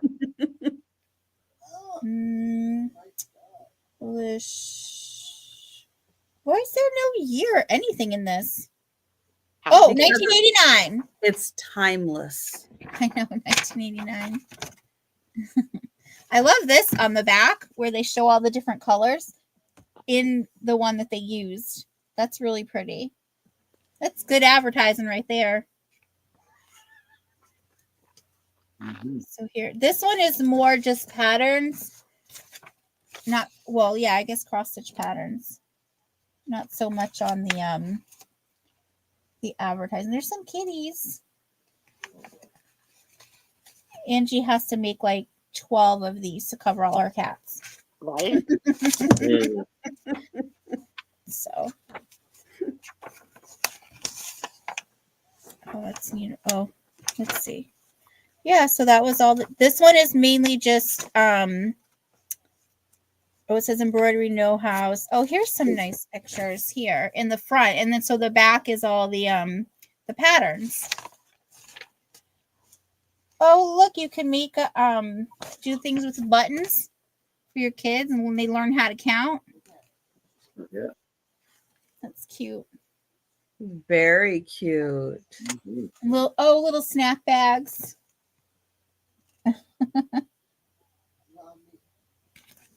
Nice. That's super cute, yeah. And here's some towels and stuff. So, but yeah, so this one is mainly just the patterns, and then this is all different crafts in here. And then the patterns are in the back as well. Look at what you can do for your bathroom. Oh. I mean, Do you know, once upon a time I carpeted my bathroom? What the heck was I thinking?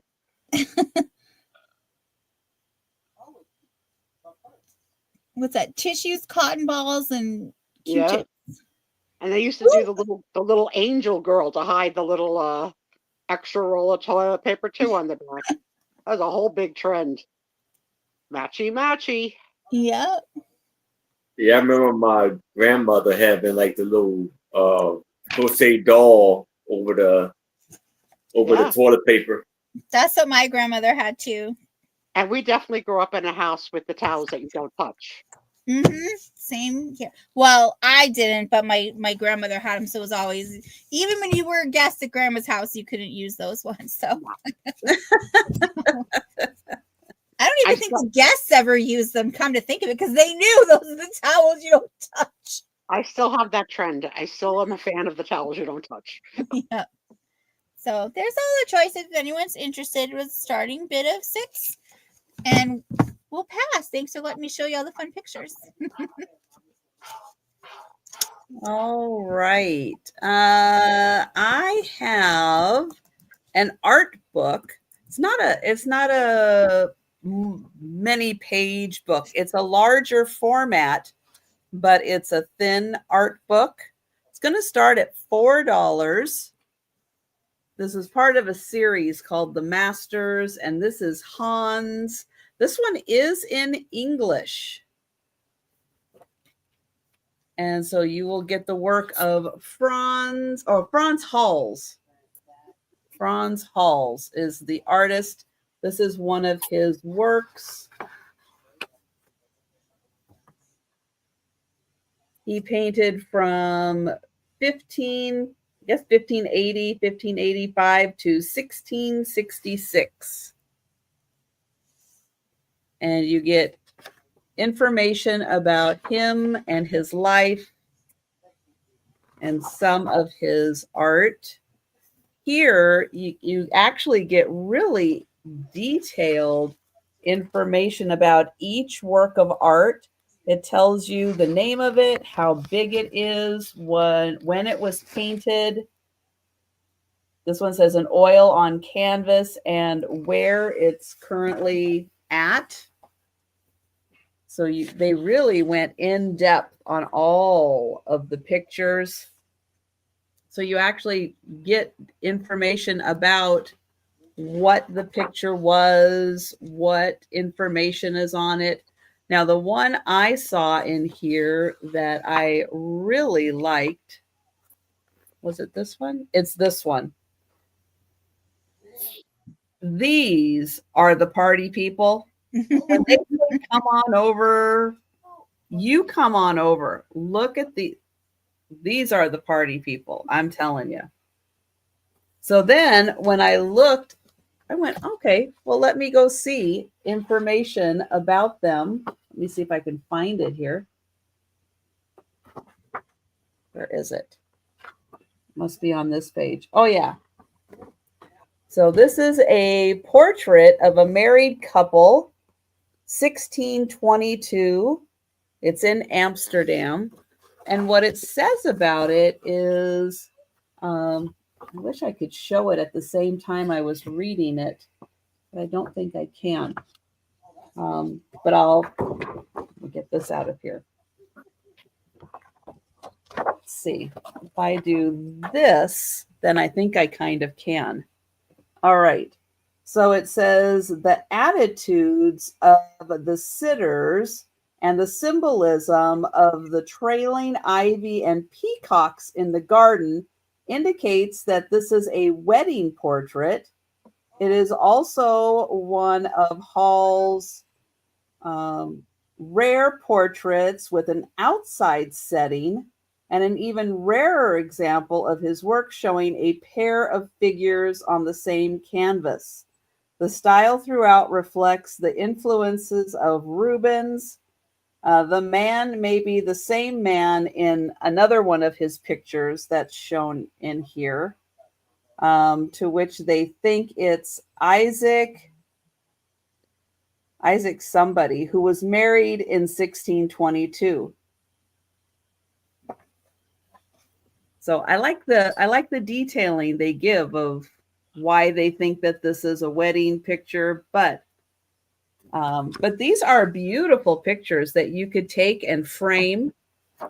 And the one that they think that this is the same guy is the one in,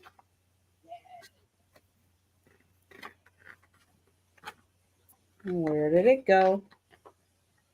But there's not that many in here, so it's a nice, easy book to kind of get through, but learn. Okay, it's not that one. Where did he go? Oh, for goodness sake. Okay, there's that guy. Not them. Not them. Not them. Not them. I think it's just this guy. I think that's the only picture. But I'll show you some more. So you have the stern women. You have some more single portraits. So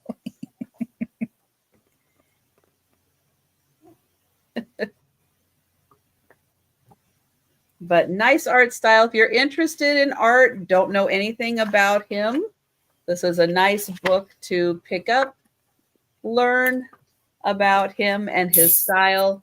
So $4 for the art book. All right, so we will pass on that. And we'll go back to Aaron. All right. So for $3, I have an antique postcard. Antique music sheet. And it says, and they say he went to college. Words by E.P. Moran. Music by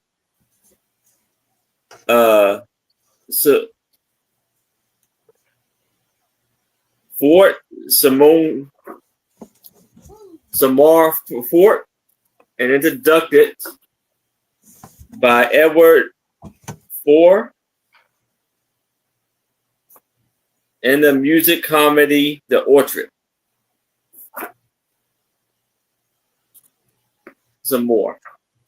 And this was copywritten in 1907.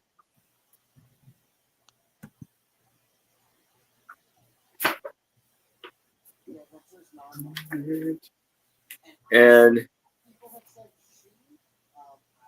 it says, on a servant went in restaurant to other night, the best one in the new crowded car. A woman wants a market-based basket friend of mine's. One tender me a barket up at come to alienness. Why I think that.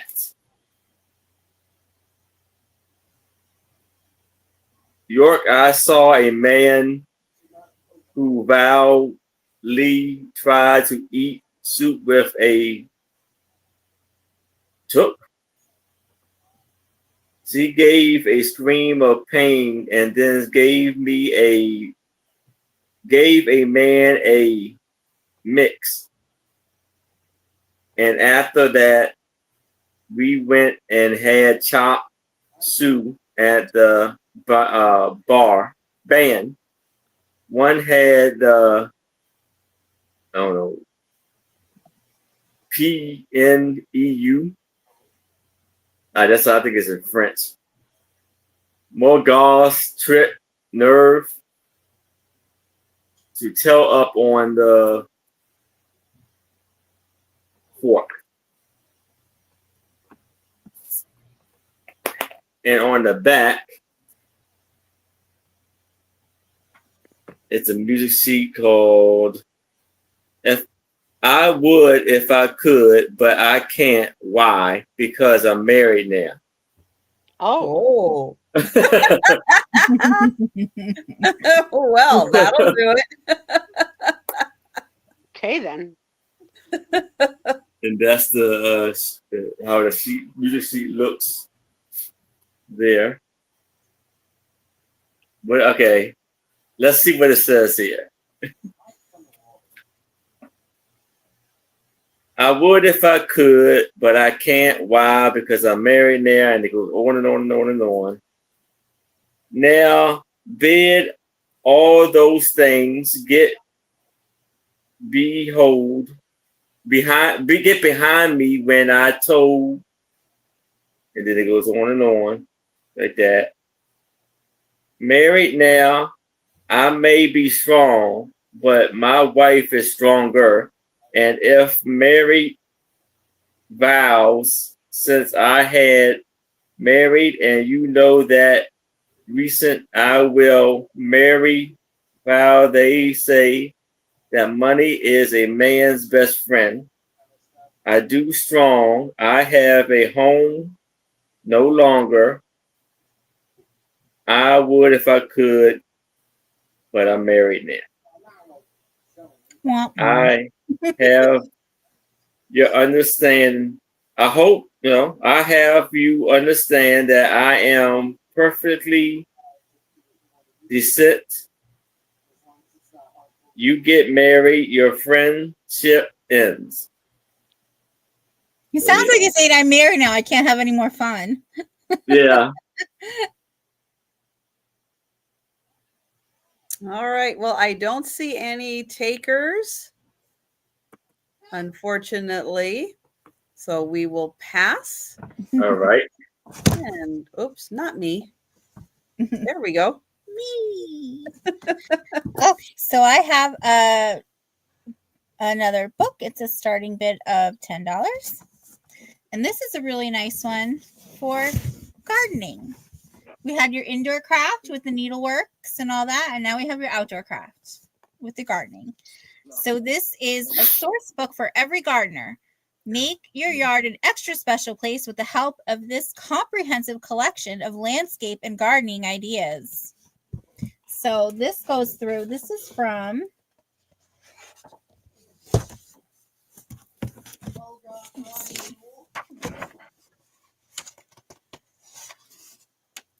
1994. But this is nice. It goes over the planting techniques. Do people even roll their yards anymore? Look at this guy. Sometimes I think the things are outdated, but like everybody used to blow their leaves, and now they say you should leave your leaves instead of taking them away because the bugs need them. So, but this is, even if you're not going to follow those techniques, this is still a really great book. Just showing you the different plants. As it gets in down here, you can see so the different kinds of flowers, and it gives you the information of their name, how to grow them, the propagation, uses, and any relative varieties. So that's kind of nice. So you got all Hi, that. Angie.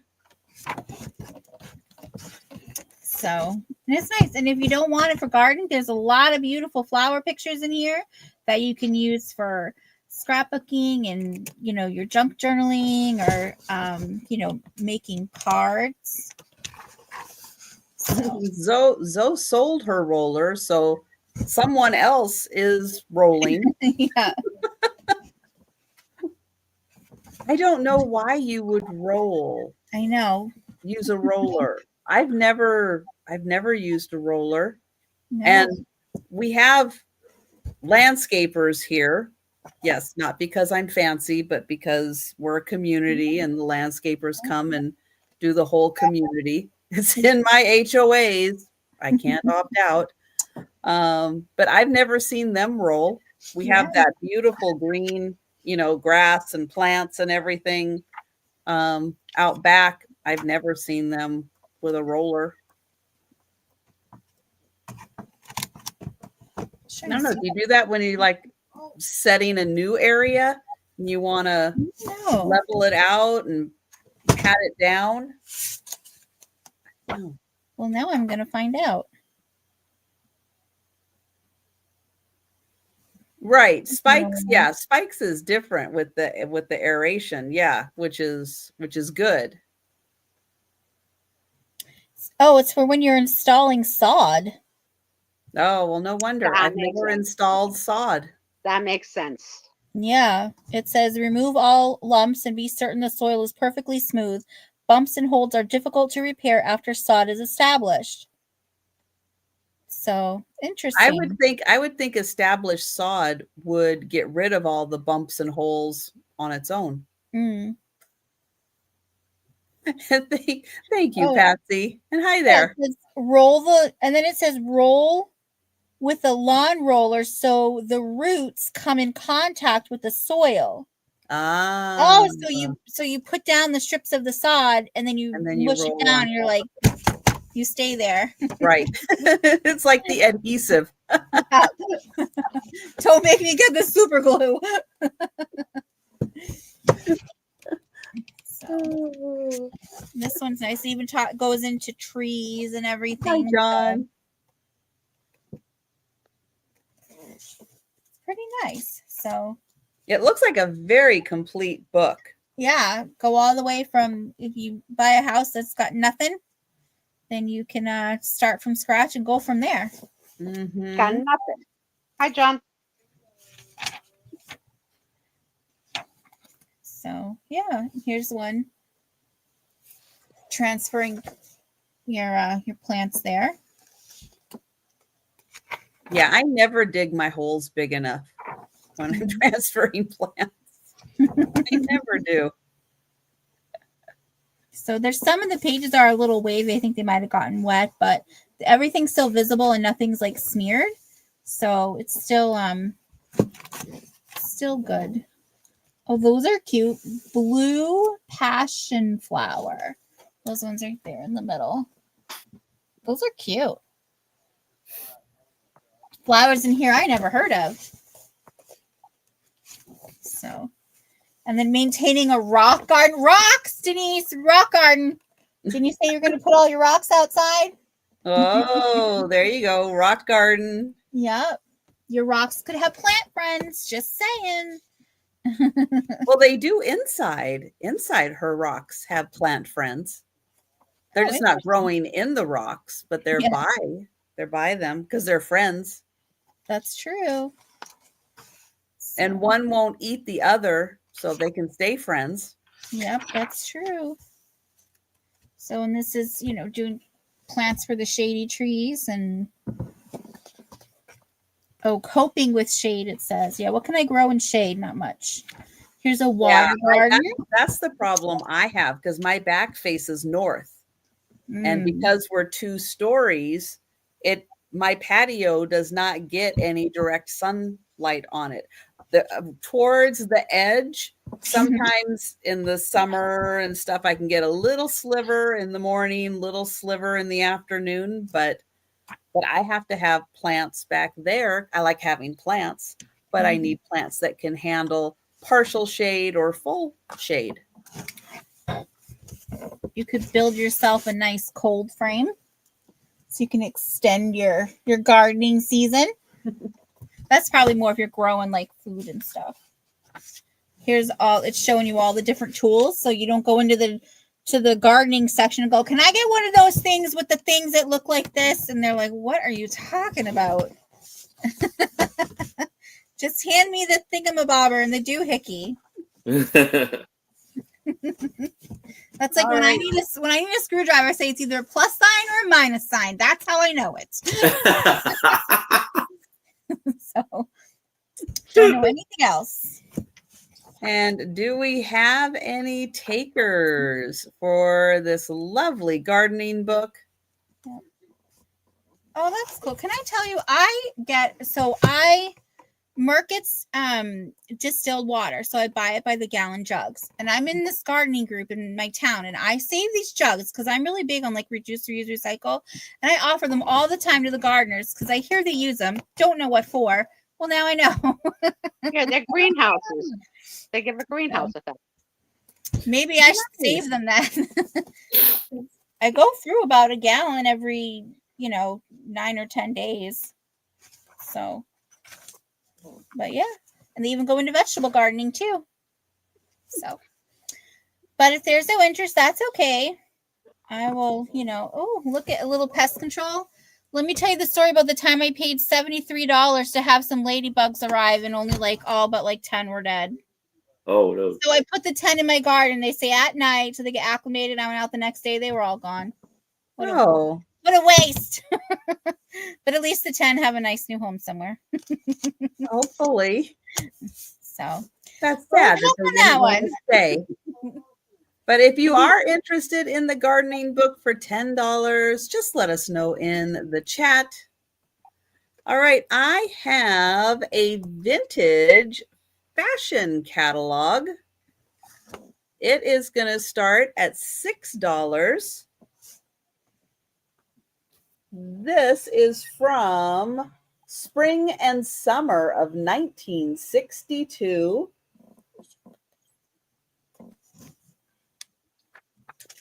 And you could buy directly from the catalog.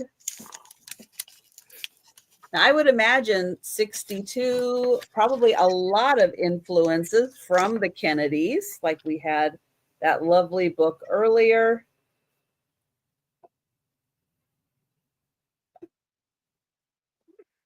Now, let's see. This outfit was, okay, the hat. Oh, an armband. You could have bought the armband too. My gosh, I can't even read. Well, anyways, these were kind of pricey.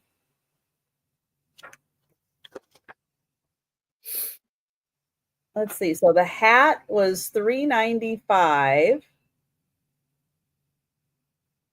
And the shoes were $10.95. Oh, these are just the shoes. Where's the clothes? Let's see here.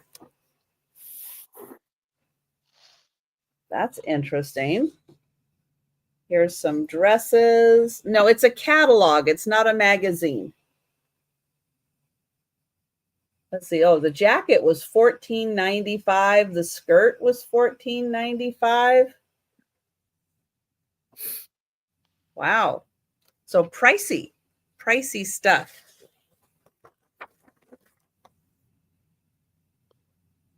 Love that one. Love a polka dot.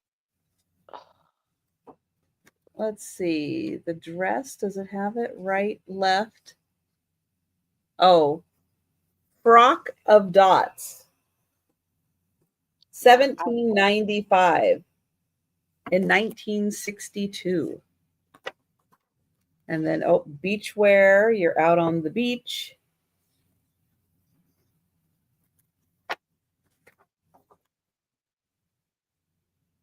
So a whole catalog. And then you could order. There's a little ordering form. I'll put that back in there. Thank you, Zoe. Did they ever eat? No, they were out on the beach having too much fun. They never had time to eat. And then they were busy getting their hair done. So party pants, those paisley ones. No, I don't think the SARS had made it over there yet. Oh, is she gonna? Oh, she's fishing. Sure. And then you have these cute little dresses, which were, yeah, still expensive. $19.95. Barely even pay that now.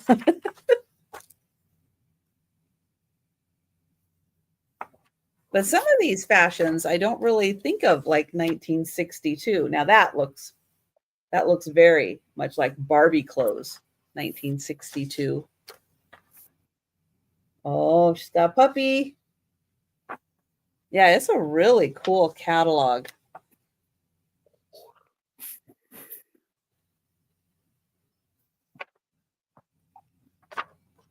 Ooh, look at that. Now that seems way ahead of its time for 1962.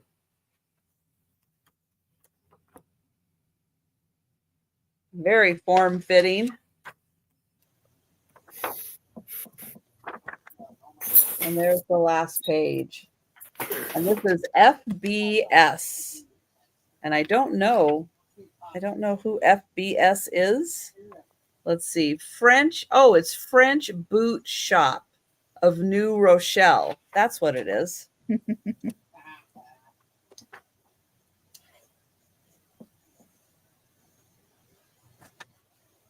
There you go. Zoe, thank you very much. And I am going to count that down for Zoe. We'll go in once, go in twice, and sold to Zoe. Thank you. And hi, Sherry. Hey, and Sherry. We're going to go back to Aaron. All right. For $3, I have this antique postcard, antique music sheet. Zende. And it says here, respectfully dedicated to Mr. E.H. Southern and played during the encouragement of his successful play, The Prisoner of Zendale. What is a waltz composed by Frank Withmark, composer of the Lawn Dance, and this was copywritten in 1895. There's no music. There's no like words in here because it's instrumental.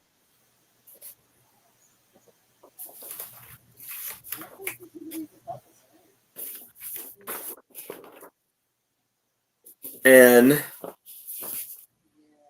so here's some other songs. Down Georgia, The Awakening of Venus,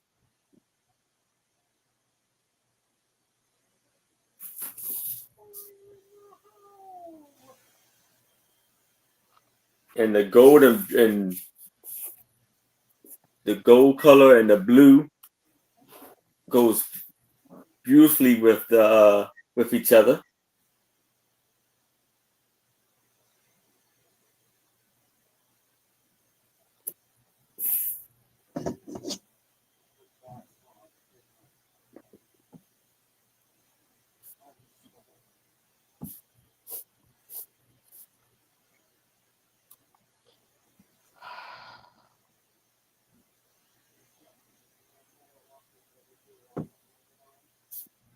Also a movie.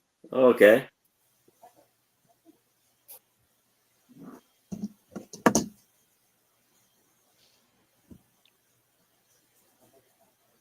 What is it? Copywritten in 1895. Entered at Stationers Hall to get down, honey?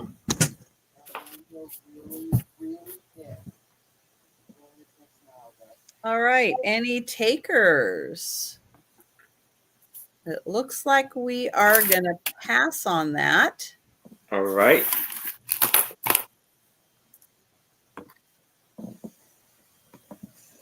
And we'll go to welcome to my show. Just kidding. So, my next one is a starting bid of 7 again. And I have the last of my sets on the how-tos. And this one is how to draw with pastels. So I think this one's really pretty. Look at the baby. So they give you the instructions over here. You got the little baby. And if you like, you could frame this and just tell people that's your baby and you drew it. I won't tell on you. So, and they're giving you all the different conversion charts. Let's see here. I really, really love this one where it's showing you. This is the inspiration photo picture. And then here they're showing you how to get that done. It's really pretty. And we have Granny. She reminds me of the Granny from the Waltons. She looks really cranky. Then there's Grandpa Joe.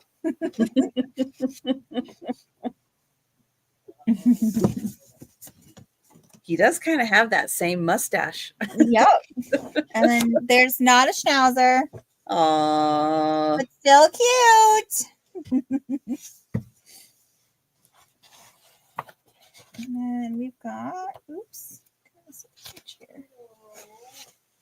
This little lady. Looking all, got her hair all did. Looking very studious. Then we'll go on to the flowers. So that's the one from the cover. Those are pretty. Yeah. Then we go to, here we go. This one is all Massachusetts with the bean pot and the bean loaf. Bean bread is just the weirdest thing ever. It's a loaf of bread in a can. No. Yeah. You can get it at the grocery store. Yeah, we have B&M beans. Yep. You can get it in the can. Mm-hmm. Yep. But would you eat a loaf of bread made of beans that's been in a can? Maybe I think the apocalypse. I think I have. And some of them put cinnamon in it, and it's like cinnamon beans, and I'm like, or not cinnamon, but raisins. It's raisins and beans. Hard pass, thank you. I mean, listen, I don't want to yuck on your yum, but no, thank you. I don't know. I do like baked beans a lot. A lot. See, I can't do beans. It's a texture thing and a taste thing, but mostly texture. Oh. See, I'm okay with beans also. I like beans. Me too. Yeah. I can do it if I make a chili, I can put some beans in there and then I'm okay because it's like soup yeah, in a way, but I will not eat chili. That's like crazy. Look at all those really? Too much touching. I can't separate the stuff in chili. Well, I mean, that'd be the same for soup. So you don't eat soup, like chicken noodle soup or something? Well, my favorite soup is beef barley, which is beef broth and barley. So it's two things.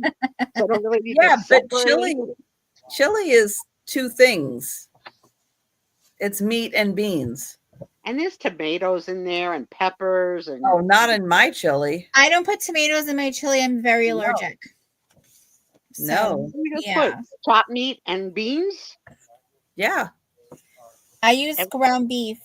Yeah. Or ground meat's better. How does it get soupy then? What makes it soupy? Well, it's tomato sauce. Yeah, I use tomato sauce. Yeah.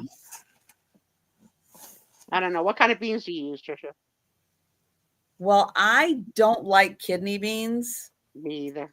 So I would use any other bean besides a kidney bean. As an Italian, I'm partial to cannellini beans for pasta visual. I don't know what that is. I don't. Okay. I know navy beans. I'm going to give you homework since you like beans. How do you spell it? Oh, okay. So pasta, and then F-A. Why am I using pasta in my chili? No, I'm giving you another soup recipe with beans. Pasta and F-A-G-I-O-L-E. Pasta fagioli. It's cannellini beans, some tomato sauce, spaghetti, and then other things are optional, but that's the base, the crux. Cannellini beans. Mm-hmm. Okay. It's a huge thing here on the East Coast, and it's a huge thing for Italians. Huge. Huge. And there's no tomatoes in it? Yes, you can add tomatoes, but you don't have to. Oh, yeah. See, I wouldn't want to because then I'd be in the hospital.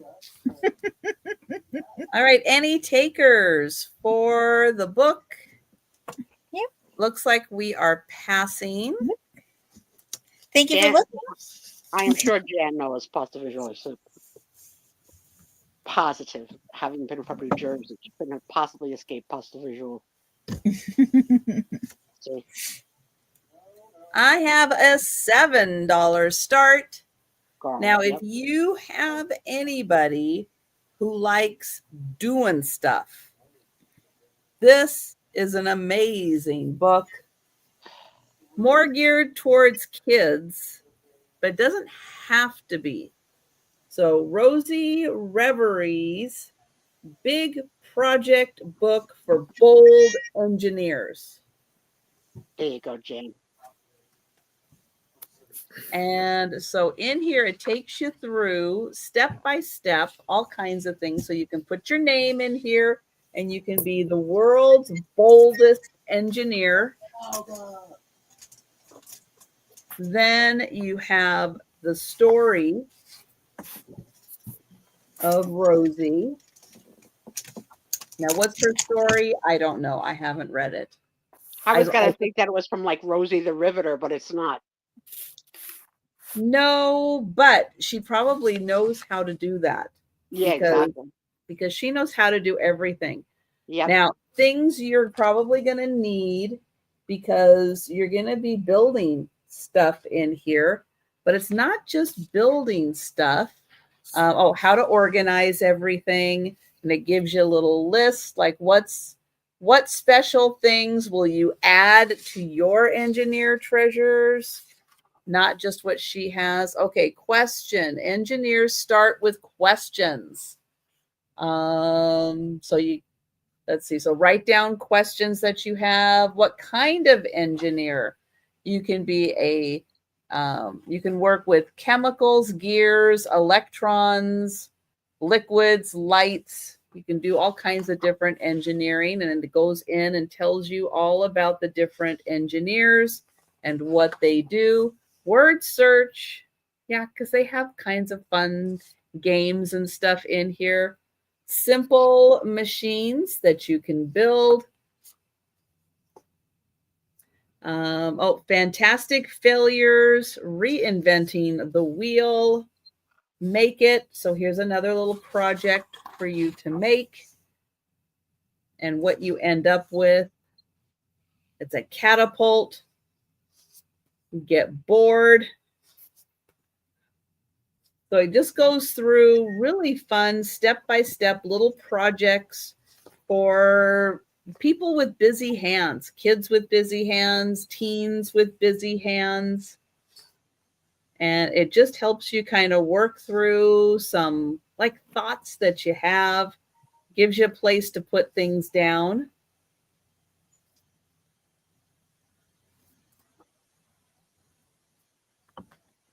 I like that. Just doodle. Are you a quitter?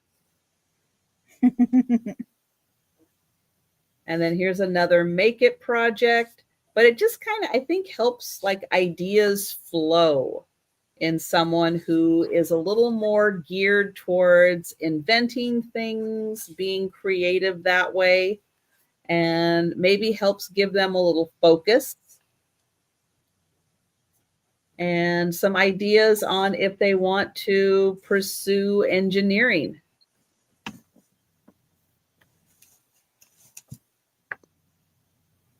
That's really neat. It's like your first step to it. And there's another making project. That's one of those words that always confused me, that it could be used in conjunction with, 5 different line items, like, civil engineering, electrical engineering, like chemical engineering, like what is engineering actually, that all those words could apply to it, is something I get confused about. Yep, because they're designing things with each of those. Yeah. I guess the one that fascinates me the most are those that build bridges. Like, I don't understand how a bridge works. I don't. Like, especially if it's not touching the bottom. There's different types of Bridges. Ways to support extension and all that. Like bridges amaze me. Like, how the heck? So $7, and this is especially good for girls. Get girls interested in science and engineering. This is a great way to get them interested in stuff like that, because that really is like part of the wave of the future. My goddaughter, not technically, but goddaughter, is finishing up college as an engineer in upstate New York school, and she is into land and soil engineering, and I don't know what it is, but agricultural, I guess, engineering, and very proud of her. To see her out in the field with a hard hat, it's like, no, look at you. All right, Aaron. All right.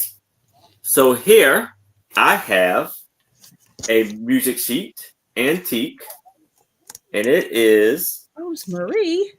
A spring of rosemary, and it's going to be for $3.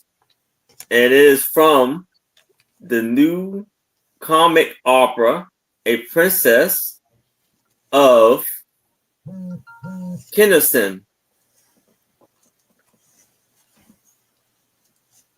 And as sung at the Broadway Theater, New York.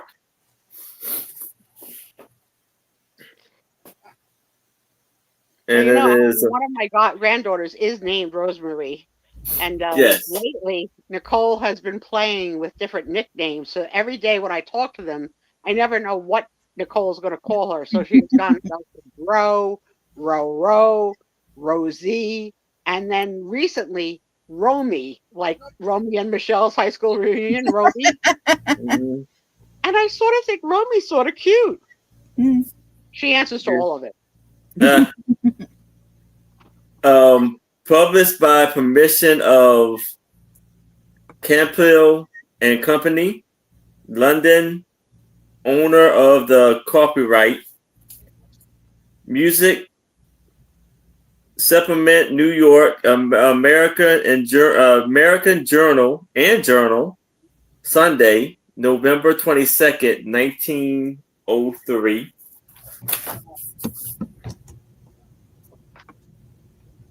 And let's see with the words. A blue sky and a gray sky and a blue sea. Through other call them gray, for gray sea. The other than blue, for love shone down on you and me, and on you, and you have gone away from me, away from me, and made a sun mean day, men's day, me and summer gone with you. I was yours and you were mine, and all the world was no more graylands. I do try the crown you drown. You drain. Lee. Oh, yeah. And then I guess it just continues on to the back. But this picture of this lady right here is very beautiful.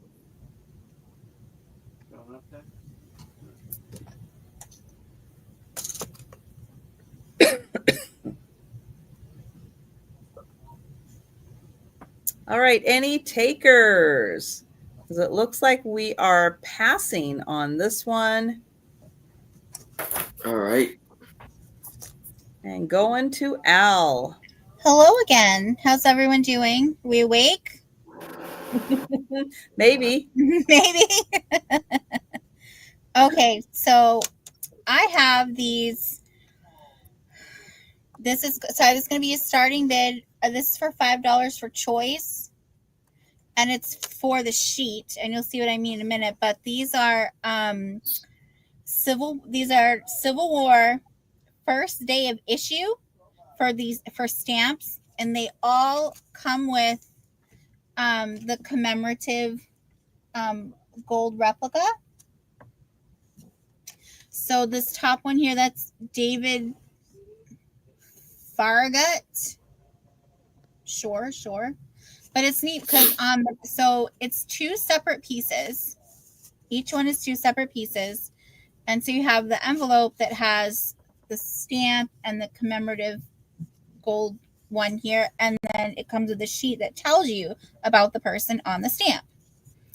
And it definitely feels like there's something in the envelope, but it's sealed. I don't want to open it. I think it might just be a piece of cardboard, maybe to keep it flat. But if you get it and you want to open it, and who knows, maybe there's like $100 bills in there.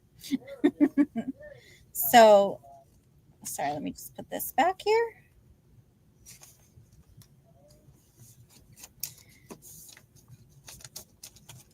So we have, and then we have Frederick Douglass, and then Raphael Simis.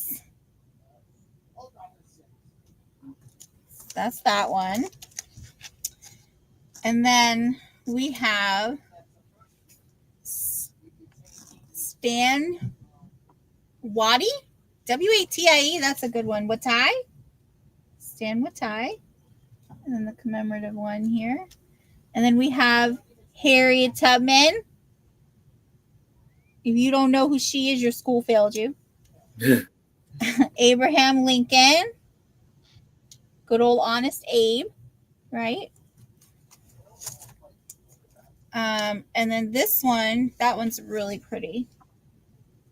This one is Chancellorsville. Then you got the one there. And then there's Gettysburg.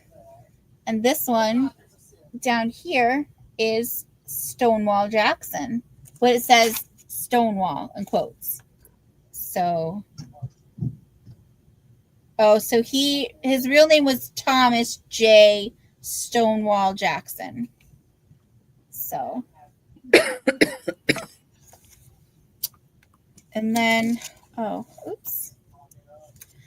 Then we have, if I can get this right, Joseph E. Johnston, Winifred Hancock, Mary Chestnut,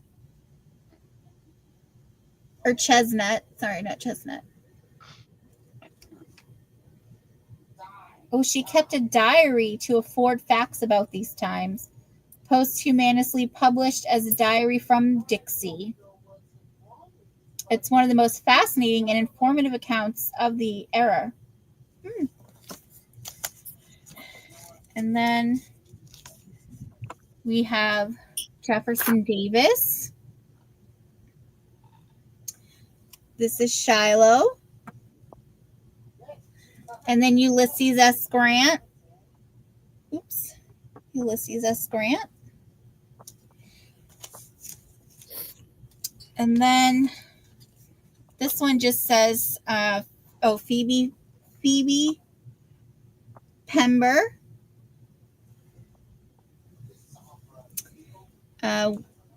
William T. Sherman. And then this just says the United Nations 50th anniversary. So 99% of these are all Civil War themed. So I had actually picked these up from someone else to use with homeschooling. So Lawrence could kind of look up these people and see what else he could learn about them. So, but yeah, so they're just, $5 a sleeve if you want just one sleeve, but there were 3 that you wanted all from different ones. I don't mind mixing them up. I just would rather keep them in the sleeve. So we have a bid in from Zoe for something for someone. So why don't we clarify that before we go on? okay. Well, Zoe's in for 5. Mm-hmm. And so so I think Zoe might be interested in the envelopes. And if so, Zoe, let us know. And I missed one. Clara Barton, Robert E. Lee, and this one says Monitor, Virginia. And Debbie is also interested. So let's see. So Zoe's asking, how many total do you have? 1, 2, 3, 4, 5, 6, 7. I have 7 sheets. Okay, And now is it each sheet $5 has 3. for the whole sheet? Yes, 5 for the sheets, just because Okay. I want to keep the sheets together. So okay, so there's 7 total. One of them is not Civil War. yeah, it just says United Nations 50th anniversary. Okay.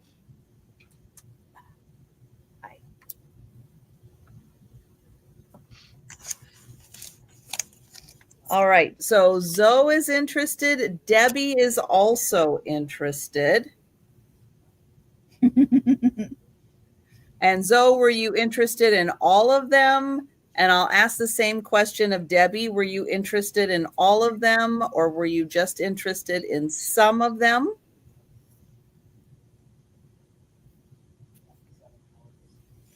This is how a professional works, because I would not be able to navigate this mess. Go ahead, Susan. Show us how it's done.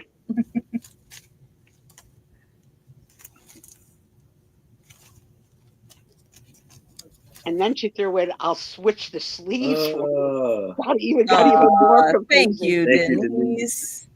Thank you. Nice. That's so sweet.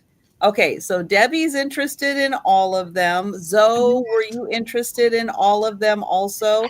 It's just one part of a sleeve. Yeah, that's just one of them. So yeah, it's not a whole sleeve. It's just one part of a sleeve. Yeah, it's not. just and it's 5. So this is Civil War, and then just United Nations 50th anniversary. Yeah. Okay, because right now we have Debbie at 6 for choice, and she's interested in all of them. Zoe is also interested in all of them. Thank you for clarifying that, ladies. Thank you so much. So Zoe, if you're interested to go to 7 or higher per sleeve for the set, let us know. And thank you, Denise. That's very kind of you. I do appreciate that. And Joe's temptation fix will be taken care of.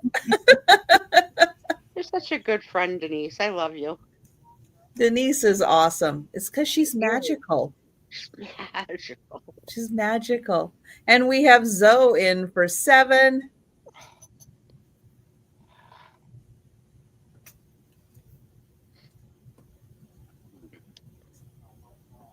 This is going to be a tooth and nail fight to the win, because thank you, Debbie. And Debbie is out, and we'll count that down for Zoe. And then you can confirm how many are there again?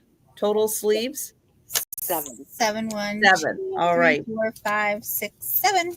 All right. So Zoe, just confirm that you would like all 7. Going once, going twice. Uh-oh, what did I do? One sec. and sold to Zoe.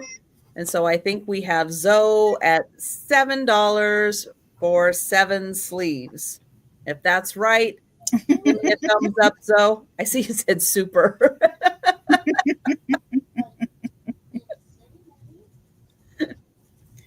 Okay, thank you very much. So I hope you really enjoy them. That's a great collection. Yeah. So as the teacher, Very nice. do you want to tell people who she was in case they don't know? I know. Oh, Harriet Tubman? Was that So- the Underground Railroad woman? Mhm. Yes. Mhm. Yep. And I didn't Google it. I didn't even Google it.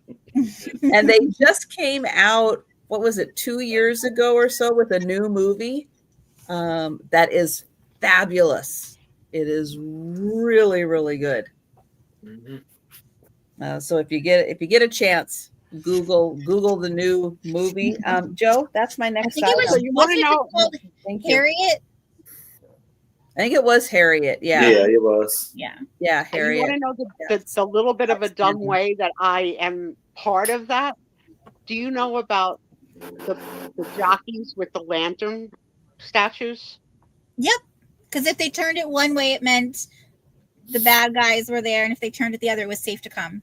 So there's concrete statues that look like jockeys with lanterns, and they were to help to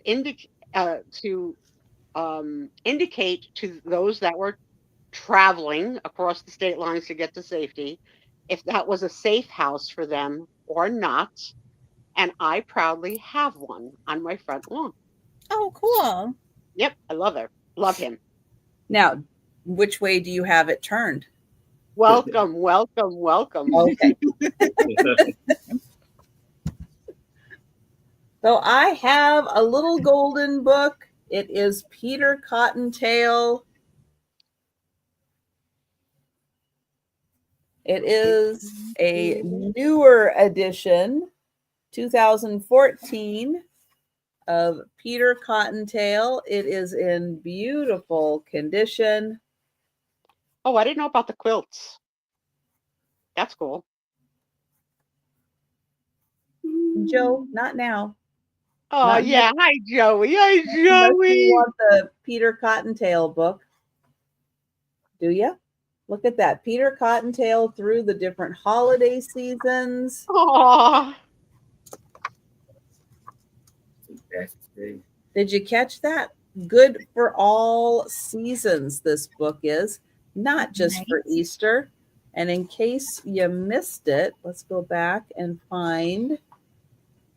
Oh. So there he is, 4th of July eggs.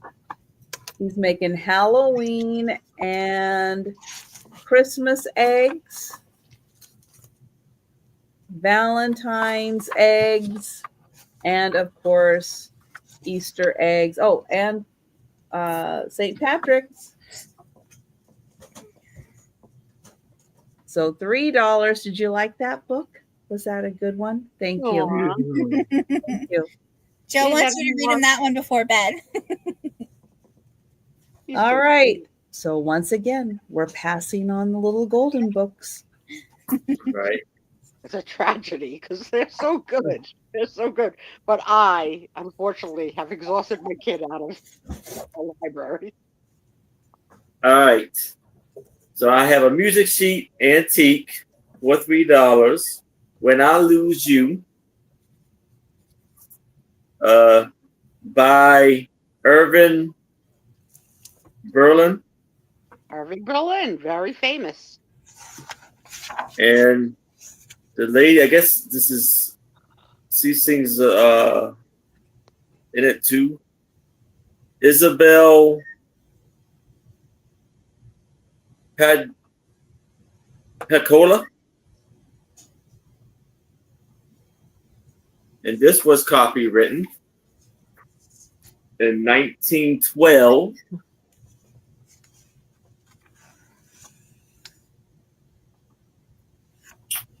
It says, 1,000 times a day, sweetheart. The roses, each one, meet with the sun. Sweetheart, when the birds cease their songs, right turn to wrong. Sweetheart, when I meet you, the sunshine has fled.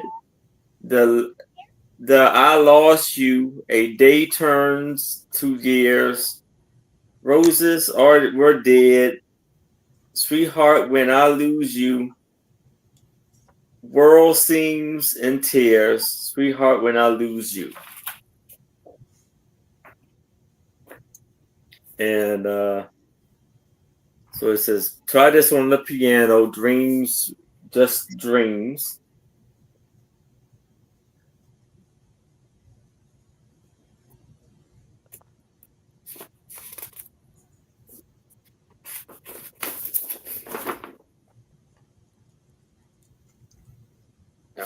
That's it.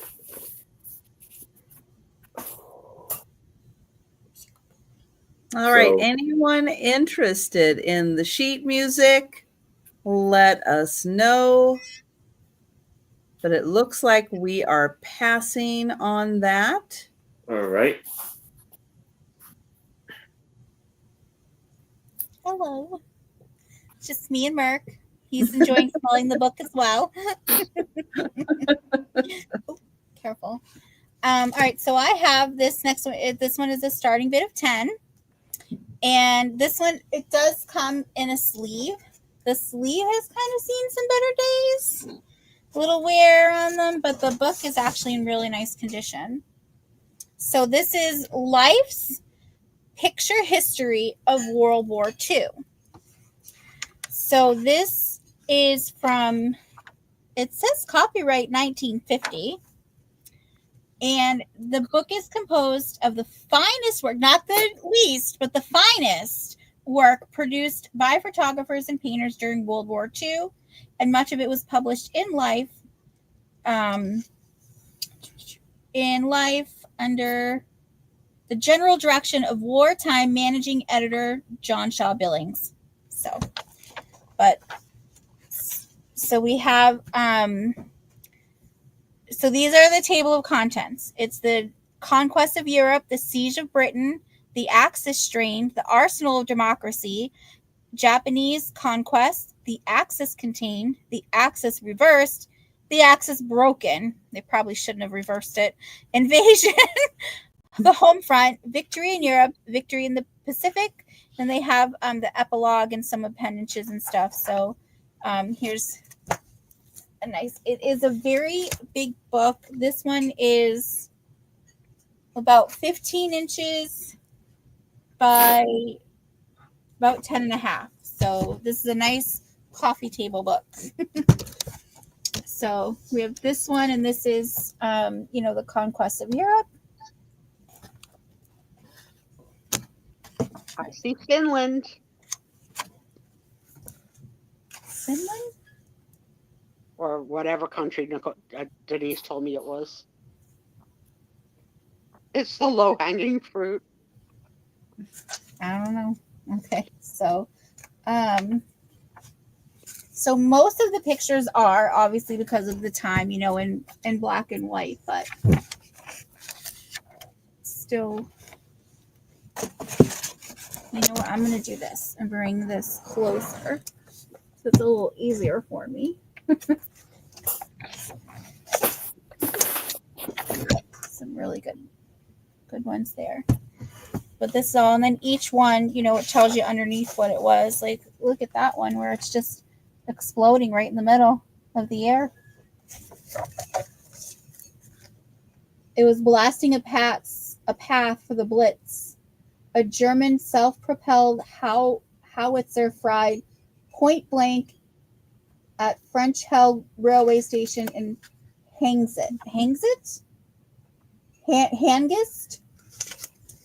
So, I'm not going to show a picture of Hitler. So, okay. These guys. It's funny to think how when they used to do the war, way, like even the Civil War and all that, they had like the buglers and they were announcing when they were coming. And I wonder when someone finally said, hey, maybe we shouldn't blow horns or we're coming near the enemies and we want to attack them. But I don't know who made that decision, but it was a good decision. Now they just do the polka and just dance on in. Yeah. Everybody dance. So. This one is, oh. But then here's a nice little map for you. Let's skip through that one. This would be really good if you have someone who, likes military history or, again, I always say homeschooling, that's what it's good for. Were you homeschooled? Nope. I wasn't loved enough to be homeschooled. Oh. So that one's a really nice one, actually, in color. So.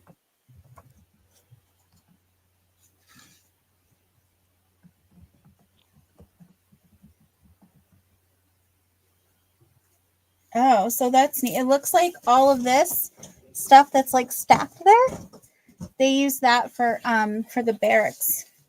It said they were materials for barracks in France. Interesting. Well, you have been with us since the beginning of tonight's show. We have just hit the 5-hour mark. Congratulations. And there's still some more to come. Yes. Stick around. And then here's victory in Europe. Woohoo, we won.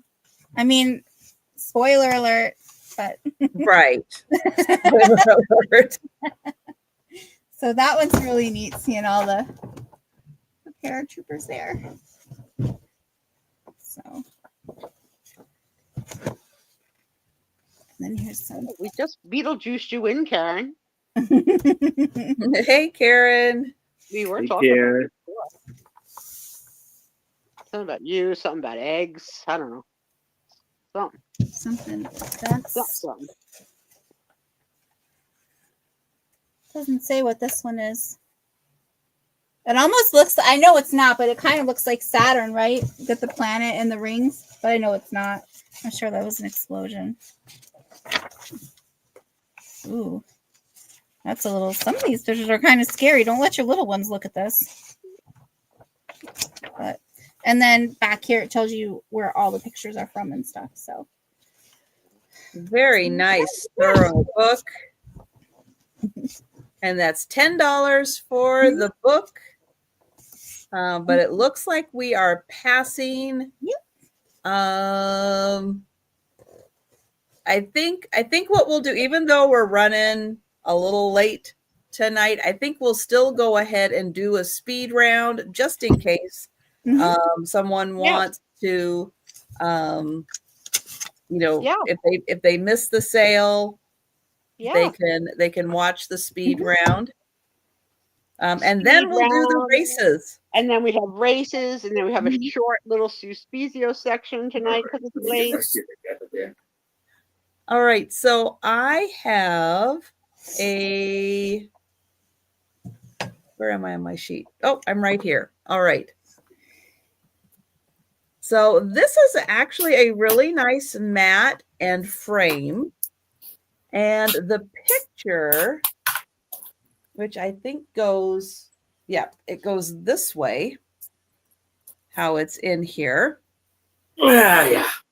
This is a colored picture. Someone matted and framed very nicely.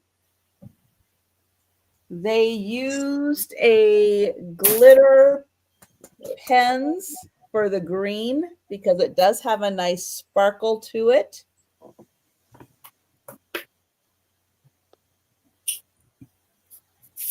You can kind of see the leaves do have a nice sparkle. That's really, I could never color that good. And I think it's hydrangeas, right? Mhm. That's what the flower is. Yep. The frame is, let's see, 16 by 13.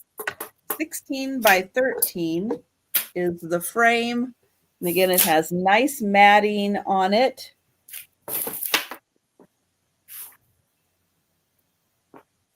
And a lovely picture. Nice, tranquil picture for springtime. Put that one $5 for the framed colored picture.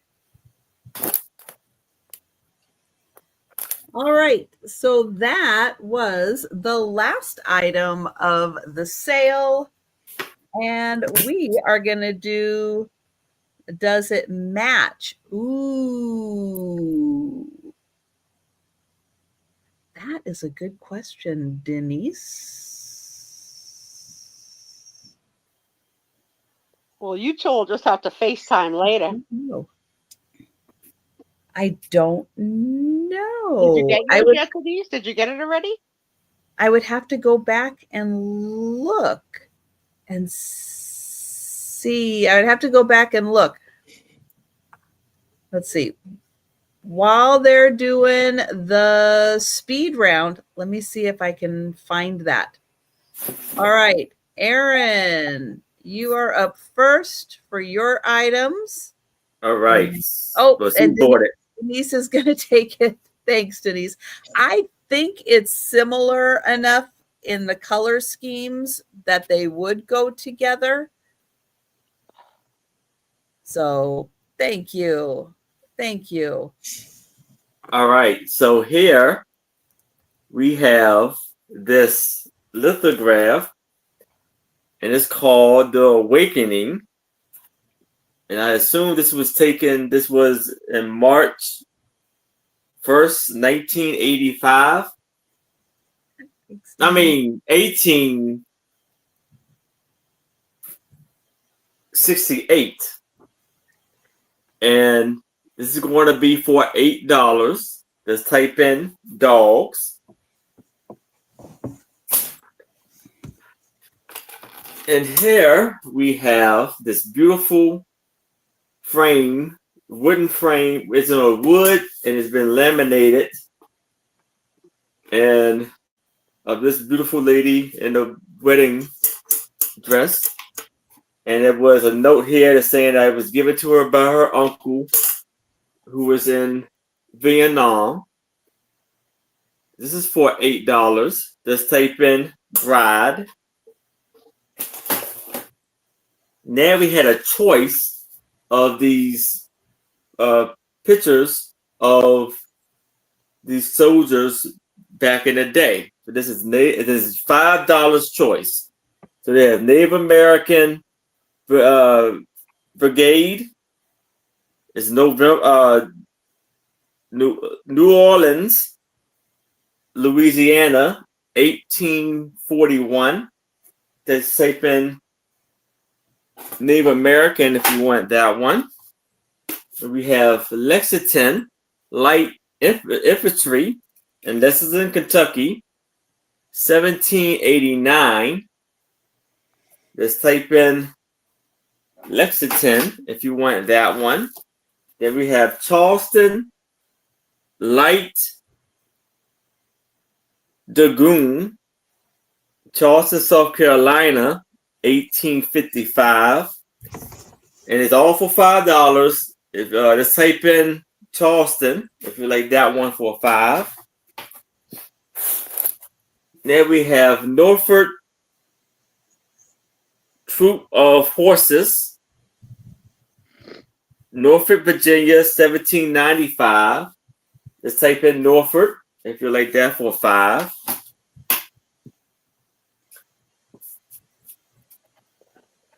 Now we had the choice of two choices of Marie de June for $20. She was a princess. No, she was the queen of France in like 14 77, and it was for $20. Just type in Queen.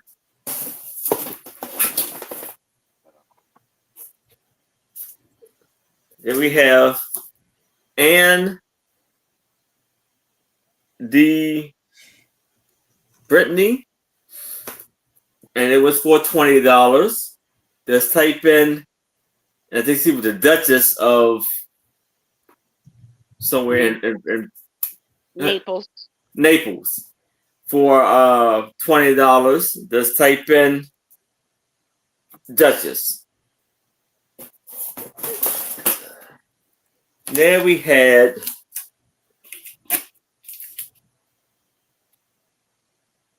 the Ozarks. Yeah. $5. No, I don't know how much it was. It was $8 for the November Woods, the Ozarks. And the original for reproduction purposes as well. Yes. Yes. And it has, and it's for $8. Let's type in Ozark. Really pay attention to you fools. Well, we appreciate it. Thank you. And here, hold on for a second, because I had buried it there.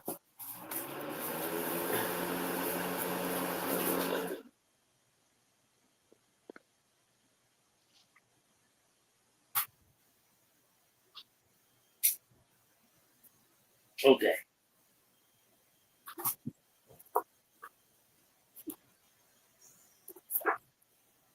So here I have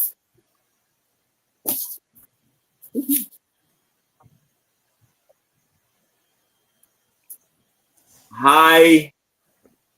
I'll help you. Iowa for $3. Music sheet antique. Yep, an Indian word. Just type in Hawaka.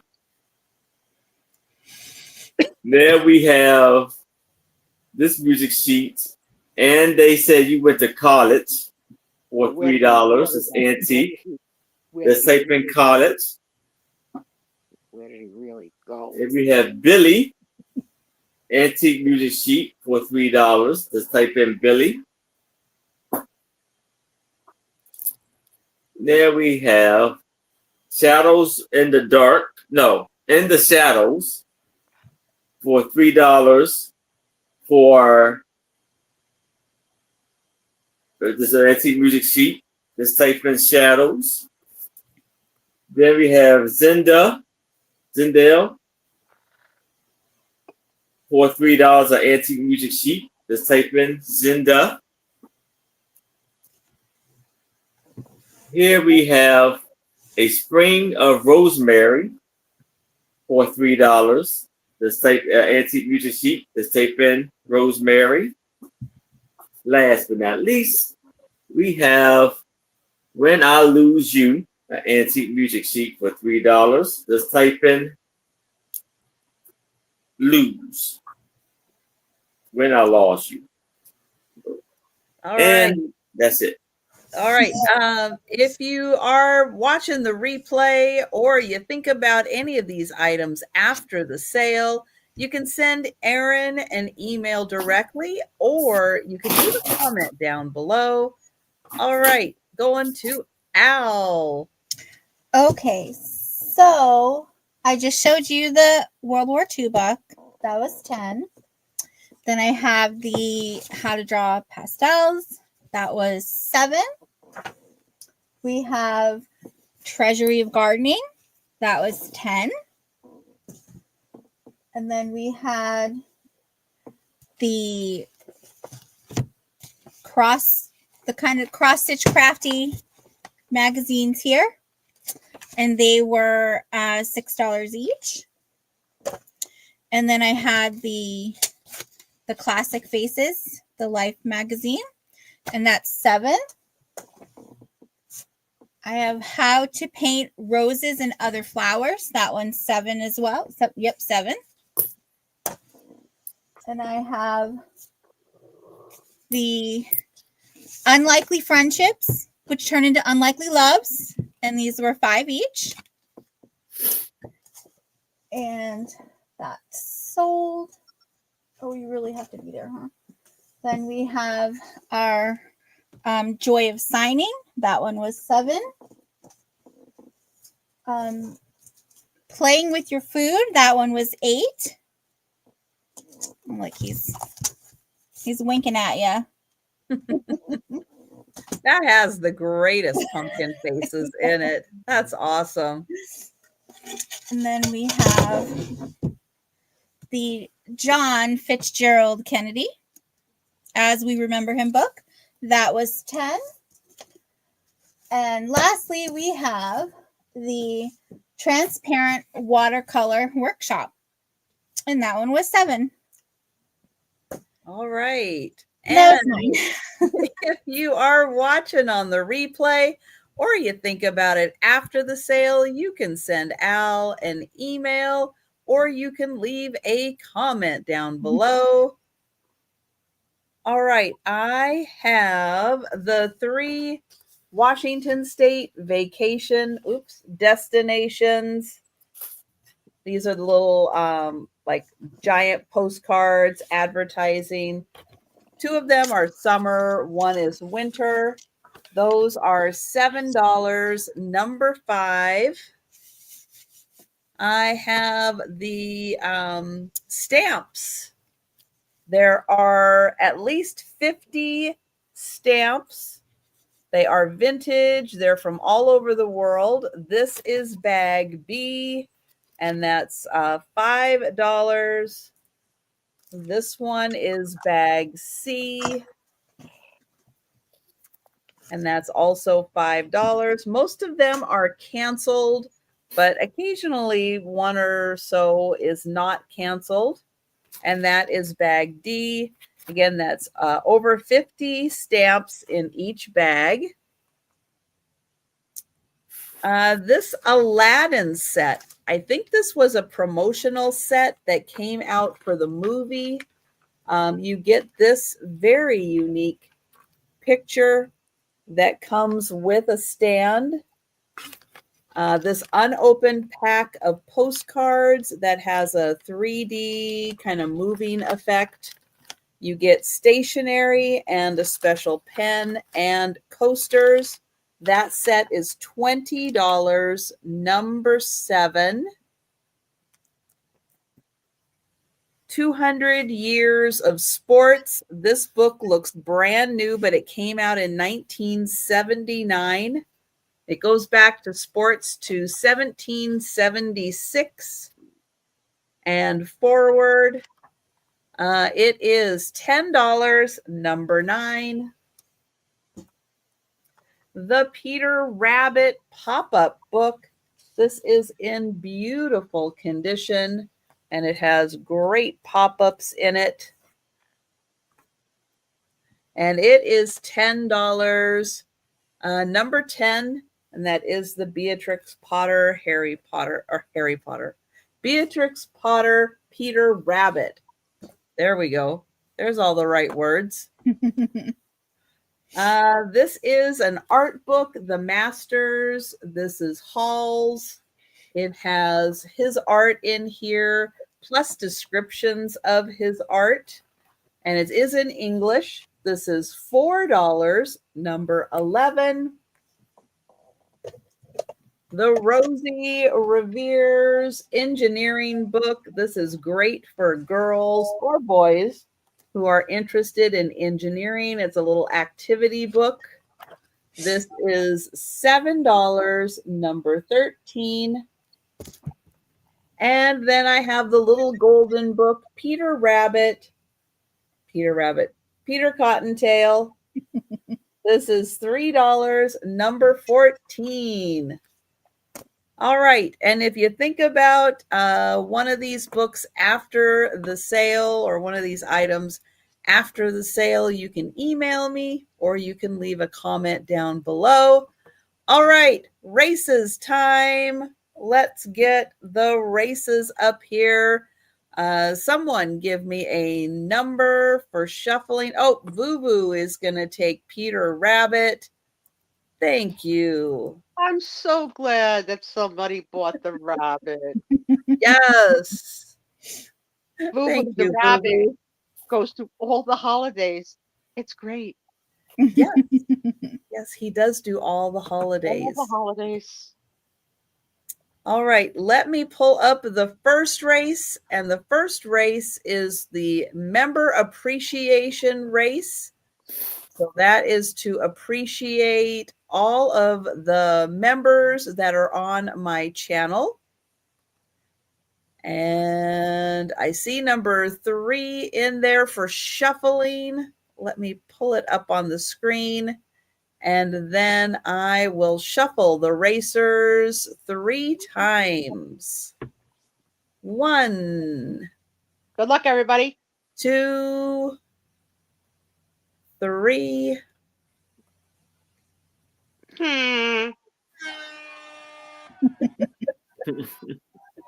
And the racers are off. Here they go.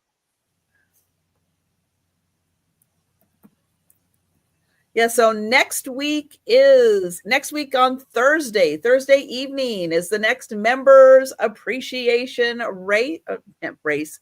sale. So if you are a member in the Paw Squad or Spiezio. What? Are you kidding me? Woo! Thank you. Oh, but yeah, if you're Paw Party, Paw Squad level, you will be able to join the member sale. That is Thursday at 8 p.m. Eastern, 7 Central. And congrats to Sue. It only took me 3 years to learn how to swim, and I won twice this month. Yay! I love it. Oops.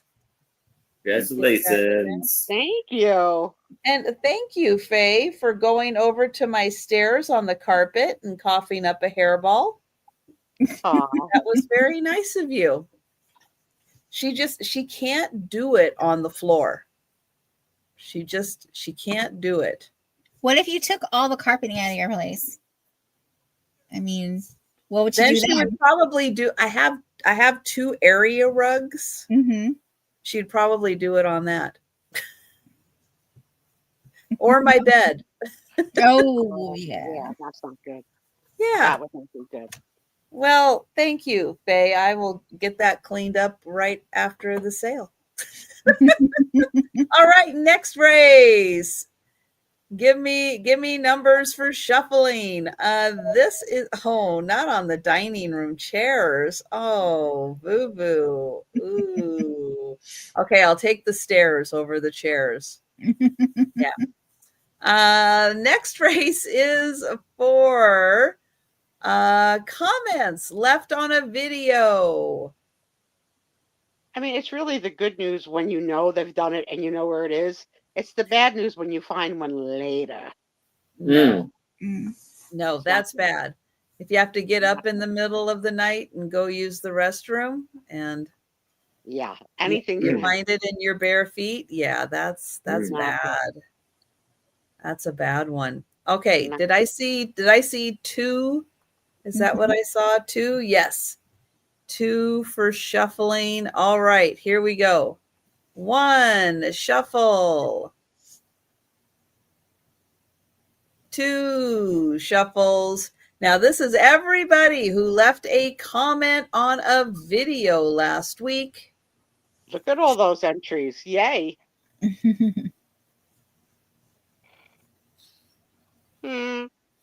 I do 6 videos a week. So, excuse me, that gives you a chance to have 6 entries into the race.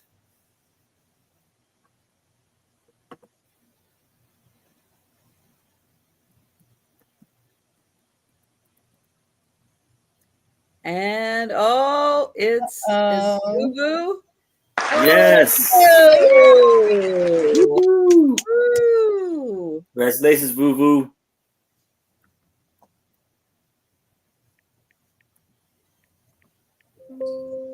Oh.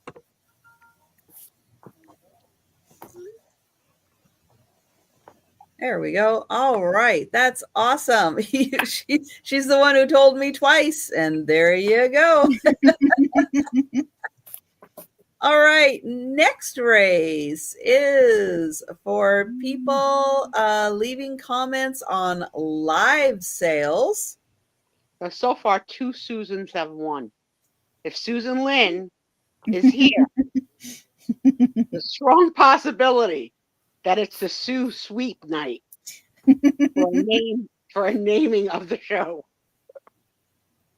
All right, so someone give me a number for shuffling. So give me a number for shuffling for this is their big weekend. For the Our leprechauns. Pot of gold weekend. Here we go. Shuffling twice. 1, 2.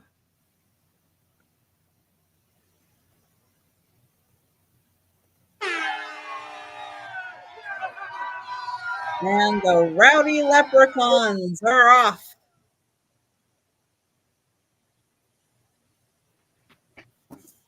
Oh, they're all staying together. Nobody wants to make a run for it. We got one. Oh, here comes Jamie.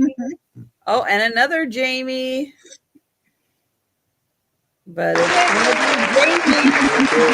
Jamie. Jamie, Jamie.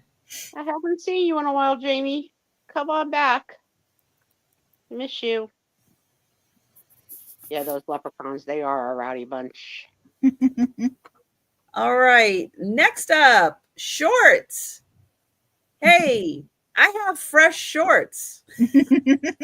She wears fresh shorts. So yes, this week you actually had access to some fresh shorts. Good night, Jan. Night, Good Jan. night, Jan. All right, so let's get this up here now. The Santas, we always shuffle them 2 times. So let's get the Santas up here for comments on shorts.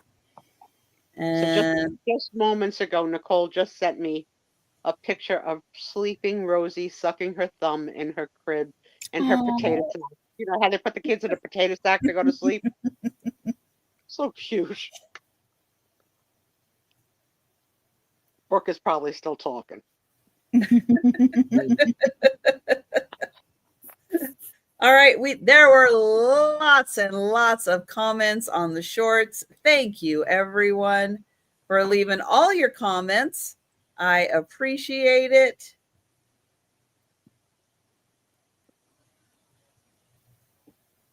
And who's making a run for it?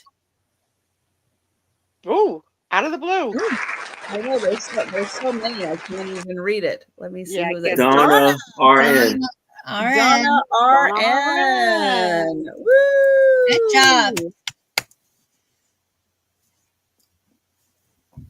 Now she has to go deliver presents.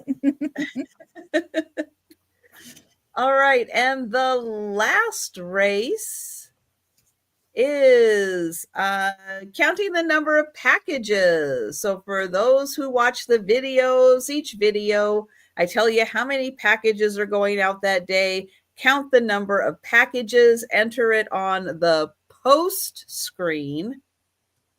I don't like the name of that. And we had, I don't even remember how many people. Let's take a look.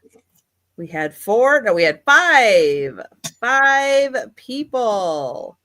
But these we are not going to shuffle. They are just going to race as is. Okay. And there we go. So thank you everyone for watching the videos, counting the packages, and going to the post screen and entering in for the contest.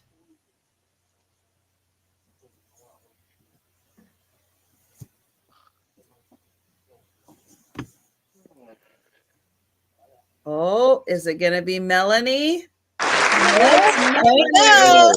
All right, Melanie. Melody. Woo! All right. And those are the races for this week. So starting tonight on the live, you can put in a comment and get your first entry in for next week's races. Hi, it's the Sue Spiezio show. I have only a little bit to tell you, and then I have a special guest who's going to come for a little bit. That's going to interview Homeschool Lou a little bit to go into a deeper dive into what she's willing to share. But first, let me tell you about me. So, a cap popped out of my mouth this week. I have to have the home dentist come again. It looks like all of my retirement and 401k is going to be at-home dentistry. 2, last week I asked everybody, what are you looking forward to? And I said I was looking forward to losing more weight, and I was looking forward to getting in my travel chair and leaving this room. And I'm happy to report that last week I lost another 5 pounds, so I'm down 153 pounds, which is 7 pounds away from the goal weight the doctor said originally would be the weight. But I don't go to him till April 28th, so I'm hopeful to lose the 7 plus more before I go. And I did leave my room in my chair today. I left this room for the first time in 9 months. Wow. So I have been in this room for 9 months, and I got to go to my office, which has all the craft stuff, because originally when I retired, I got rid of the single bed and was going to make that my craft space. And then, the worst happened. The other thing I wanted to tell you is that we have a very stressed out cat, because in Tom's room, Tom has a TV that's about 20 years old. It's a big fat back TV, no flat screen, and it died 2 nights ago. And the cat uses that TV to catapult to a high cabinet with a bed on it to sleep on. The cat doesn't know what to do now that TV. Tom made the mistake, well, not originally a mistake, of deciding what to buy to replace it. And the first purchase was something called a Roku TV, which is really not a TV. It's more like an app TV. My mom has 2 of them in her house. Yeah, it's a TV. It's a TV, but it has its own streaming apps. And for you to get we have DirecTV, was a problem. So that's now gone, and there's a new one in place, a regular LG. And now all we got to do is get the cat to understand that he can still jump, but he can't jump on a TV to get to his landing spot. Don't know how long it's going to take. Don't know how many hairballs we're going to find this week. The next thing is that my twins are interacting with me more and more, and echoing and mirroring me, right? So Rose still loves to play peekaboo, and where's Rosie, peekaboo, where's Rosie? We could do it every day. She loves it. And Rose likes to babble. So she makes a noise, and then I make it back, and she cracks up. What she won't allow is me to make a noise first. Gets her very mad. So I've been trying to say, I love you. And she looks at me like, you don't go first. This is my game. I go first. But part of mimicking me is they're mimicking vaping. Oh, no. Uh-oh. So guess who shouldn't be vaping while talking to them? Yeah, so that just happened this week.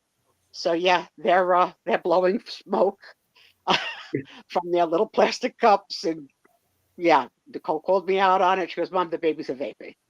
Oh, no. Nope.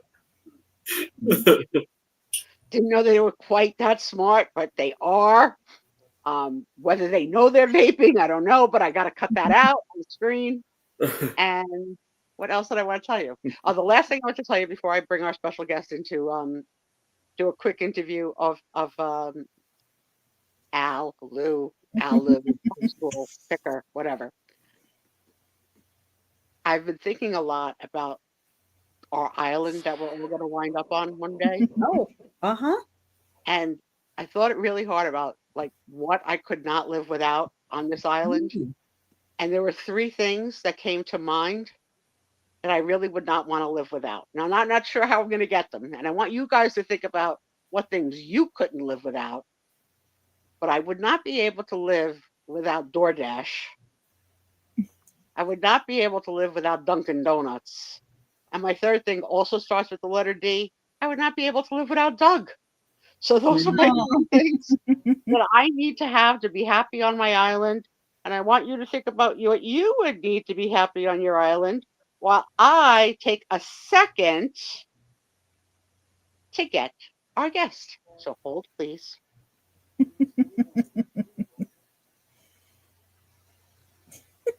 DoorDash. I've never used DoorDash in my entire life.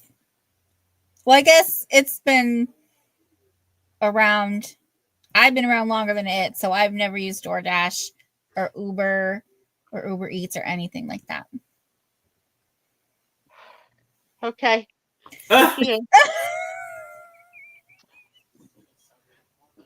Okay. Hello, special guest, and who are you?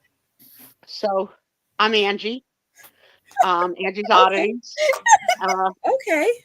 I wasn't able to make it to the show tonight, and I'm just tossing around some ideas for hair colors. You've seen me in my natural state. You've seen me with some red. You've seen me purple, but I'm thinking, what do you think about me as a blonde? Oh, Tell you a little bit about myself. So my friend Sue Spiezio, one night, very high in the nursing home, for whatever reason, bought this wig.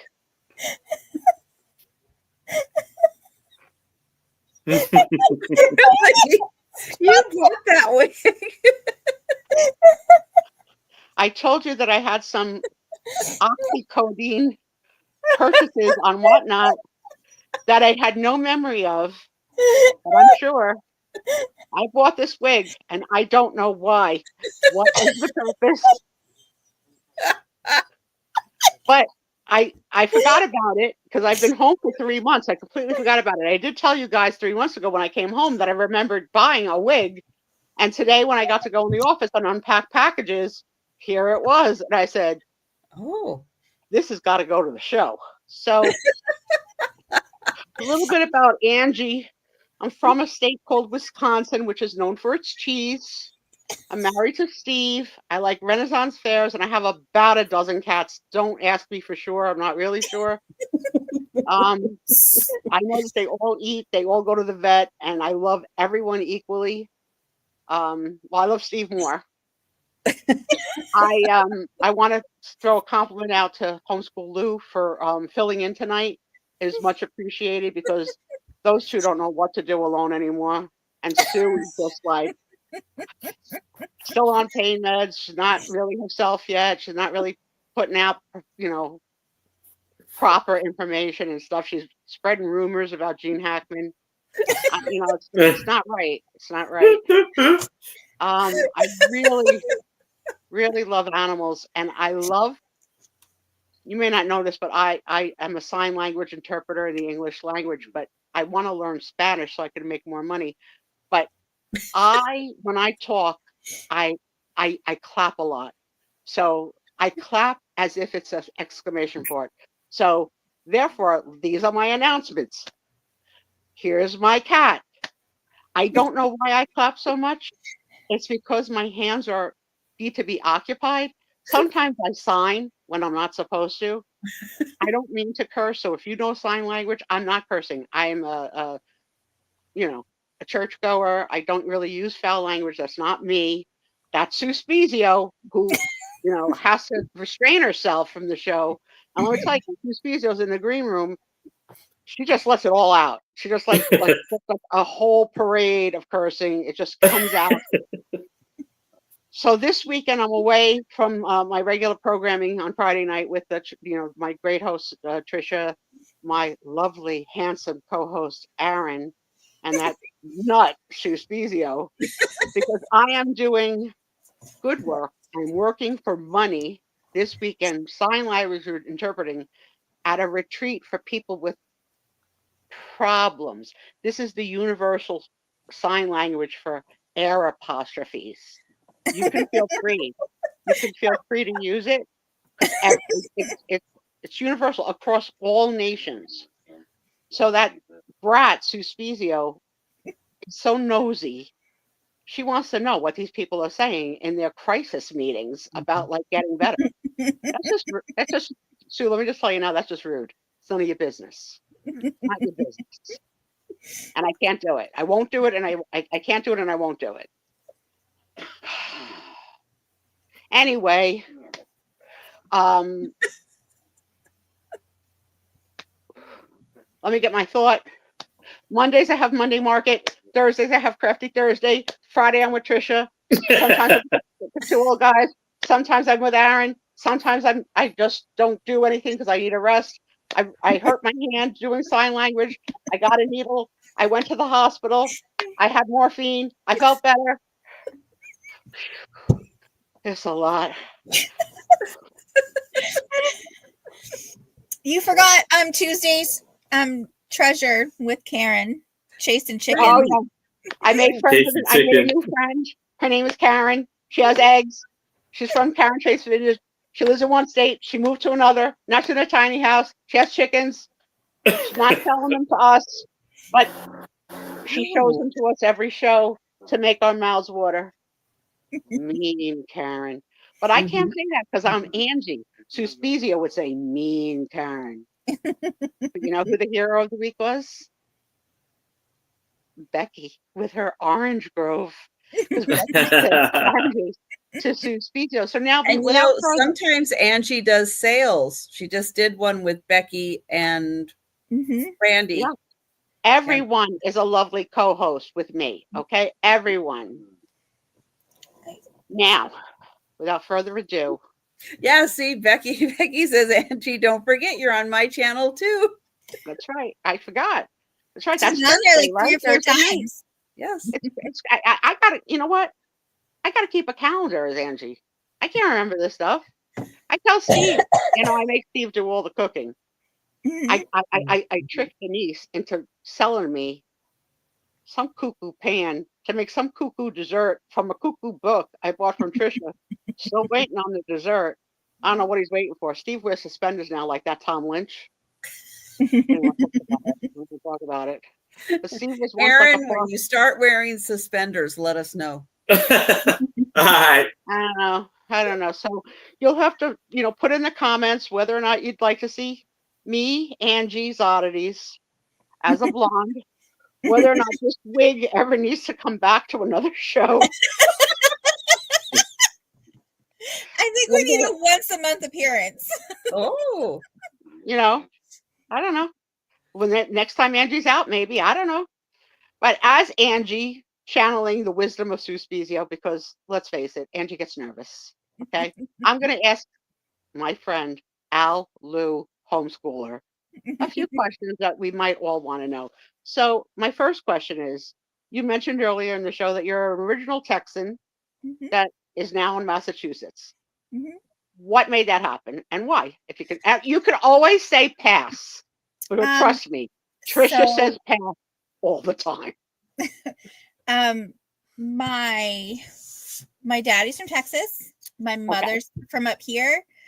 They met, from my understanding is, she went to a friend's wedding, and that's where she met him when he was in the military. So those uniforms, that's what it is. That's what it is. All right, next question. Okay. What platforms do you choose to sell on, if any other than YouTube? Just YouTube right now.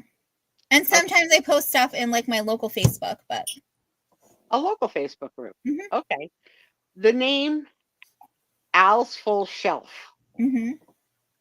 Sue Spiezio refers to her breasts as her full shelf. You don't, No, I you just don't- mean like my inventory shelves are full. Oh, okay. Okay. Yes. So I'm going to tell Susie she got it wrong. Wrong, Yeah. wrong, Sue Spiezio.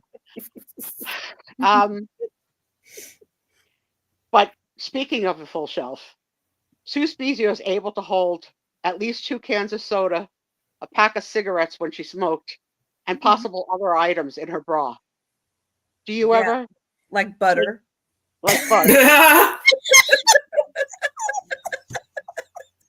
Have you ever used your bra to carry things from point A to point B? Well, like when I was younger and I went to clubs, I would put like my ID and a little cash. Okay. All right, but not anymore. No, I don't go to clubs anymore. I'm too old for that. But you still wear a bra because Sue Spiezio gave that up. Yes. Okay. All right.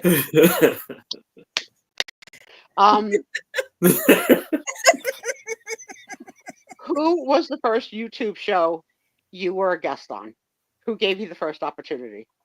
And I booked with Angie first. So, because Angie's the one who said I should give it a try. Aw. But the You're first welcome. You're welcome. You're welcome. Yes. Thank you. Thank you. It was really fun. I'm glad you keep having me back. I love it. I know. I'm pretty wonderful. Um, I rescue 3-legged animals, blind animals. They're thinking about calling me Saint Angie. I don't know. Go ahead. But the first one that the first live I ever did as a guest was on Jen Eats. Denise channel. Very Okay. nice. So, are you equally in love with Denise as the rest of us are because she's magical? She makes me laugh so much when I watch Me too. Me too. She hit Sue Spiezio's funny button. Well, her and Doug. But for me, Angie, I think Sue Spiezio is the funniest thing on the internet. She's an internet sensation. Mhm. She is. She had to take a little hiatus because she had to break her hip. No, she had to go to rehab, and then she had to get addicted. Okay. And then she said, no, no, no. No. But I don't judge. I mean, I live in Wisconsin. How am I going to judge? I don't know anything. I haven't been to the East I'm Coast. surrounded by cheese and snow. I know. She's a cheesehead. And I eat this thing called cheese curds that apparently is big here, but they're big everywhere. Yeah. They're not big here. Okay. Have you ever had poutine, Angie? Oh. I'm straight.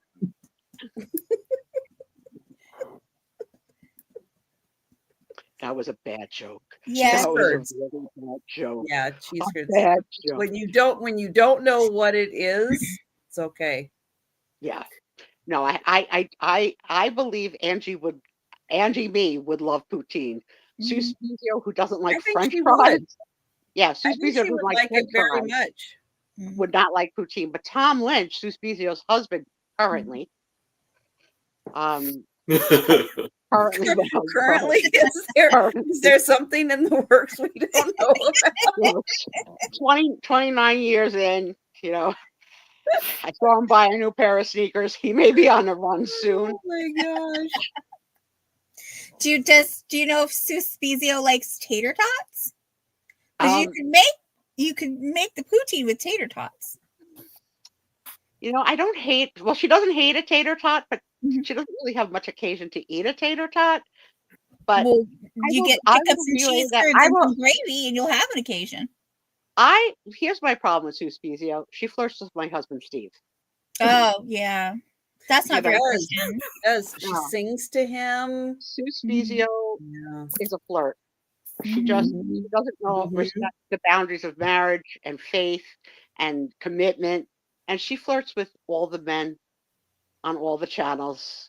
Well, not all the men. I flirt with quite a few. I mean, Al. Okay, should we find one that you don't flirt with? Because I don't want to call out names of the people I don't flirt with, but I'll tell you in the green room later. But Al, if you've never seen Aaron in jeans, Sue Spiezio melts. Sue Spiezio melts. Now, I don't know if you guys noticed this, but I noticed that Aaron was gone from the screen several times tonight. He took a little screen break. Now, I want to put a stop to the rumors, Aaron. There is no woman tied up in another room that you need to give water to in 75 minutes. No. Okay. No. All right.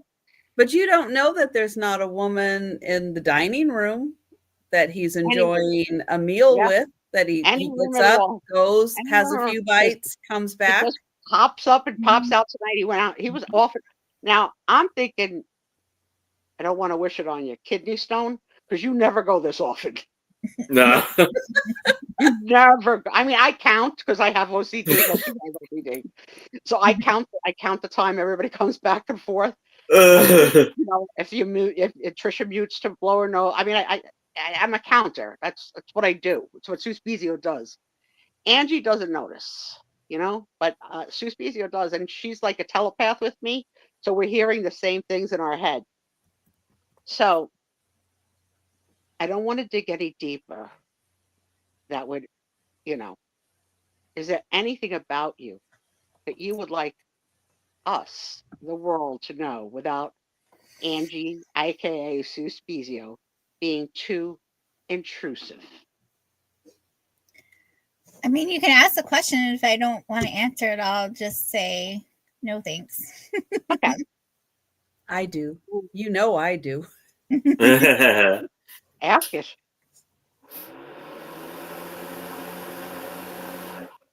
No, you're asking the questions. So see what they're saying. You have a question that you would like to. No, I'm saying I will say I won't answer that question. Oh yeah, we know you won't answer. Exactly. We know. Tight-lipped. We don't know who you are. Not a clue. I'm surprised we know Everett Washington. You have it's on the shipping label. I can't hide that. Do you have a favorite color? You know, Lou asks me that all the time, and I don't have like a very specific favorite. I just like really earthy tones of green. That's like my favorite. I'm really drawn to it. But I love all colors. Okay. Does Lou have a favorite color?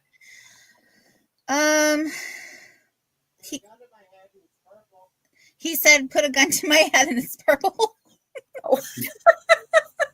But I feel like for him it changes a lot because he also used to have green was his favorite color one time. Orange was a favorite color because he really loves Michelangelo of the Ninja Turtles. Oh yeah, the Teenage Mutant kind.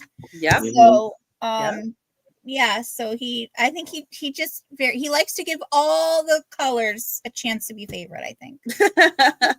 So if you were coming to the island, and I haven't decided yet whether you're going to come on, you're not coming on my side. You got to go on Trisha's side. My side is reserved for me and Doug and Tom could visit, for conjugal visits. So your side is the prison? My side is the heaven. me and Doug, DoorDash and Dunkin' Donuts. I mean, come on now. Anyway, if you were on this island, what are a couple of things that would really you wouldn't want to be without, that you'd really want to have on this island? That I could bring with me? Yeah, and don't think like MacGyver, like, you know, like you need a rope, a knife, a kettle. Like, no, I'm just thinking like luxury things. Lou, Merc, and can I have 4? Because I have 2 other pets. Yes, you can. Okay, Foster and Shell.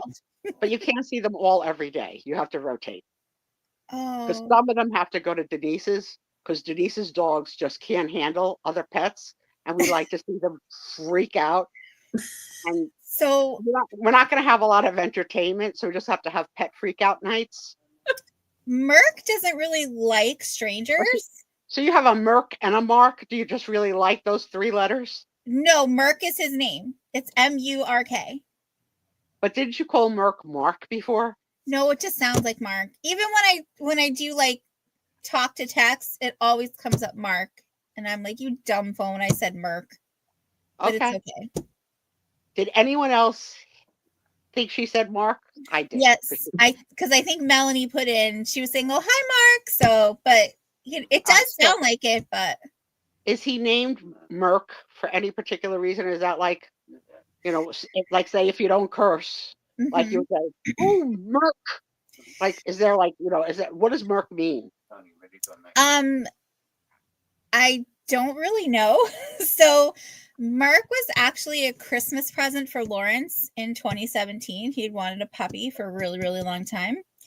And we have an animal care business and he always helped me with it. And so he had kind of shown me that he could handle a puppy. And so I got him for him.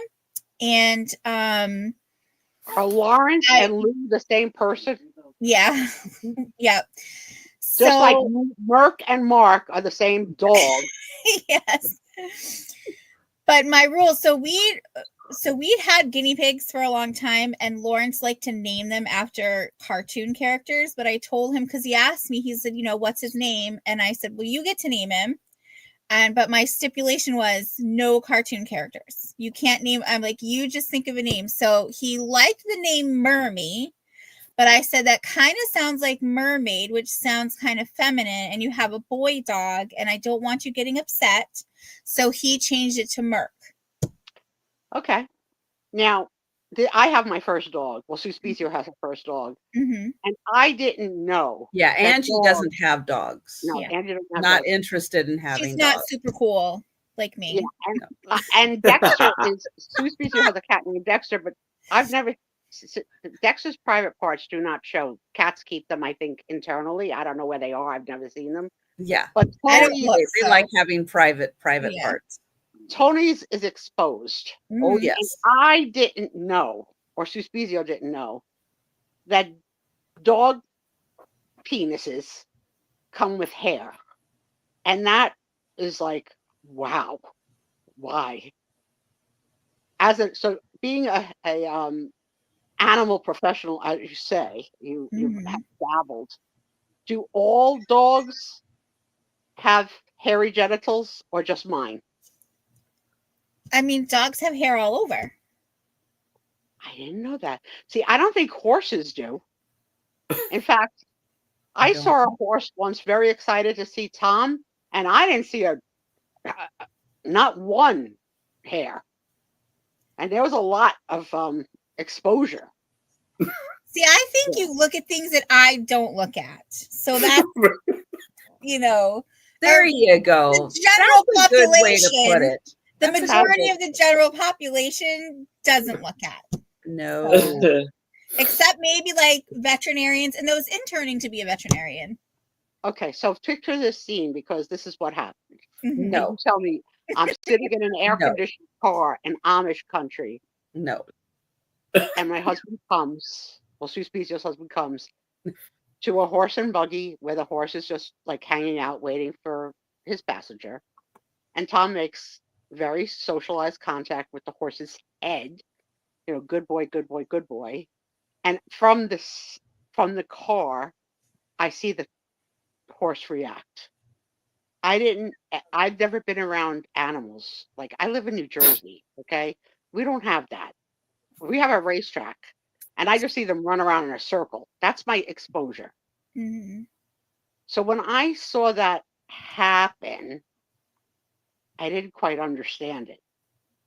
So that's where it was coming from. But I didn't see any hair. Just saying.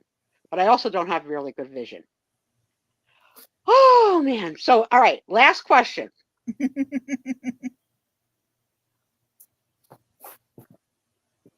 Let me think of a really good one.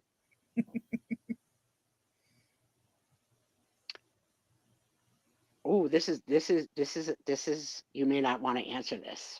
Okay. Through your years of being a purchaser of resellers on whatnot, who do you think you dropped the most dimes with?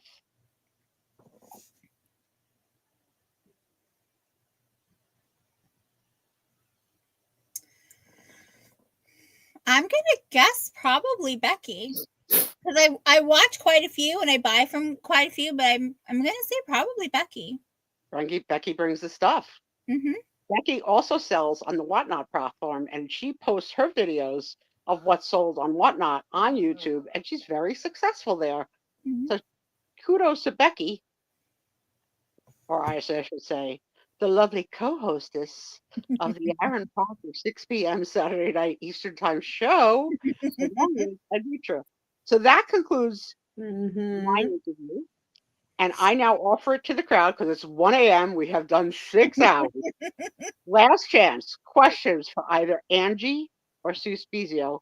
And the first one that texts Angie to watch the last hour of the show, gonna shock her. Gonna shock her. So Trisha, you watch the chat if we're getting any questions. Otherwise, we can bid adieu to all. Yes. So while you're thinking of questions, I am going to share the link to Aaron's channel. And Aaron, remind everybody about your Saturday sale. Well, tonight at 6:00 p.m. Eastern, I will be Saturday, on isn't it? my channel with my two lovely co-hosts, Anitra Osby Queen, Becky Vincent and more, and a very special guest, Just Man. And we'll be bringing the fire with all of the fantastic items we'll be bringing tonight at 6. So now everybody count how many times tonight on his sale he mentions his Friday sale and his lovely co-hostesses.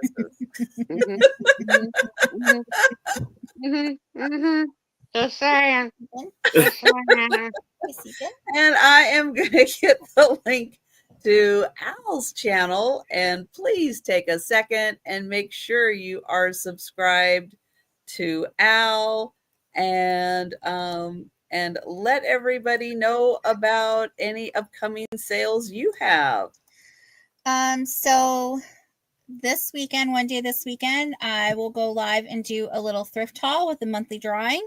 And then not next weekend, but the weekend after, I'm going to do a drop sale of just some fun kids items, keep your kids from being bored.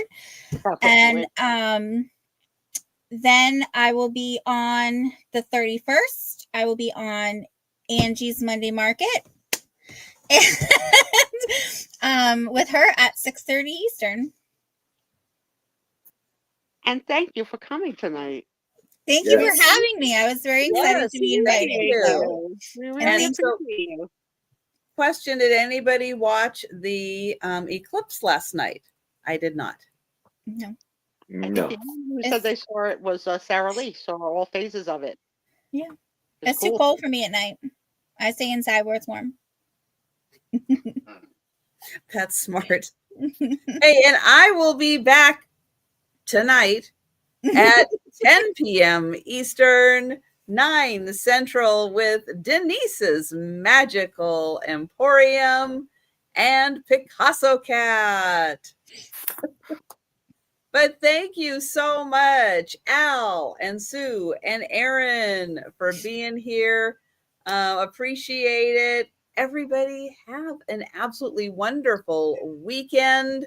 I'm going to enjoy my new kitchen window.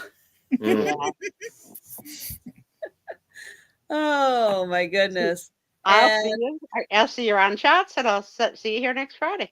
Yep. And Angie will be back next Friday. Good night, everyone.